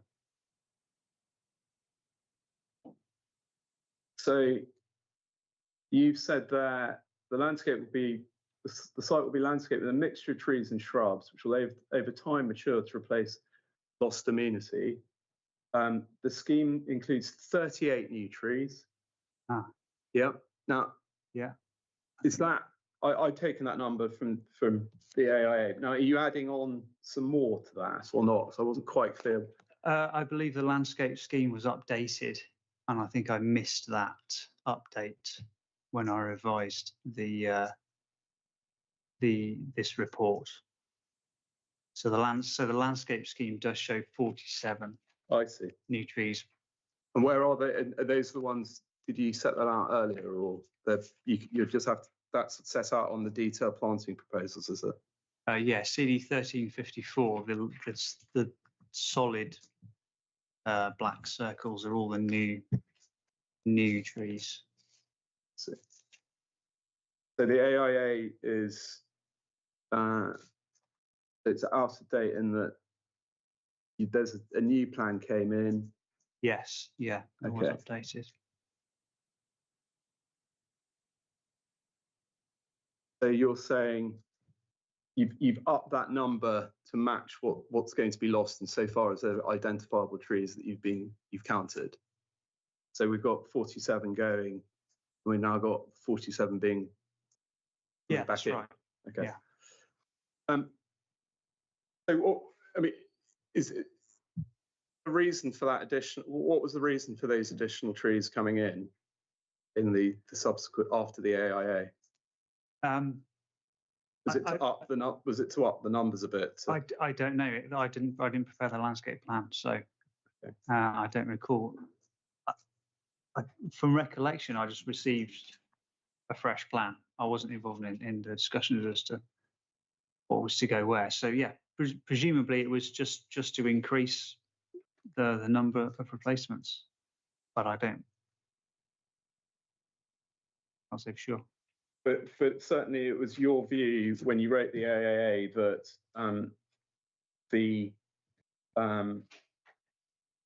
that the inclusion, the addition of 38 new trees was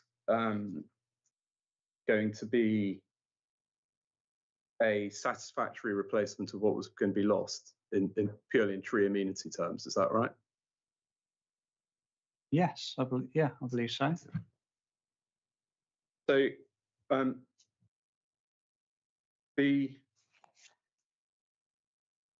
in your evidence, when looking at trees just as specimens, there are various, in the British Standard, there are various categories, aren't there? We've got category A, B, C, D. Yeah. And I'm not going to go to the British Standard because you'll be familiar with it. Yeah. But that looks at things like maturity of the specimen. Yes. Extent of the canopy. How we can. That's one of the factors, isn't it? No, it's remaining. It's to do with the remaining lifespan, or worthwhile contribution, and its overall quality. Okay. And defects and that kind of thing. Does quality include canopy spread? So if you've got a large oak, not size, no. Okay. It's more to do with defects. Well, you say it's more to do with defects. I mean, category B, when looking at, I mean, that's a category, a tree of moderate quality, isn't it? Yeah. Are you saying that, so maturity is a factor in that, how old the tree is? Well, yes, because there are age bands for remaining useful lifespan. So the age of the tree does come into. So in other words, a mature specimen, other things considered, may have some defects because it will be if it's in category B. Yeah. But that's the maturity is one factor that will put you into category B rather than category C. Yes. No, because the category C is a tree that has between 10 and 20 years left, whereas category B is, sorry, not between 10 and 20, at least. Yeah. At least 20, then B is at least 40. Okay. So it's a minimum. So, a 300-year-old tree could still have 100 years left. I see. A 50-year-old tree could. So to do with remaining life expectancy. Yeah, not how many years it's got. I see. Not how old it is. How long it's got left to live. Okay. And you say, and you've noted that in your evidence, paragraph 5.9, you say that on development sites, there's normally a presumption that category B trees will be retained. Yeah. Yes. As I understand it, you're saying, what you're saying there is what you try and do is preserve as so far as you can. No one's suggesting you can't get rid of when developing site. You've got to protect every tree that's there. But what you try and do is, so far as you're able to, retain the category B trees. Certainly in relation to category C trees are less of a priority. Yeah. That's the case to some extent, but the British Standard does warn against what it calls misplaced tree retention. So just saving trees for the sake of it when the result of that is going to be a poor relationship between the trees and the buildings. So, you have to look at it in the round. Yeah. It could be the case that you remove a category B, but keep a category C, if that works better in the layout. So, but generally, what you're trying to do is protect. In general terms, you're trying to retain as many as the category B trees that you can. Yeah, because on the basis that they are the better quality trees, so you try and retain the better quality trees. So I think you'll agree on that basis that when looking at the degree of impact on trees, it's not just a simple question of numbers, is it? It's No. not a quantifier. It's not a quantifiable exercise. You've got to look at the quality of the trees. Yes, yeah, quality, yeah, as well as quantity. So the mere fact that your numbers seem to be now identical to what is being lost, with the exception of the 1G grouping, Yeah. That's not in itself sufficient for that's not the end of the story, is it? One has to look at the quality of those trees and reach judgment. Yes, numbers come into it, but reach judgment in and around based on the quality of those trees that will be lost. Yeah. Yeah. Yeah. Now, in terms of the category of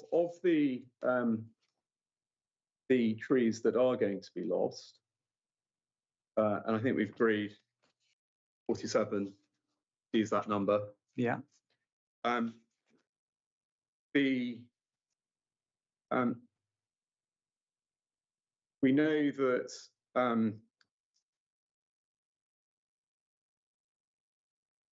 if we look at your proofs, so take, for example, group 3, all of those are category B bar 1, aren't they? Yes. Yeah. So do you have or in your proof, have you assessed how many of the 47 are going to be lost? Is there a percentage analysis of how many of those are category B? Well, yeah, there's 30 a B and 17 a C. So we've got 30. So the majority of the trees going are category B. Yeah, this is because the majority are along the northern and northwest fringe, and they are younger trees, so they fall into category B because they have that maximum life span and are generally free of defects because they are young. They haven't had a chance to pick up defects. So there's quite a difference between a category B tree like that and a category B tree that is, say, a semi-mature, an early mature pine, which is obviously much bigger. So again, the simple category doesn't tell all the story at all, by any means. No, and in your proof, you say at 4.5 that the trees for removal around the perimeter are a mixture of category B and C. And then you say replacement of trees in the manner proposed is quite a straightforward proposition. Yes.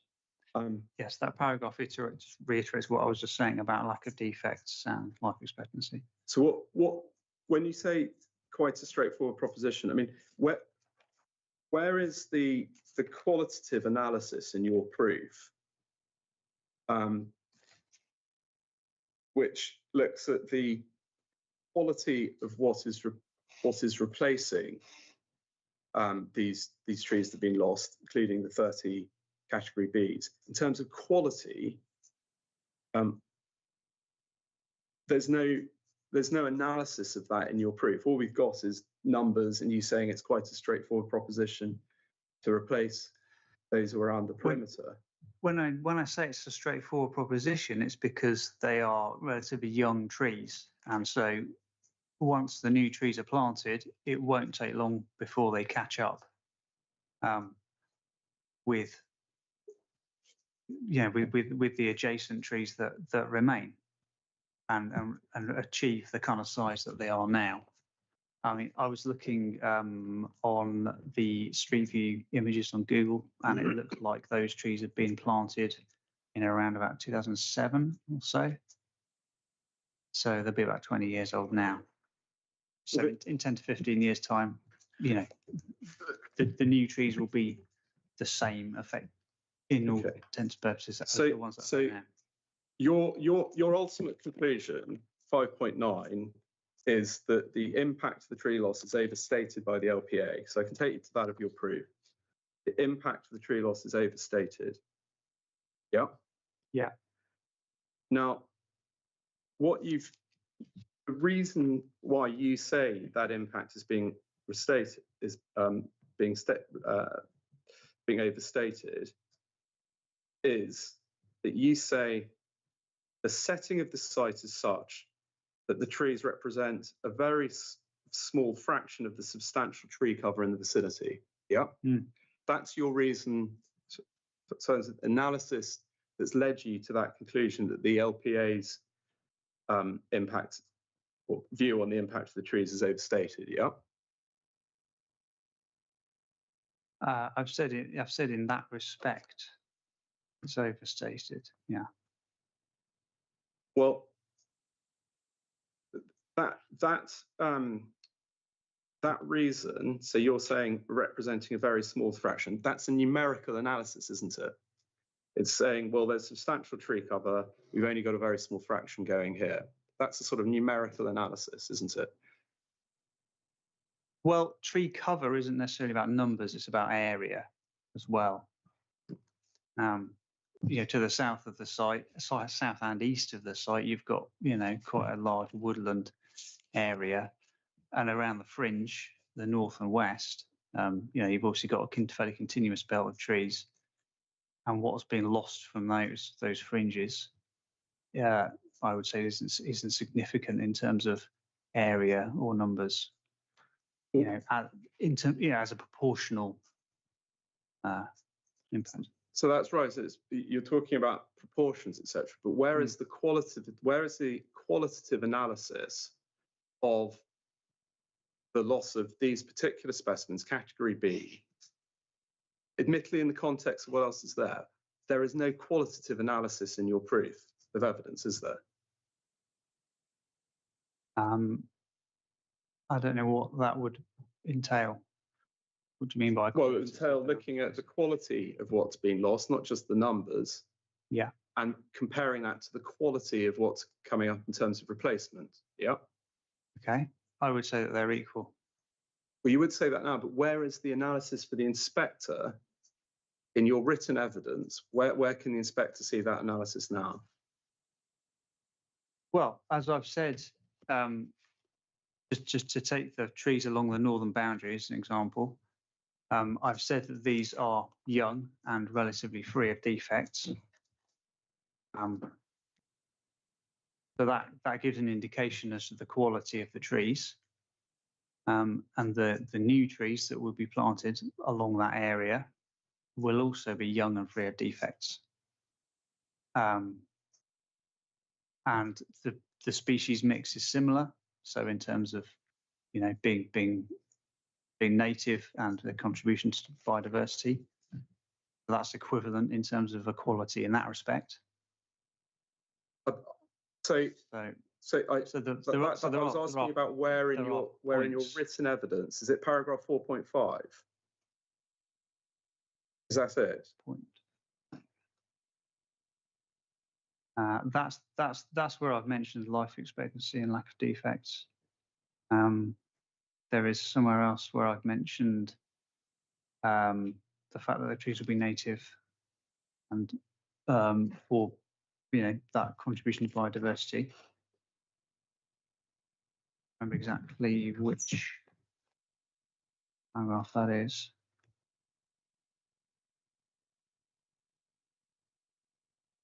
Well, that may be in the impact assessment.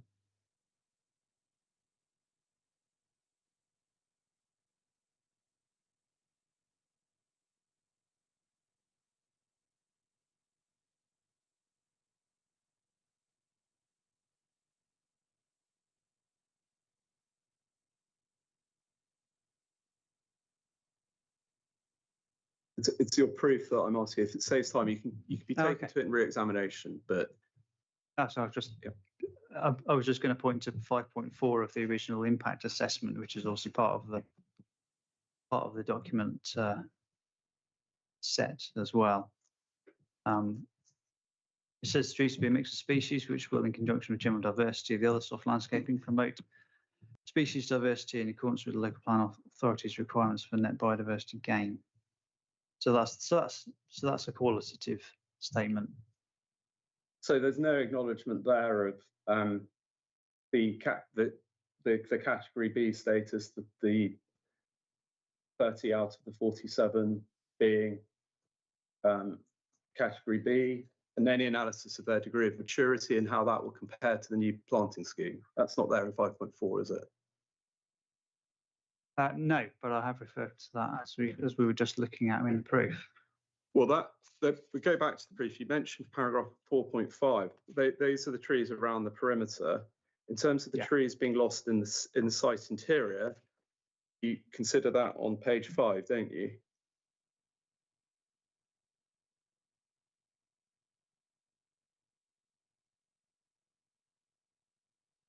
Page 5. Yeah. Can you see that on page 5, site interior? Yeah. And then you say the loss of the trees from groups 2 and 3 from the southern part of the site is listed as a strong objection to the LPA. You cite their benefits in terms of ecosystems, immunity, and contribution to GI network. And then, as far as I can see, certainly in terms of your evidence about that, is all you've said is, well, those trees have very little visual amenity value due to lack of views from public vantage points. Yeah. But in terms of the quality of them, I mean, that point about public vantage points is a point that's going to be, no doubt, come up in Mr. Neeson's evidence. Yeah. But in terms of the quality of those trees as trees, forget where you can see them from for one moment. But as specimens, there's no analysis there or acknowledgement of their value and a comparison to or acknowledgement of what effect that loss of value has. No. The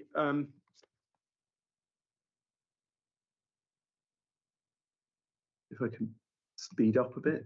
So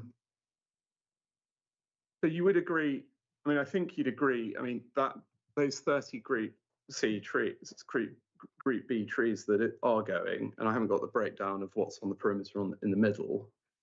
But in terms of both quantity and quality, forget for one moment the new planting. I mean, that is a material loss in terms of trees, isn't it?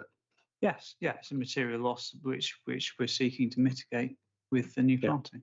And it's would you go as far? Would you agree it's a significant loss? It merits mitigation. So, do you agree it's a significant loss? It's significant enough to merit mitigation. Yeah, I mean, significant is a stretchy term.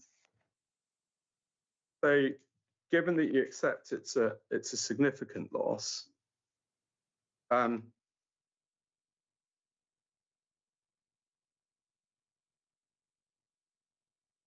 your ultimate conclusion is reliant. You say at 6.2. You say that the loss of trees on the southern part of the site will encounter the extent of the existing woodland have a negligible impact on its character and function as green infrastructure. Yeah. Now okay. So as in terms of function and green infrastructure, we'll come back to that. But you're not saying, are you, that there would be that there's a negligible loss of trees? I'm talking about the context of existing woodland, which is a very large area, and we're talking about 20 odd trees at the very edge of a very large woodland. So I think in that context, it is not significant. Now that the question about context, I think that you've looked at the question of green infrastructure, haven't you? The green infrastructure network. Now that your basis for saying, as I understand it, you can see that at 5.7. You say in the context of the loss of GI, green infrastructure is very small. It will not result in any loss of connectivity. Yeah. Yeah. So am I right in saying that? Could we put it this way? Take the GI. If you take the GI designation out of the equation for one moment, can we agree that there is that there is a significant loss of trees? Forget the function of the GI. We agree that there's a significant loss of trees. Yes, I think you said that earlier. Some of the trees to be lost are significant because they're large, established trees. But in the context of the site, what is there in terms of the quantum of tree cover is not significant. And when you say the context of the site, you mean the trees outside the site boundary? Well, we've got the red line, but then we've got the wider site. Yeah. So your point is that you don't need to worry about that, or the inspector doesn't need to place much weight on the loss of those trees because of the extent of the remaining tree cover that remains around the site. yes, yeah, because you've got to look at it as a whole. Now, if I don't know if again this might be where it's more appropriate to ask Mr. Neeson, because it seems to be a central part of your conclusion. If the inspector was to find that the role of green infrastructure designation is when it comes to trees, it has a protective role. So it's not just that this is any old woodland. This is that there is a role acknowledged in policy with the green infrastructure network. Yeah. Mm-hmm. Then it would follow, wouldn't it, that a significant loss of those trees, doesn't matter about the broader context, a significant loss of those trees is a significant impact on the green infrastructure network, isn't it? No, because if you look at that, if you look at the circumstances of this particular site, the green infrastructure that's been identified is a very large area of woodland. It's very wide, if you look at it east to west. And so those few trees coming out of the top edge of that, I don't think has a significant impact either, as we say, on the function of the GI or its connectivity. It's not like you're cutting through and, causing a break in that swathe of trees. So that conclusion is... And there's nothing for it to connect to on the north because it's hard standing. So that's a connectivity point. So the reason you say that the loss of trees in this location is not significant is, just so I understand it, is because you say there's no break in connectivity of the green infrastructure network. That's one factor. I've also mentioned the function of the GI, which is also to do with biodiversity, and that loss I don't think is significant in those terms either.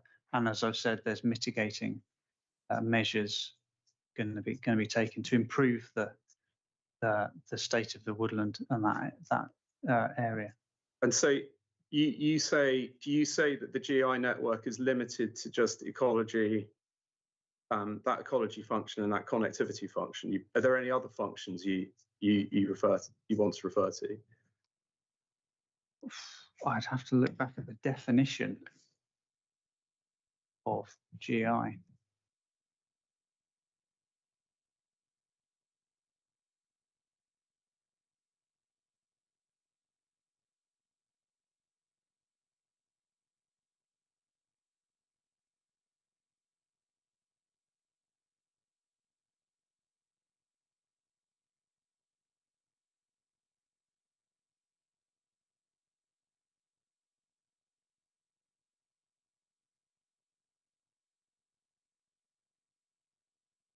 Well, I mean, the definition given in the local plan, I don't know if that's an absolute recognised, if that's the council's definition or if that's more widely adopted, but looks like biodiversity, landscape, temperatures, climate change, flood risk. There's a whole lot of Yeah. stuff there. Now you're not an expert in. You're not a planner. No. You're not an expert on so it's not really your job to assess what the particular role of a particular policy plays. No. So commenting on what the function of green infrastructure network Inf2 is that's outside your expertise, isn't it? Well, I've when considering that, I've taken it. I've just been thinking about biodiversity and connectivity. Connectivity seems to me to be something that you can see on the ground, and in terms of biodiversity, we obviously have the BNG assessment where the loss is to be mitigated. So I've relied on that. Yeah, but you're not an expert on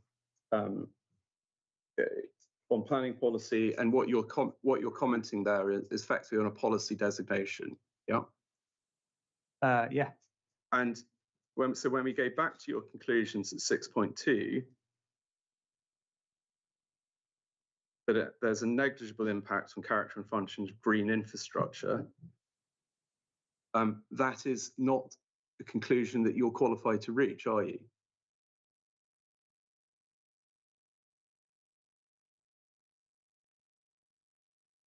I suppose not.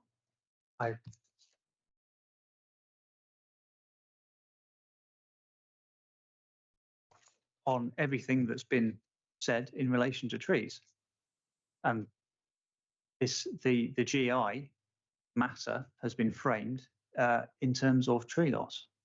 So that's what I've needed to address. I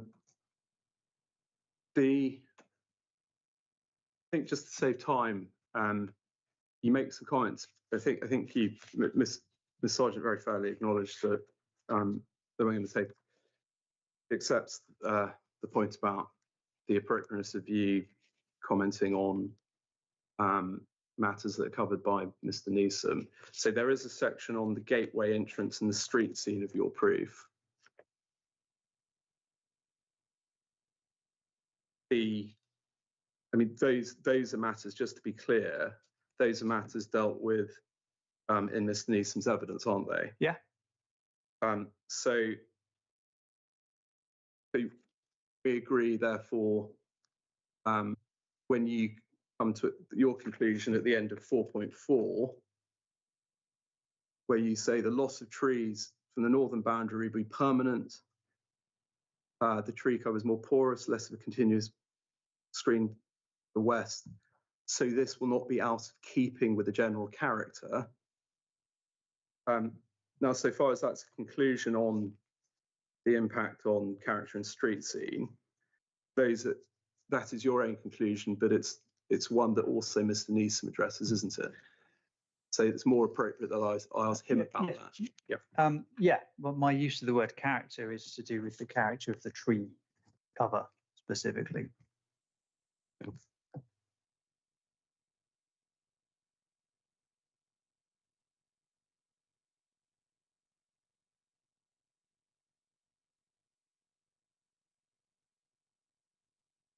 And just on the just finally, and it's a sort of technical point, and it's one I think you you address in paragraph 4 point, so bottom of page 4. I was struggling to, so it was mainly my I was struggling to understand exactly what you were saying in terms of the preservation of trees within, I think we're looking at 1G now, aren't we? Yeah. And I think I've worked it out. I know it's difficult because you've got various plans, but essentially what you're saying is that if we go to CD 13.52. Have you got that plan? Yeah,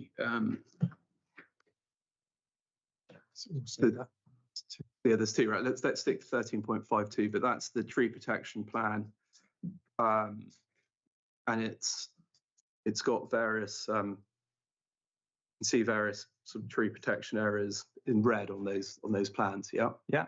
So that's TC4, is it? And so what you're saying, just so the inspector's clear, looking at keeping that plan open and looking at the plans at the bottom of your proof. On the left-hand side of the plan, in the area that doesn't have any circular green symbols. Yeah. Yeah. What that's actually showing is that you think you can retain trees there, and that's not going to be new planting. Yes. Yeah. So that could be like I say, retention rather than removing and then replacing with new plant. So it lessens the short-term impact. This may be a small point. It's just something we just need to clarify. But we don't.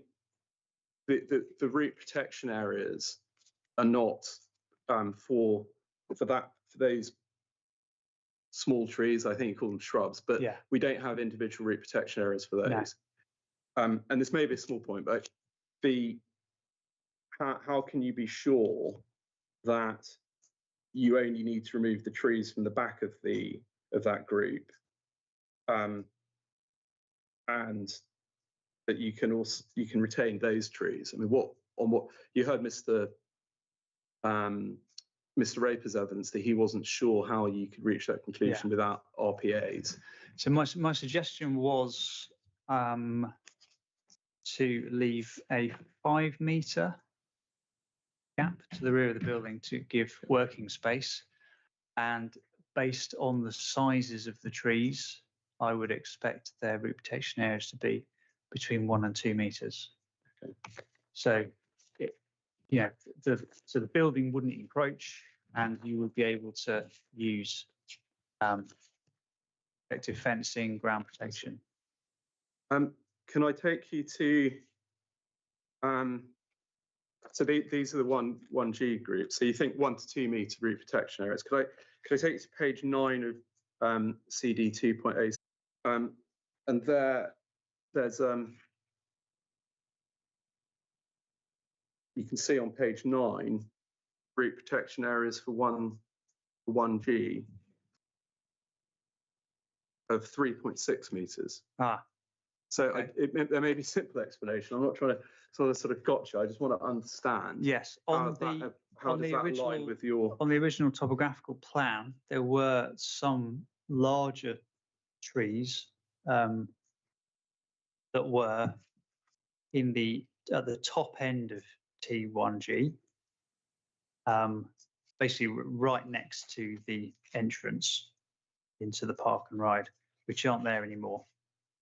And so that stem diameter is taken from those trees because they're the largest of that group, but they're not there anymore. Just the smaller ones. So that's the explanation. Okay, fine. So that need to be updated. Okay. If we were to submit, an updated scheme with those trees retained, that could obviously be. That information could be updated as well. And just on the subject of just the sort of final point on the subject of root protection areas. So we know that from your analysis in 13.52 and the root protection areas there, that you satisfy yourself that those trees will be able to be retained under those areas. Yeah. When we look at in terms of new planting, we can see how big some trees can get with the root protection areas, for example, in group 2, and they get pretty. You can see even in this plan they're pretty extensive. Yeah. So does that mean necessarily that the planting around those edges of the building, those trees are necessarily going to be reasonably sort of low in height? because they can't, their root protection areas are not going to be able to extend into the building. Or No. how does that work? Could you just give the inspector? So the root protection area isn't related to height. It's related to the stem diameter.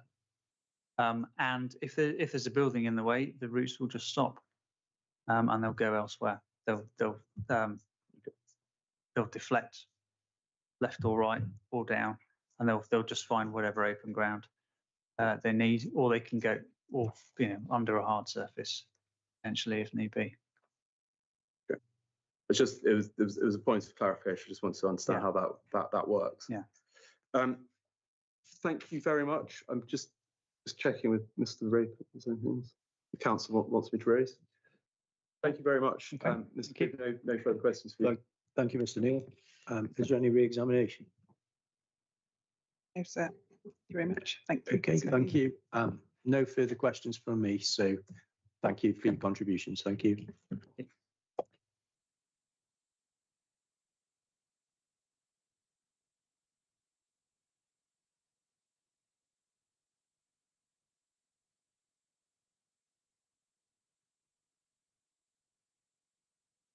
I'll just wait a few moments for the next witness to settle. I'm not requesting 20 minutes, but could we actually just have a slightly, like 5 or 10 minutes? Yeah, for a comfort yeah. break, please. Thank you. So we'll pause for 10 or so minutes.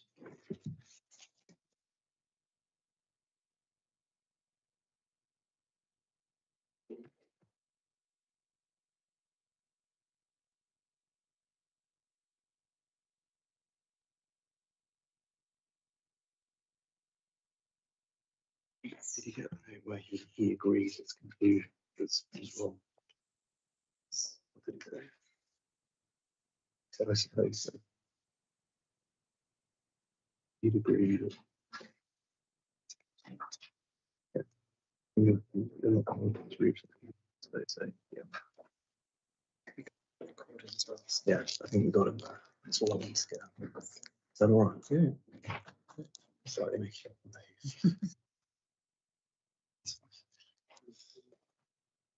I don't think we can argue much about this. They're going to stay as shrubs. Yeah, that means understanding what's there. No.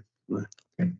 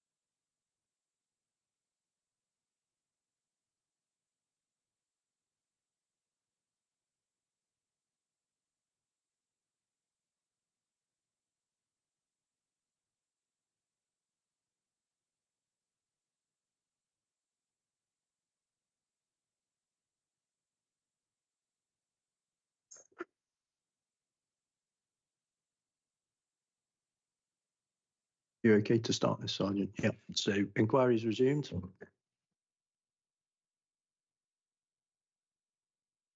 Good afternoon, Mr. Neeson. Could you take up your proof of evidence, please? Certainly. And within that, go to internal page 5, PDF page 7, please, where you introduce yourself. You tell us you're Simon James Neeson. You have a degree and a postgraduate diploma in landscape architecture.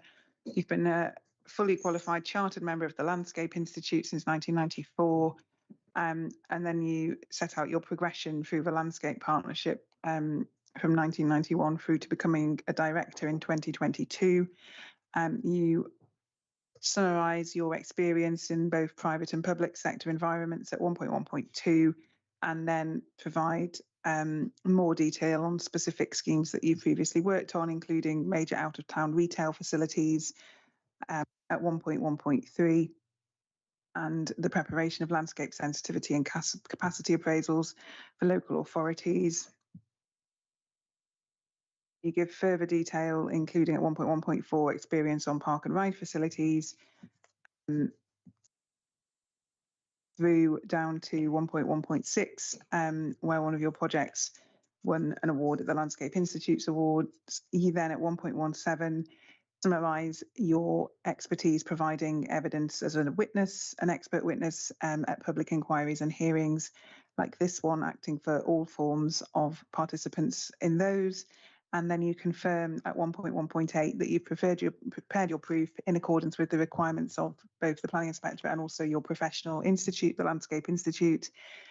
Confirm that the opinions you express are your professional opinions given impartially and without regard to the interest of the party by whom you're engaged. Is all of that still accurate? That's all correct.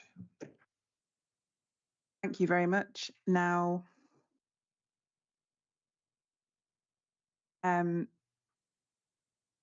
just taking your evidence as read, just picking up a few points. So at 1.2.3,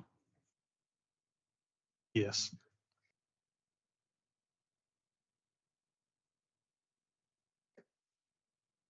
you explained that, as we've just heard, Mr. Cleaves has been dealing with detailed arboricultural matters, and you consider tree-related matters insofar as they influence landscape character and visual amenity. And then you've explained the reliance that you place upon the TVIA. And then at 1.2.5, you explain that you've considered the proposed building in terms of its relationship with the surrounding landscape and townscape, including scale, form, appearance, and integration within its setting. But architectural design matters are addressed by other witnesses. We know realistically that's a reference to Mr. Pierce. Now, you'll remember when I was cross-examining Mr. Raper, he and I had a discussion about the TVIA and, what that had been assuming in terms of the proposed development. So if we just pick up the TVIA, please. Yes, I have that. Thank you. And I took Mr. Raper to the final paragraph, 11.6.2, which says the TVIA concludes that the proposed development would not give rise to any significant effects on landscape or visual receptors. Could you please just explain for the inspector's benefit, when the TVIA is referring to the proposed development, what is it actually referring to or assuming in terms of, this concept of the proposed development, please? So I took it to what is now the appeal scheme. So it's a new food store set within an area within the site, a former public, former park and ride in a wooded setting. It's I've assumed the form and massing of the proposed building and taken account of the associated structures such as the car park and the revised access arrangements.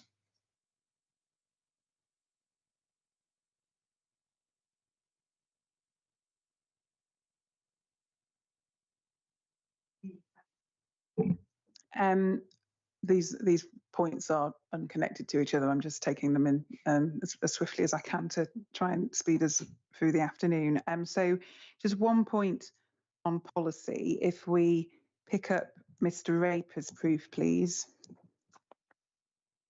Yes.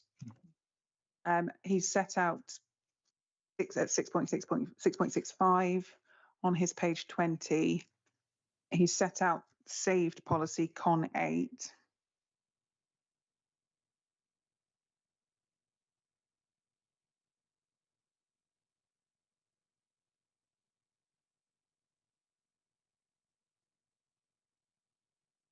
Sorry, yes, I've got that. Yes. And you'll recall I was discussing with him this concept of trees, woodlands, or hedges of significant landscape or amenity value. What's your view, please, on the extent to which we're dealing in terms of the appeal site with trees, woodlands, or hedgerows of significant landscape or amenity value? So, in my view, the woodlands contributes to the character of the site setting. Wouldn't reach the threshold of being significant landscape or amenity value.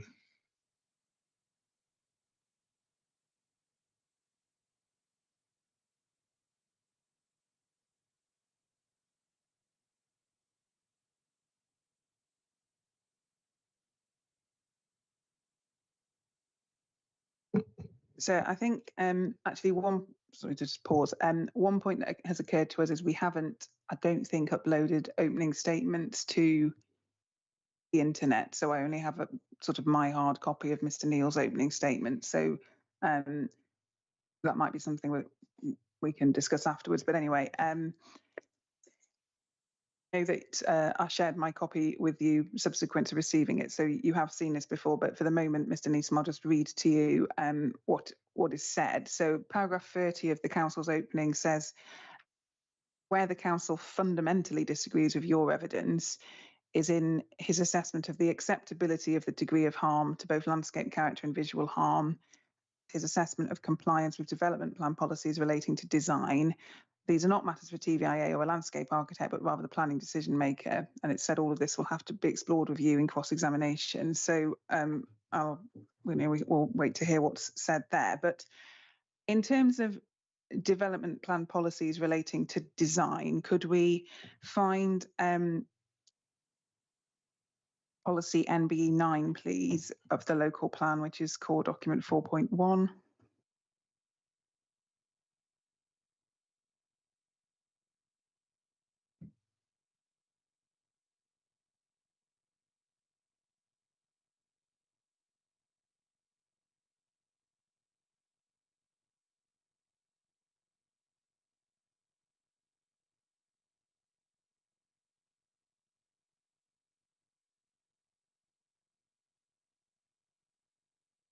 I've got that. Thank you. And so as I was discussing with Mr. Raper, and as he agreed, there are notably in criteria D a reference to local landscape character, and then sympathetically incorporating on-site or adjoining landscape features. So insofar as although this policy is entitled design, it's referring to the need to respect local landscape character.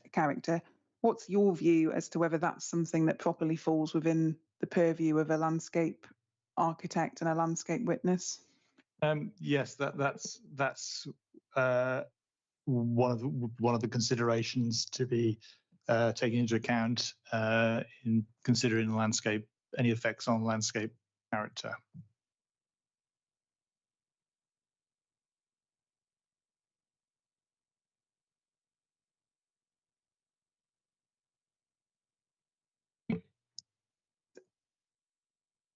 We can also find policy Gen 1, that's a saved policy, so it's in document 4.4, I think.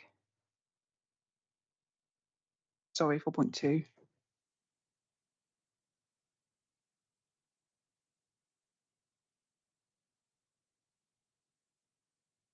Yes, I have that. And so the reference here is whether development proposals are in keeping with the local character. by the virtue of scale, design, massing, height, prominence, materials, layout, landscaping, siting and density. And we know from Mr Raper that the 2 points the council are not agreed upon are design, which I'm not going to ask you about, and landscaping. Who, so far as you're aware, on the appellant's team has been dealing with, the production of and the updating of the landscaping plans? That would be myself, as far as they contribute to the mitigation and the landscape strategy for the proposed development. Thank you. And what is your view, therefore, of whether the landscaping, which you've been progressing, the landscaping proposals are in keeping with local character, please?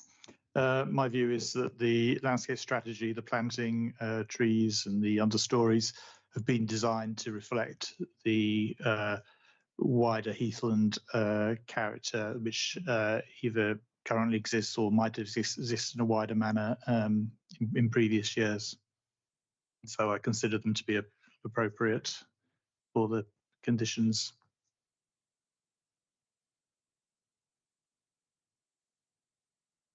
And given that you just explained that you've been dealing with the landscaping strategy, you'll remember that Mr Neil was just discussing the landscaping plans with Mr Cleves, and Mr Cleves explained that there had been an update. I think the numbers were from 38 trees originally proposed as new trees, and now the number's 47.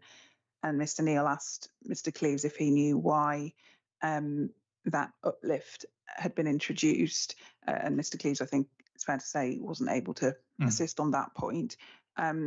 What's your understanding, if you have one, as to why there was that uplift in the level of proposed new planting? So the additional trees were, or rather the landscape strategy was amended to include the additional trees to accommodate comments made by the landscape officer, who requested for opportunities to be explored to break up the parking area more in the landscape strategy.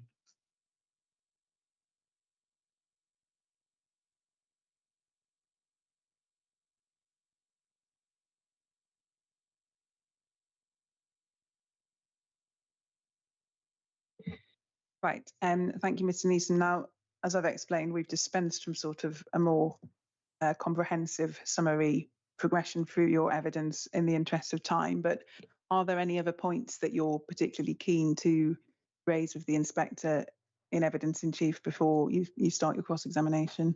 I don't think so, no. I think that's... Thank you very much, sir. I hope that's sufficient by way of evidence in chief. Thank you. Thank you both. Yes, I'll invite cross-examination now, please.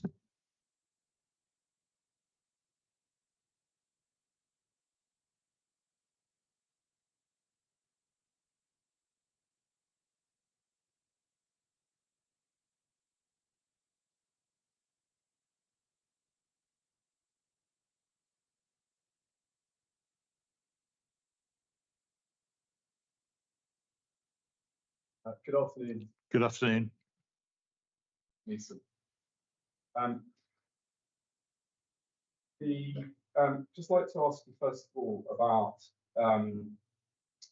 the approach you've taken in TVIA. First of all, now set that out on page 13 and 14 of your proof. Yes.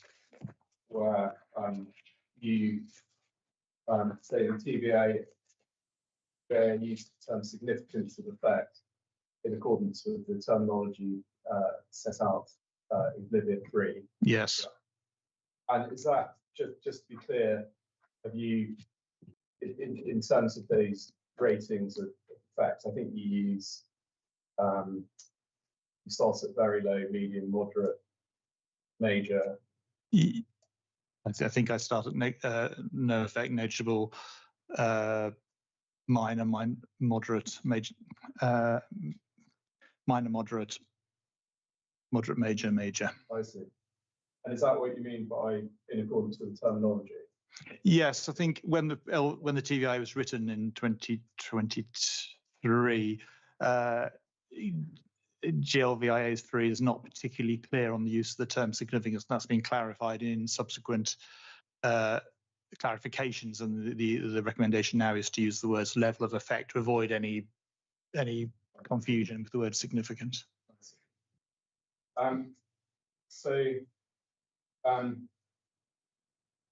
In terms of when one's correction TVIA, I mean, I don't get bogged down in the EIA regs, but you have a sort of screening, you have a sort of scaping process first of all, and then a screening process. Screening first to establish whether it's the development is EIA development or not, which I wasn't involved with, but my understanding was that was eliminated early on in the process, so the scoping part of it wouldn't have taken place. And when you then, when you just from a high level, when you identify and you've set out in your table, you've got two tables. You've got landscape. In my methodology. Yeah. Yes. Like, just to be clear, let's go to your landscape table in the TVIA. So that's the table on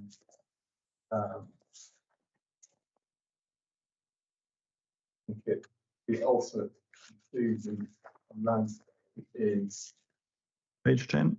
Thank you. Yeah, page 10.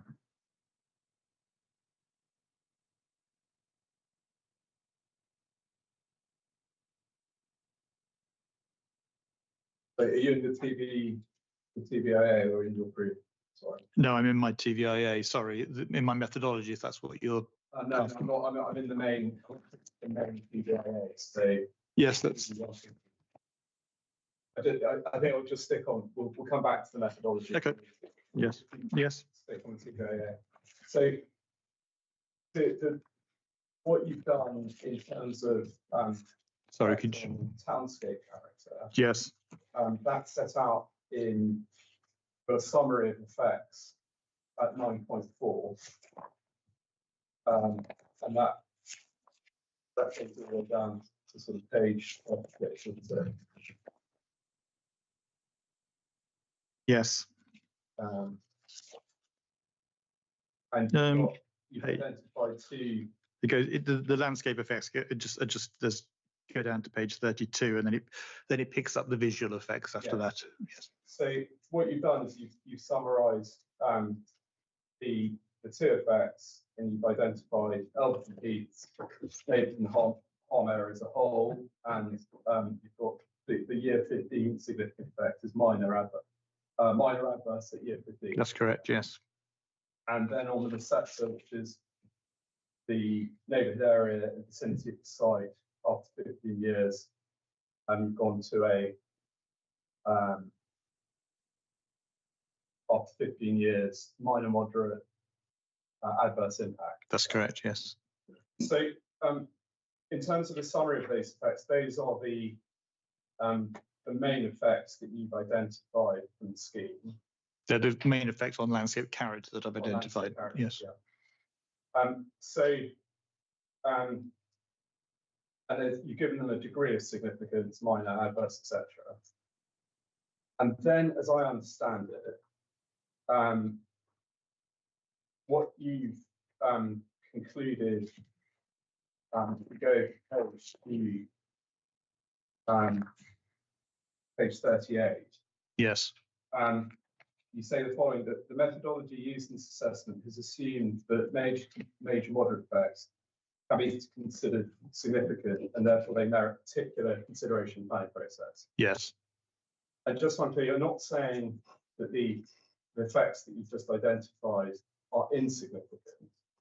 So the effect on sort of farm, neighbourhood area, and then site vicinity. What you're saying is these particular effects reach the threshold. Reach threshold where they merit particular consideration. That's correct. Yes. But you're not saying that they're insignificant, and therefore I'm not saying the other effects aren't consideration, but the weight in the level, it's the effects I've identified which are particular. So just because you're not saying that they aren't a consideration, am I right in saying that when using the term significant 11.61, what you're saying is you're using the term significant there to denote effects that require particular consideration. Yes. But you're not saying they're the only effects that. I'm not saying they're the only effects, no. And so far as so significance has been used in a particular sense there. Significant has been used. Yes, yes. Used in that precise way. Yes. And so if that, on your analysis, so that's, you're not saying therefore that where you've fallen below that threshold for significant 11.61. So for example here, let's take the example that you set out in your table. We've got a minor moderate for this area. Yes. We've got a minor moderate adverse change. You're not saying that's insignificant. Forgetting what 11. I wouldn't use the word insignificant. I'm not saying there's no adverse effect. I'm saying it hasn't reached the threshold of being a significant. Yeah. So it's not insignificant in the sense that you've used 11.61. That's your point, isn't it? I wouldn't use the word insignificant like that. I think that confuses things. But I'm not saying that there's no adverse effect. I'm saying it hasn't reached the level of being significant adverse. To merit particular consideration. That's correct. Yes. So certainly in planning terms, except you're not a planner.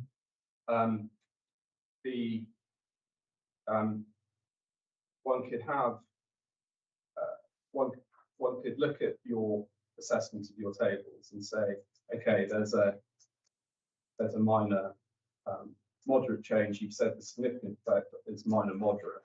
In planning terms, I think that's significant, although in TVIA terms, according to your definition, it's not. I'm not a planner. I don't think I'm qualified to directly relate those levels of effect.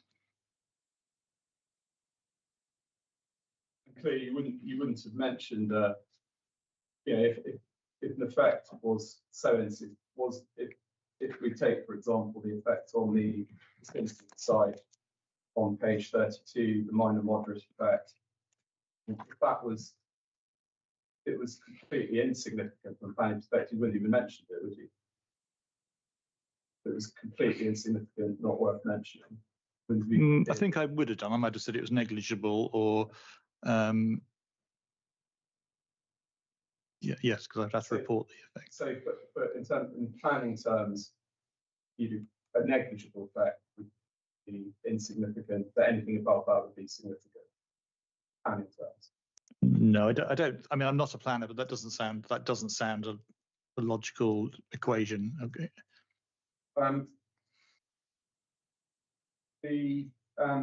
Is that the definition of 11 you described at 11.61 is what should be significant? Yes. And therefore meriting particular consideration. Yes. So anything above major to moderate. That is not something that Glivia tells you to do. That's your professional thing. It is. It's not. It's Glivia's obviously guidelines. The clarification documents that came out in 2024 advises that effects that are major moderate or above moderate, I think the wording is, should be considered significant, and effects that are moderate may or may not be, and professional judgment is then is then applied to decide. And I think that's probably maybe contrary to other disciplines. So if you exercise so that's your assessment that major to moderate can be significant. That's your exercise of your discretion as to what you consider significant. Well, it's based on the guidelines as well. It's based on the clarifications guidelines. It's not prescribed by those guidelines. I can't. I think it is, but I can look at. Find them. Sorry, I've.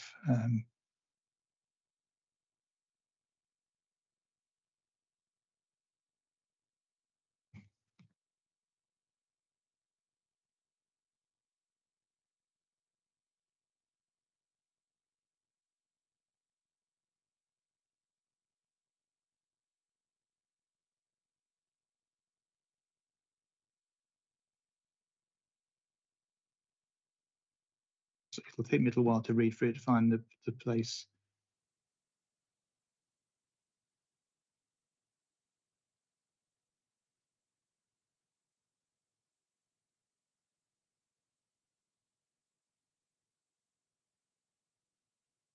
Moderate effects may or may not be significant, and justification would be needed in the methodology or receptor assessment as to whether moderate effect is significant or not.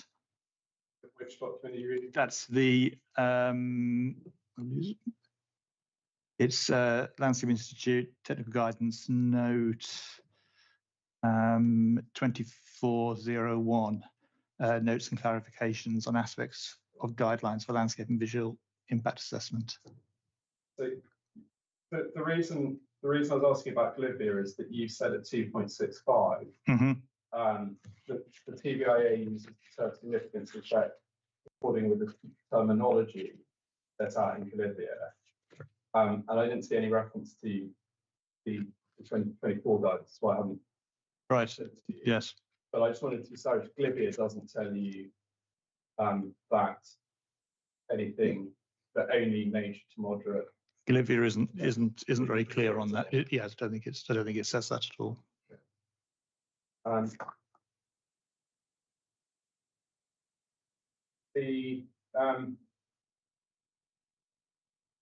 In terms of the we've heard that the council doesn't take any sort of issue with your tables and the assessment of harms or effects set out there. I believe that's an agreed. Yeah. And that's agreed. What you have done in your evidence is you've looked at those effects, but you've also assessed what I can see in the conclusions. You've also looked at the compliance of the proposed development with NBE2, NBE9, and N2. Currently you can see that at 8.1, 8.111. I think that's only in relation to landscape and visual matters. It's not. Now, in terms of, I wanted to ask you about about those conclusions based on your assessment of effects. So, you said at 8.110 or 3.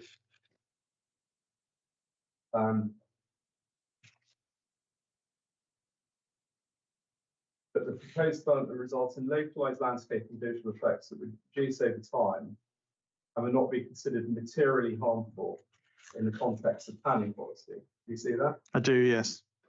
Now,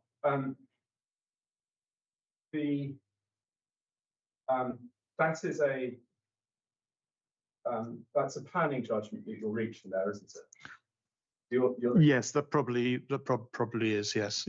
So would you agree that that's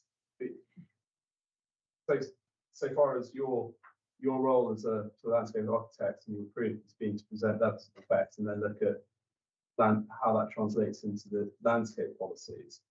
in terms of that general comment saying that it would not be considered materially harmful in the context of planning policy. That would be for Mr. Moyer to. So you agree that's slightly overstepping your role? As in hindsight, yes, it probably is.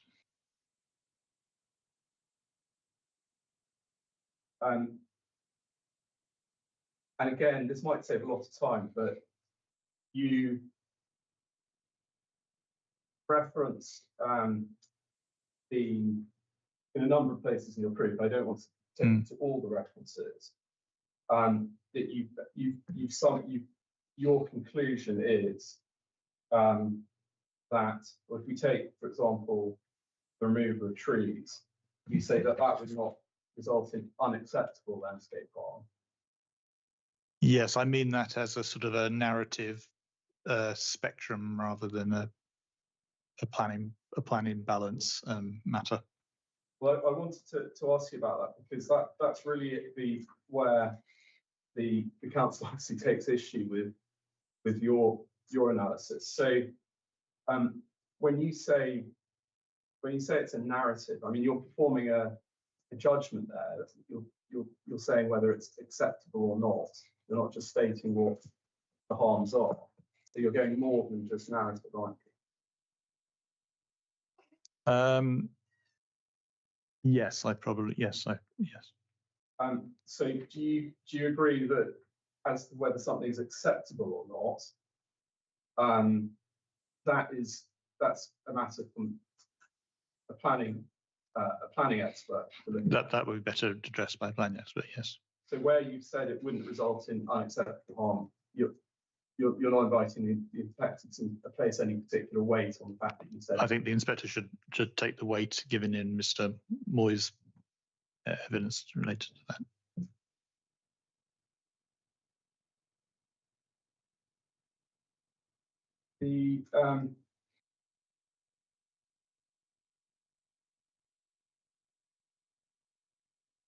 Just going to look at just a couple of specific matters. So this question of gateway. Yes. Now, your analysis of the reason for refusal 2, where the gateway to Elvetham Heath is mentioned, is on page 31, 32 of your proof, as I understand it. Yes. And you say, following at 7.2.4, the notion of a gateway to Elvetham Heath is therefore not one defined by a formal landscape designation or singular landscape feature, but rather by the experience of movement along Elvetham Heath Way and through a highway junction.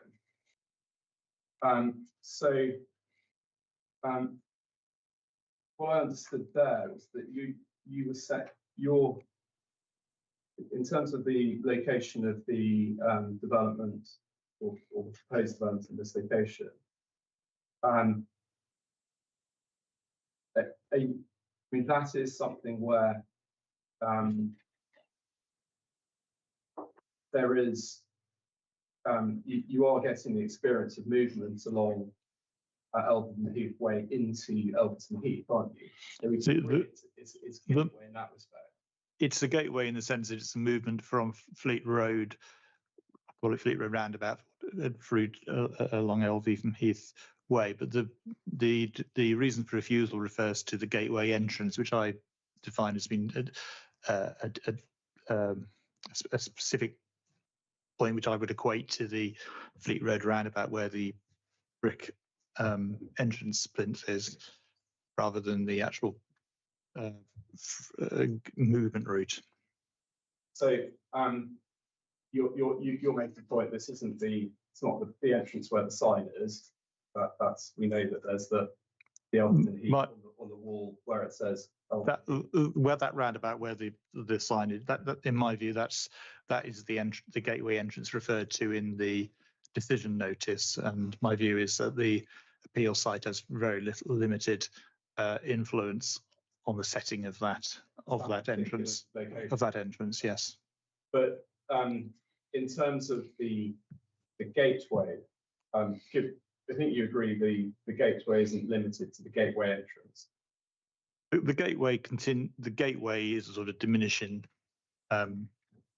notion, is it? Would it maybe moves on from the gateway entrance along Elvetham Heath, along Elvetham Heath Road way.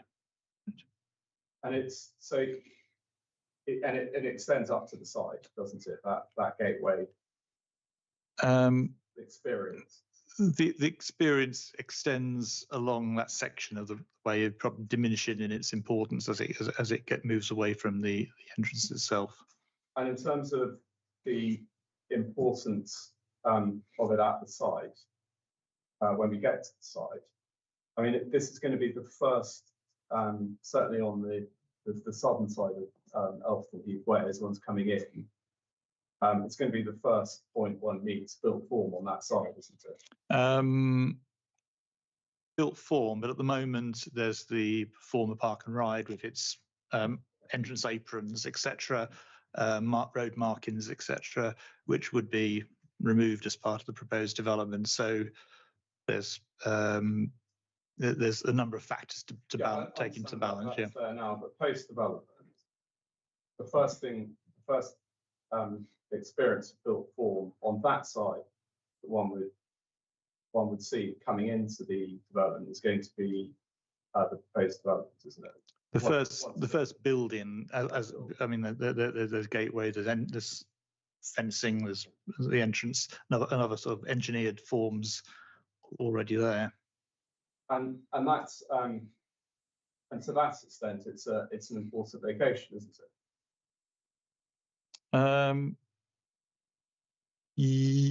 Yes, it's important that whatever design, however it's developed, is developed in an appropriate manner. Yes.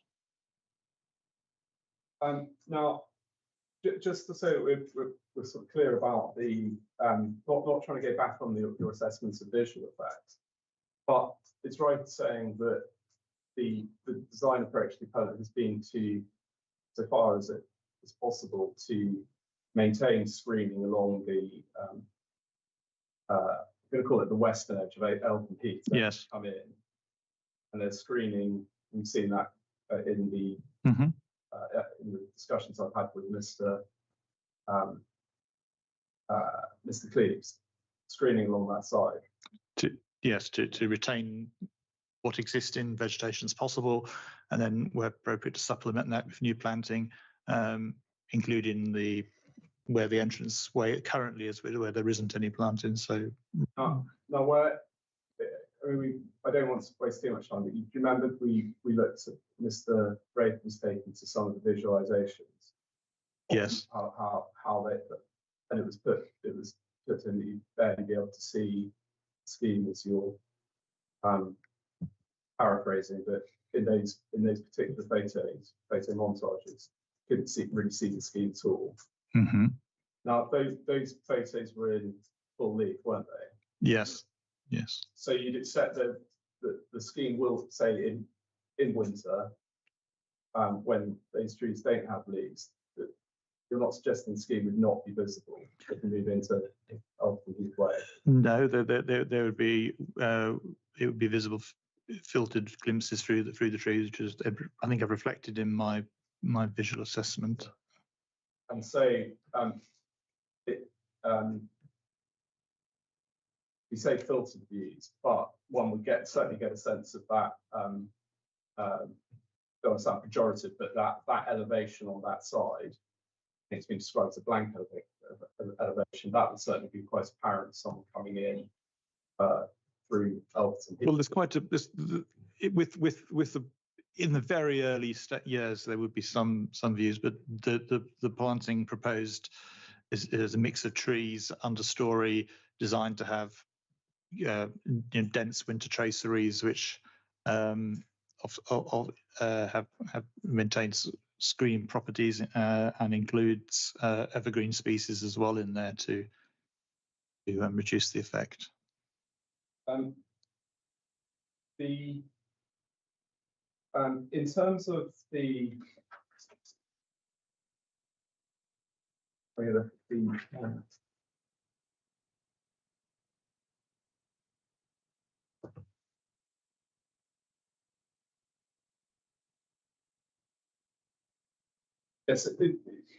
your evidence addresses the green infrastructure network policy in2, and you concluded that it would accord with the objectives of in2 at 8.1111. Again, from a landscape perspective rather than from a planning perspective. Insofar as insofar as the green infrastructure network is serving other functions other than landscape, you're not commenting on that. That's not part of your work. No. So those questions that I should more appropriately put to Mr. Moore in terms of the wider functions. The wider functions of the yes. green Yes. infrastructure.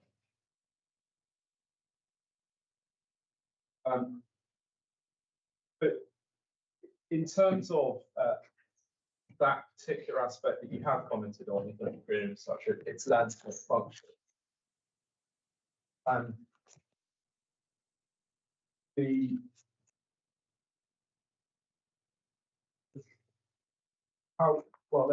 Let's start from I want to understand what your understanding of function is.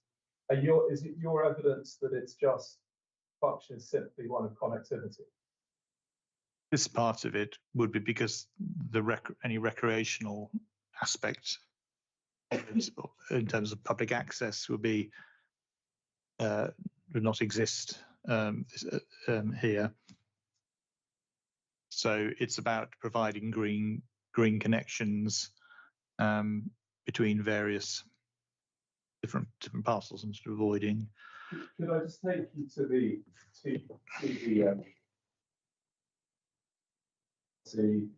it's on page CD, on page 133 of the electronic page 68. Yeah, CD.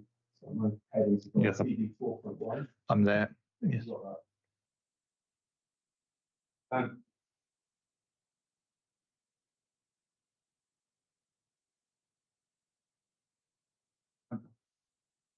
Now,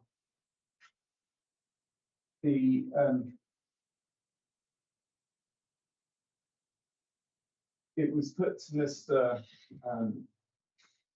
Raper that the policy that if you look at it in A, that first criteria, yes, it's just the development will be supported provided that it protects the green infrastructure network as shown in policy maps, avoiding any loss, fragmentation, or significant impact. Or significant impact on the function of the network. Now, we have to put it to you, it may be something that you don't think is appropriate to comment on, and it's best left to Mr. Moore, but Mr. Raper's position or view was that the reference to loss or the reference to loss or fragmentation are sort of self-standing considerations, not just impact on the function. Yeah, I think that was how he. I'm summarising broadly how he responded to questioning from the sergeant. Do you remember that? Yes. Mm-hmm. And insofar as the inspector agrees with him that it is talking about avoiding any, in that sense, avoiding any loss or fragmentation. Yes. It's undeniable that there is a loss to the infrastructure network here. There would be small loss in the early years, but there's a landscape strategy to be put into place, which in future years would bring management to an area of vegetation which might not otherwise be managed, and might be of a more diverse range of species. But there would be loss to the network. nonetheless, wouldn't there?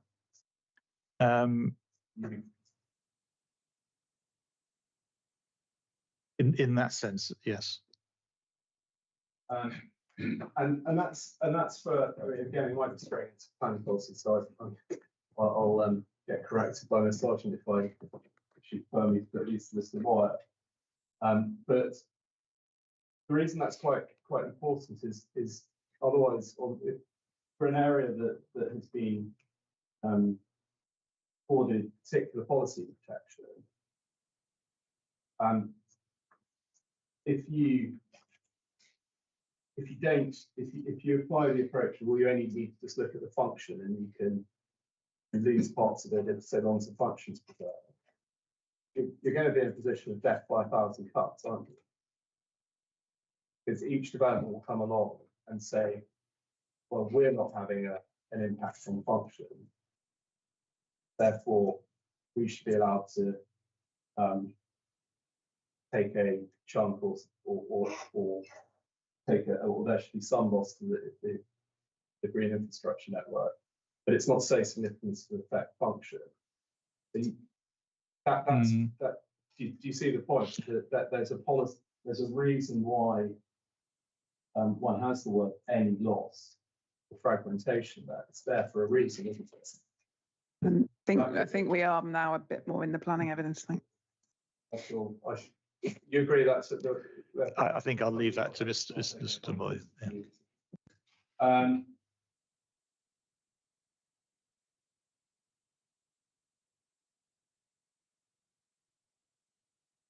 think one of the questions you can answer is, I think in terms of landscape, its landscape function. Is it your position that any adverse impacts are fully mitigated on site? Is that why you say that there's compliance? Yes. And that will ultimately that ultimately turns on whether the inspector agrees with the in terms of value, the replacement planting, and the value of that versus what's been lost. Benefit, yes, I suppose the added benefit that the replacement planting would have. And if the inspector finds that there isn't an added benefit, if the inspector finds at best it's only it might mitigate to some extent, but it doesn't fully mitigate, then there wouldn't be compliance with C, would there? That feels like it's going more into planning balance and things. I mean, I think I'm just talking in. Well, it's not really going. I'm not asking about any sort of balance. I'm asking about the degree of mitigation, and you've given evidence on the landscaping strategy as mitigation. So, would you agree with me on this hypothesis? If the inspector, having heard the evidence of Mr. Cleves and heard the evidence of Mr. Abraham, looking at the arboricultural impact assessment and landscape strategy, takes the view that the adverse impacts on the green infrastructure network, brackets, the loss, I accept that you're saying it's the appellant saying you've got to look at functional loss alone. But if the inspectors find that those weren't fully mitigated through the landscaping, landscaping strategy, then he'd be entitled to find a breach of that particular criteria in C, in 2C, wouldn't he? Yes. My view is that the landscape strategy would net beneficial in terms of the quality. But that is ultimately dependent on the views of Mr. Cleave, isn't it? The quality of that landscaping strategy. He's looked at where those trees are going and how the value of those trees, and he's. Yes, it gets a very sort of integrated approach, isn't Mr. Cleave is looking at the individual trees. I'm looking at the how the various elements mass together, or how they're considered on mass. So you'd agree that that depends on view he takes of the evidence, Mr. Please, yes? The inspector. Yes. Yes.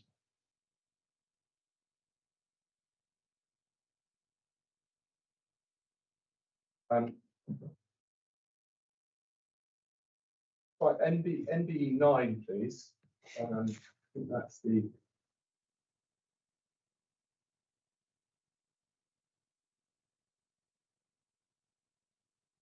I lost it all. Okay. Do you have that? Page 116.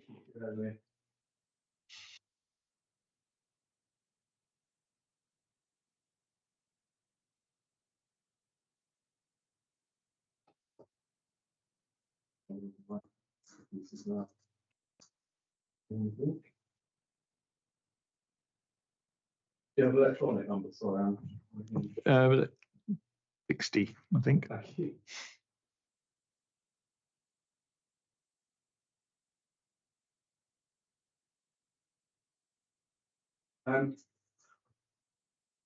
So you're not, just to be clear of what you're, again, so you've limited your conclusions to the compliance with MB9 only so far as it relates to landscape, yeah? Yes. So whether it achieves a high quality design at the top of MB9, that's not for you, that's not a matter of your evidence. No. No. You're not commenting on that. Positive contribution to the overall appearance of the local area.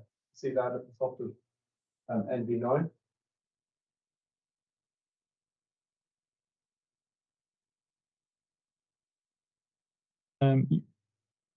Yes, sorry, yes, Yeah. yes. Now, your evidence is effectively saying that there would be you've looked at the harms and you've looked at those and said that they're not significant in your sort of LVIA stuff. Yes. But it's not your case that there would be a net beneficial effect. Well, I've just looked at landscape character. I haven't looked at all the factors in that policy.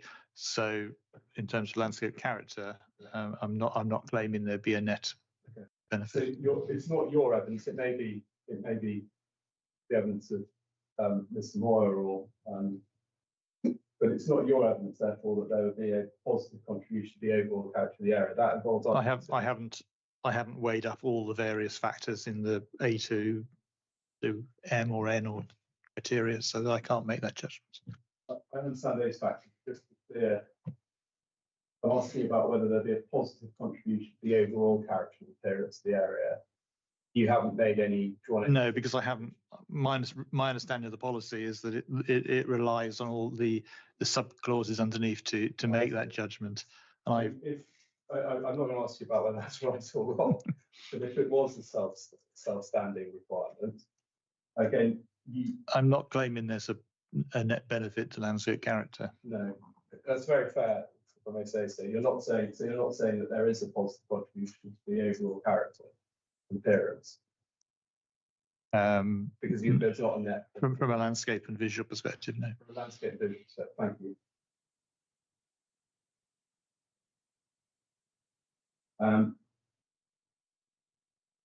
So what you are saying, as I understand it, is so you're not commenting on criteria A, potency distinctive quality in terms of proposed density, mass and height. That's all design, is it? Yes, there's a little bit in terms of how it's integrated into the wider settlement edge beyond the site. But those are essential. I mean, there's always this. When I say there's always a degree of overlap with landscape and design, but you'd agree that those matters are essentially matters of the greater weighted. That's the right word. The greater balance of. There is an element of LVIA considerations in there, but the greater weight is on pure design. So you're not giving evidence in relation to criteria A. That's something that Mr. Pearce is. Well, my TVIA takes into account the scale and massing of the development in the sense of how it sits within the wider landscape. Yeah. So so insofar as that's taking the view that there's a medium to moderate, or paraphrasing the accuracy, Moderate minor, I think. Yeah. It's not, so far as this criteria is suggesting promotion and some sort of promotion effect, you're not, that's not your analysis. You've just been looking at harm. You're not looking at whether there's a promotion of the distinctive qualities of the surroundings, are you? No, I haven't explored that. No. And the point about, I mean, I don't think anyone's suggesting this is an odd building design. Anyway, so I'm not going to ask you about that. It's sort of that reference to helping to improve the quality of landscape or landscape. So B, I think that's talking about public spaces, access routes. That's not your, falls within your. No, that hasn't fallen my layout buildings, that's all the criteria C. Distinct street patterns, that's all from Mr. Pierce, is it? I think it is, yes. Yeah. Where you do think reach of you and have looked at these criteria, as I understand it, you are saying it respects local landscape character. That's correct, yes. And you're saying, as I also understand it, you're saying that it would be your position that it sympathetically incorporates any on-site adjoining landscape features such as trees and hedgerows, and respects or enhances views into and out of the site. That's correct, yes. Now, sorry, I'm not being there. Now, in terms of that respect for local landscape character,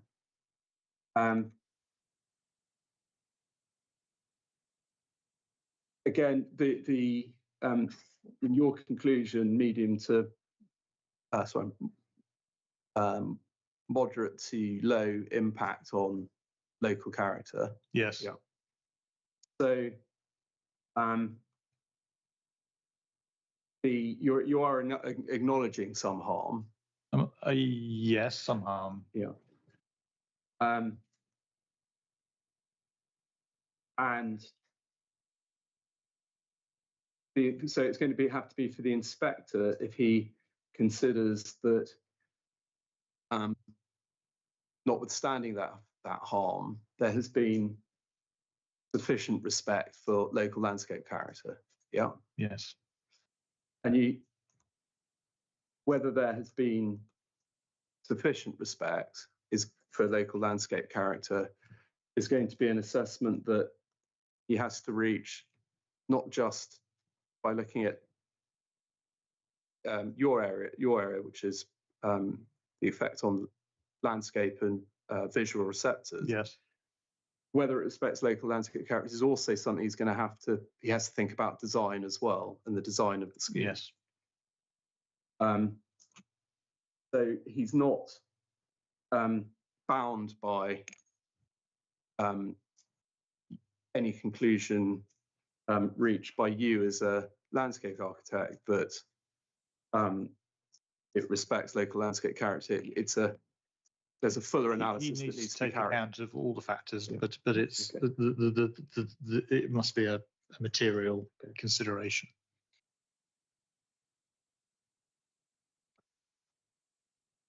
And so given that and in terms of those wider considerations on design, etc., those are all questions for Mr. Pierce that I need to ask him about. Okay. So okay, that's very fair. I suppose I need to sort of put it to you, otherwise it will be said I haven't eligibility. But the council's case is that due to the harm that you've identified, and due to the poor design of the scheme, and except you won't agree with either of those, that it doesn't respect the local landscape character. Yeah. Now, if the inspector was to find poor that the scheme is of a poor design, that would be a conclusion the inspector would also be entitled to share, wouldn't he? If the inspector considered it to be a poor design, Yeah. He'd be entitled to agree with Mr. Raper's analysis, wouldn't he? he would put that into the balance in terms of It's gonna be considering all the judgment for various him. aspects that go to make up it.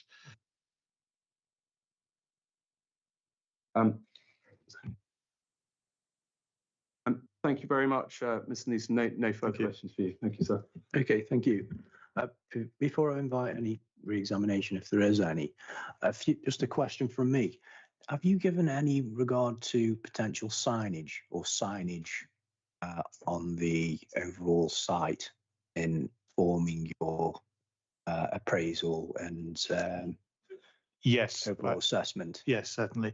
I've considered signage and where that might be on the more active frontage along the northeastern boundaries, and I've also taken account of the signage that's currently there, form of road markings, etc., which will be removed as part of the stopping up of the existing park and ride.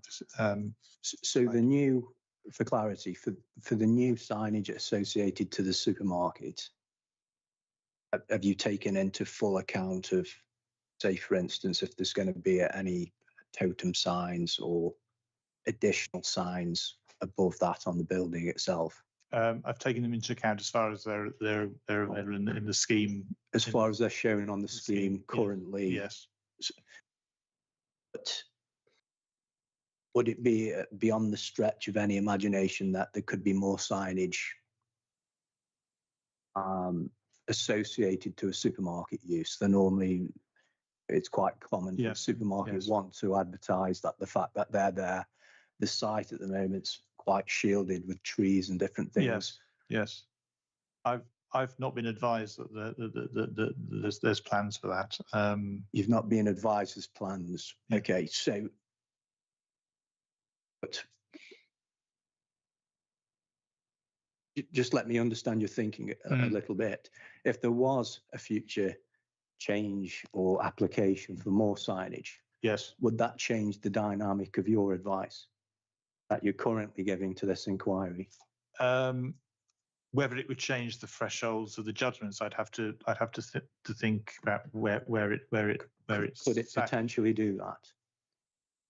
If the signage is extensive enough and intrusive enough, that there could be potential that or in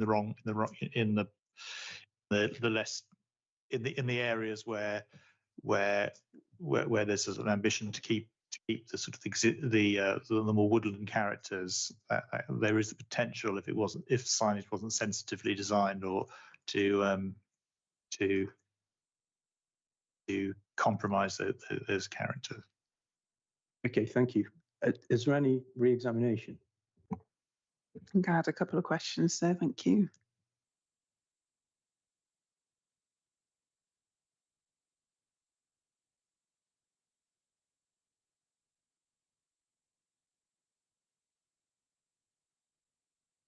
I just need to check one of them. I think I can deal with in submissions. I just need to check something in the documents. 1 second.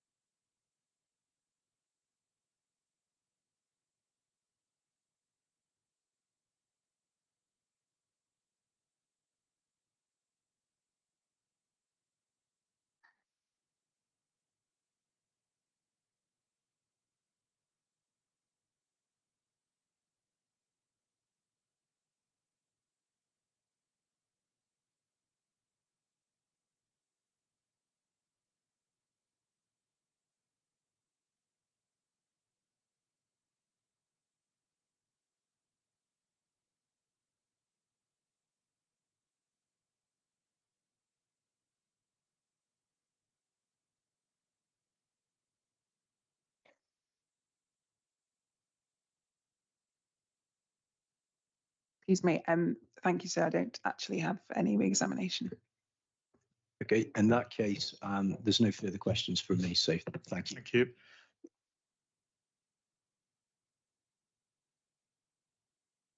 Mentioned this morning about the possibility of visiting the site at 8 o'clock tomorrow.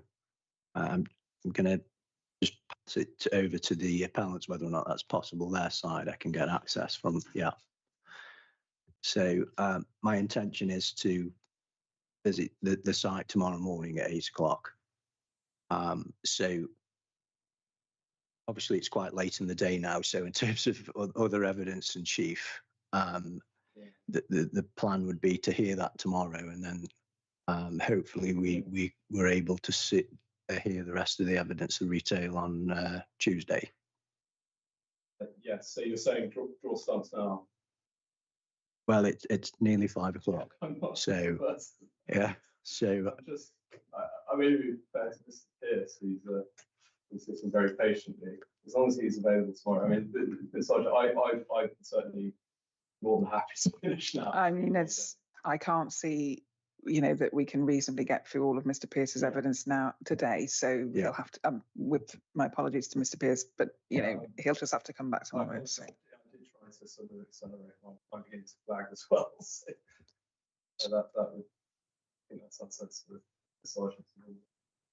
Yep. So we'll do that then. So we'll start again at 9:30 tomorrow. So we'll adjourn for now. Thank you.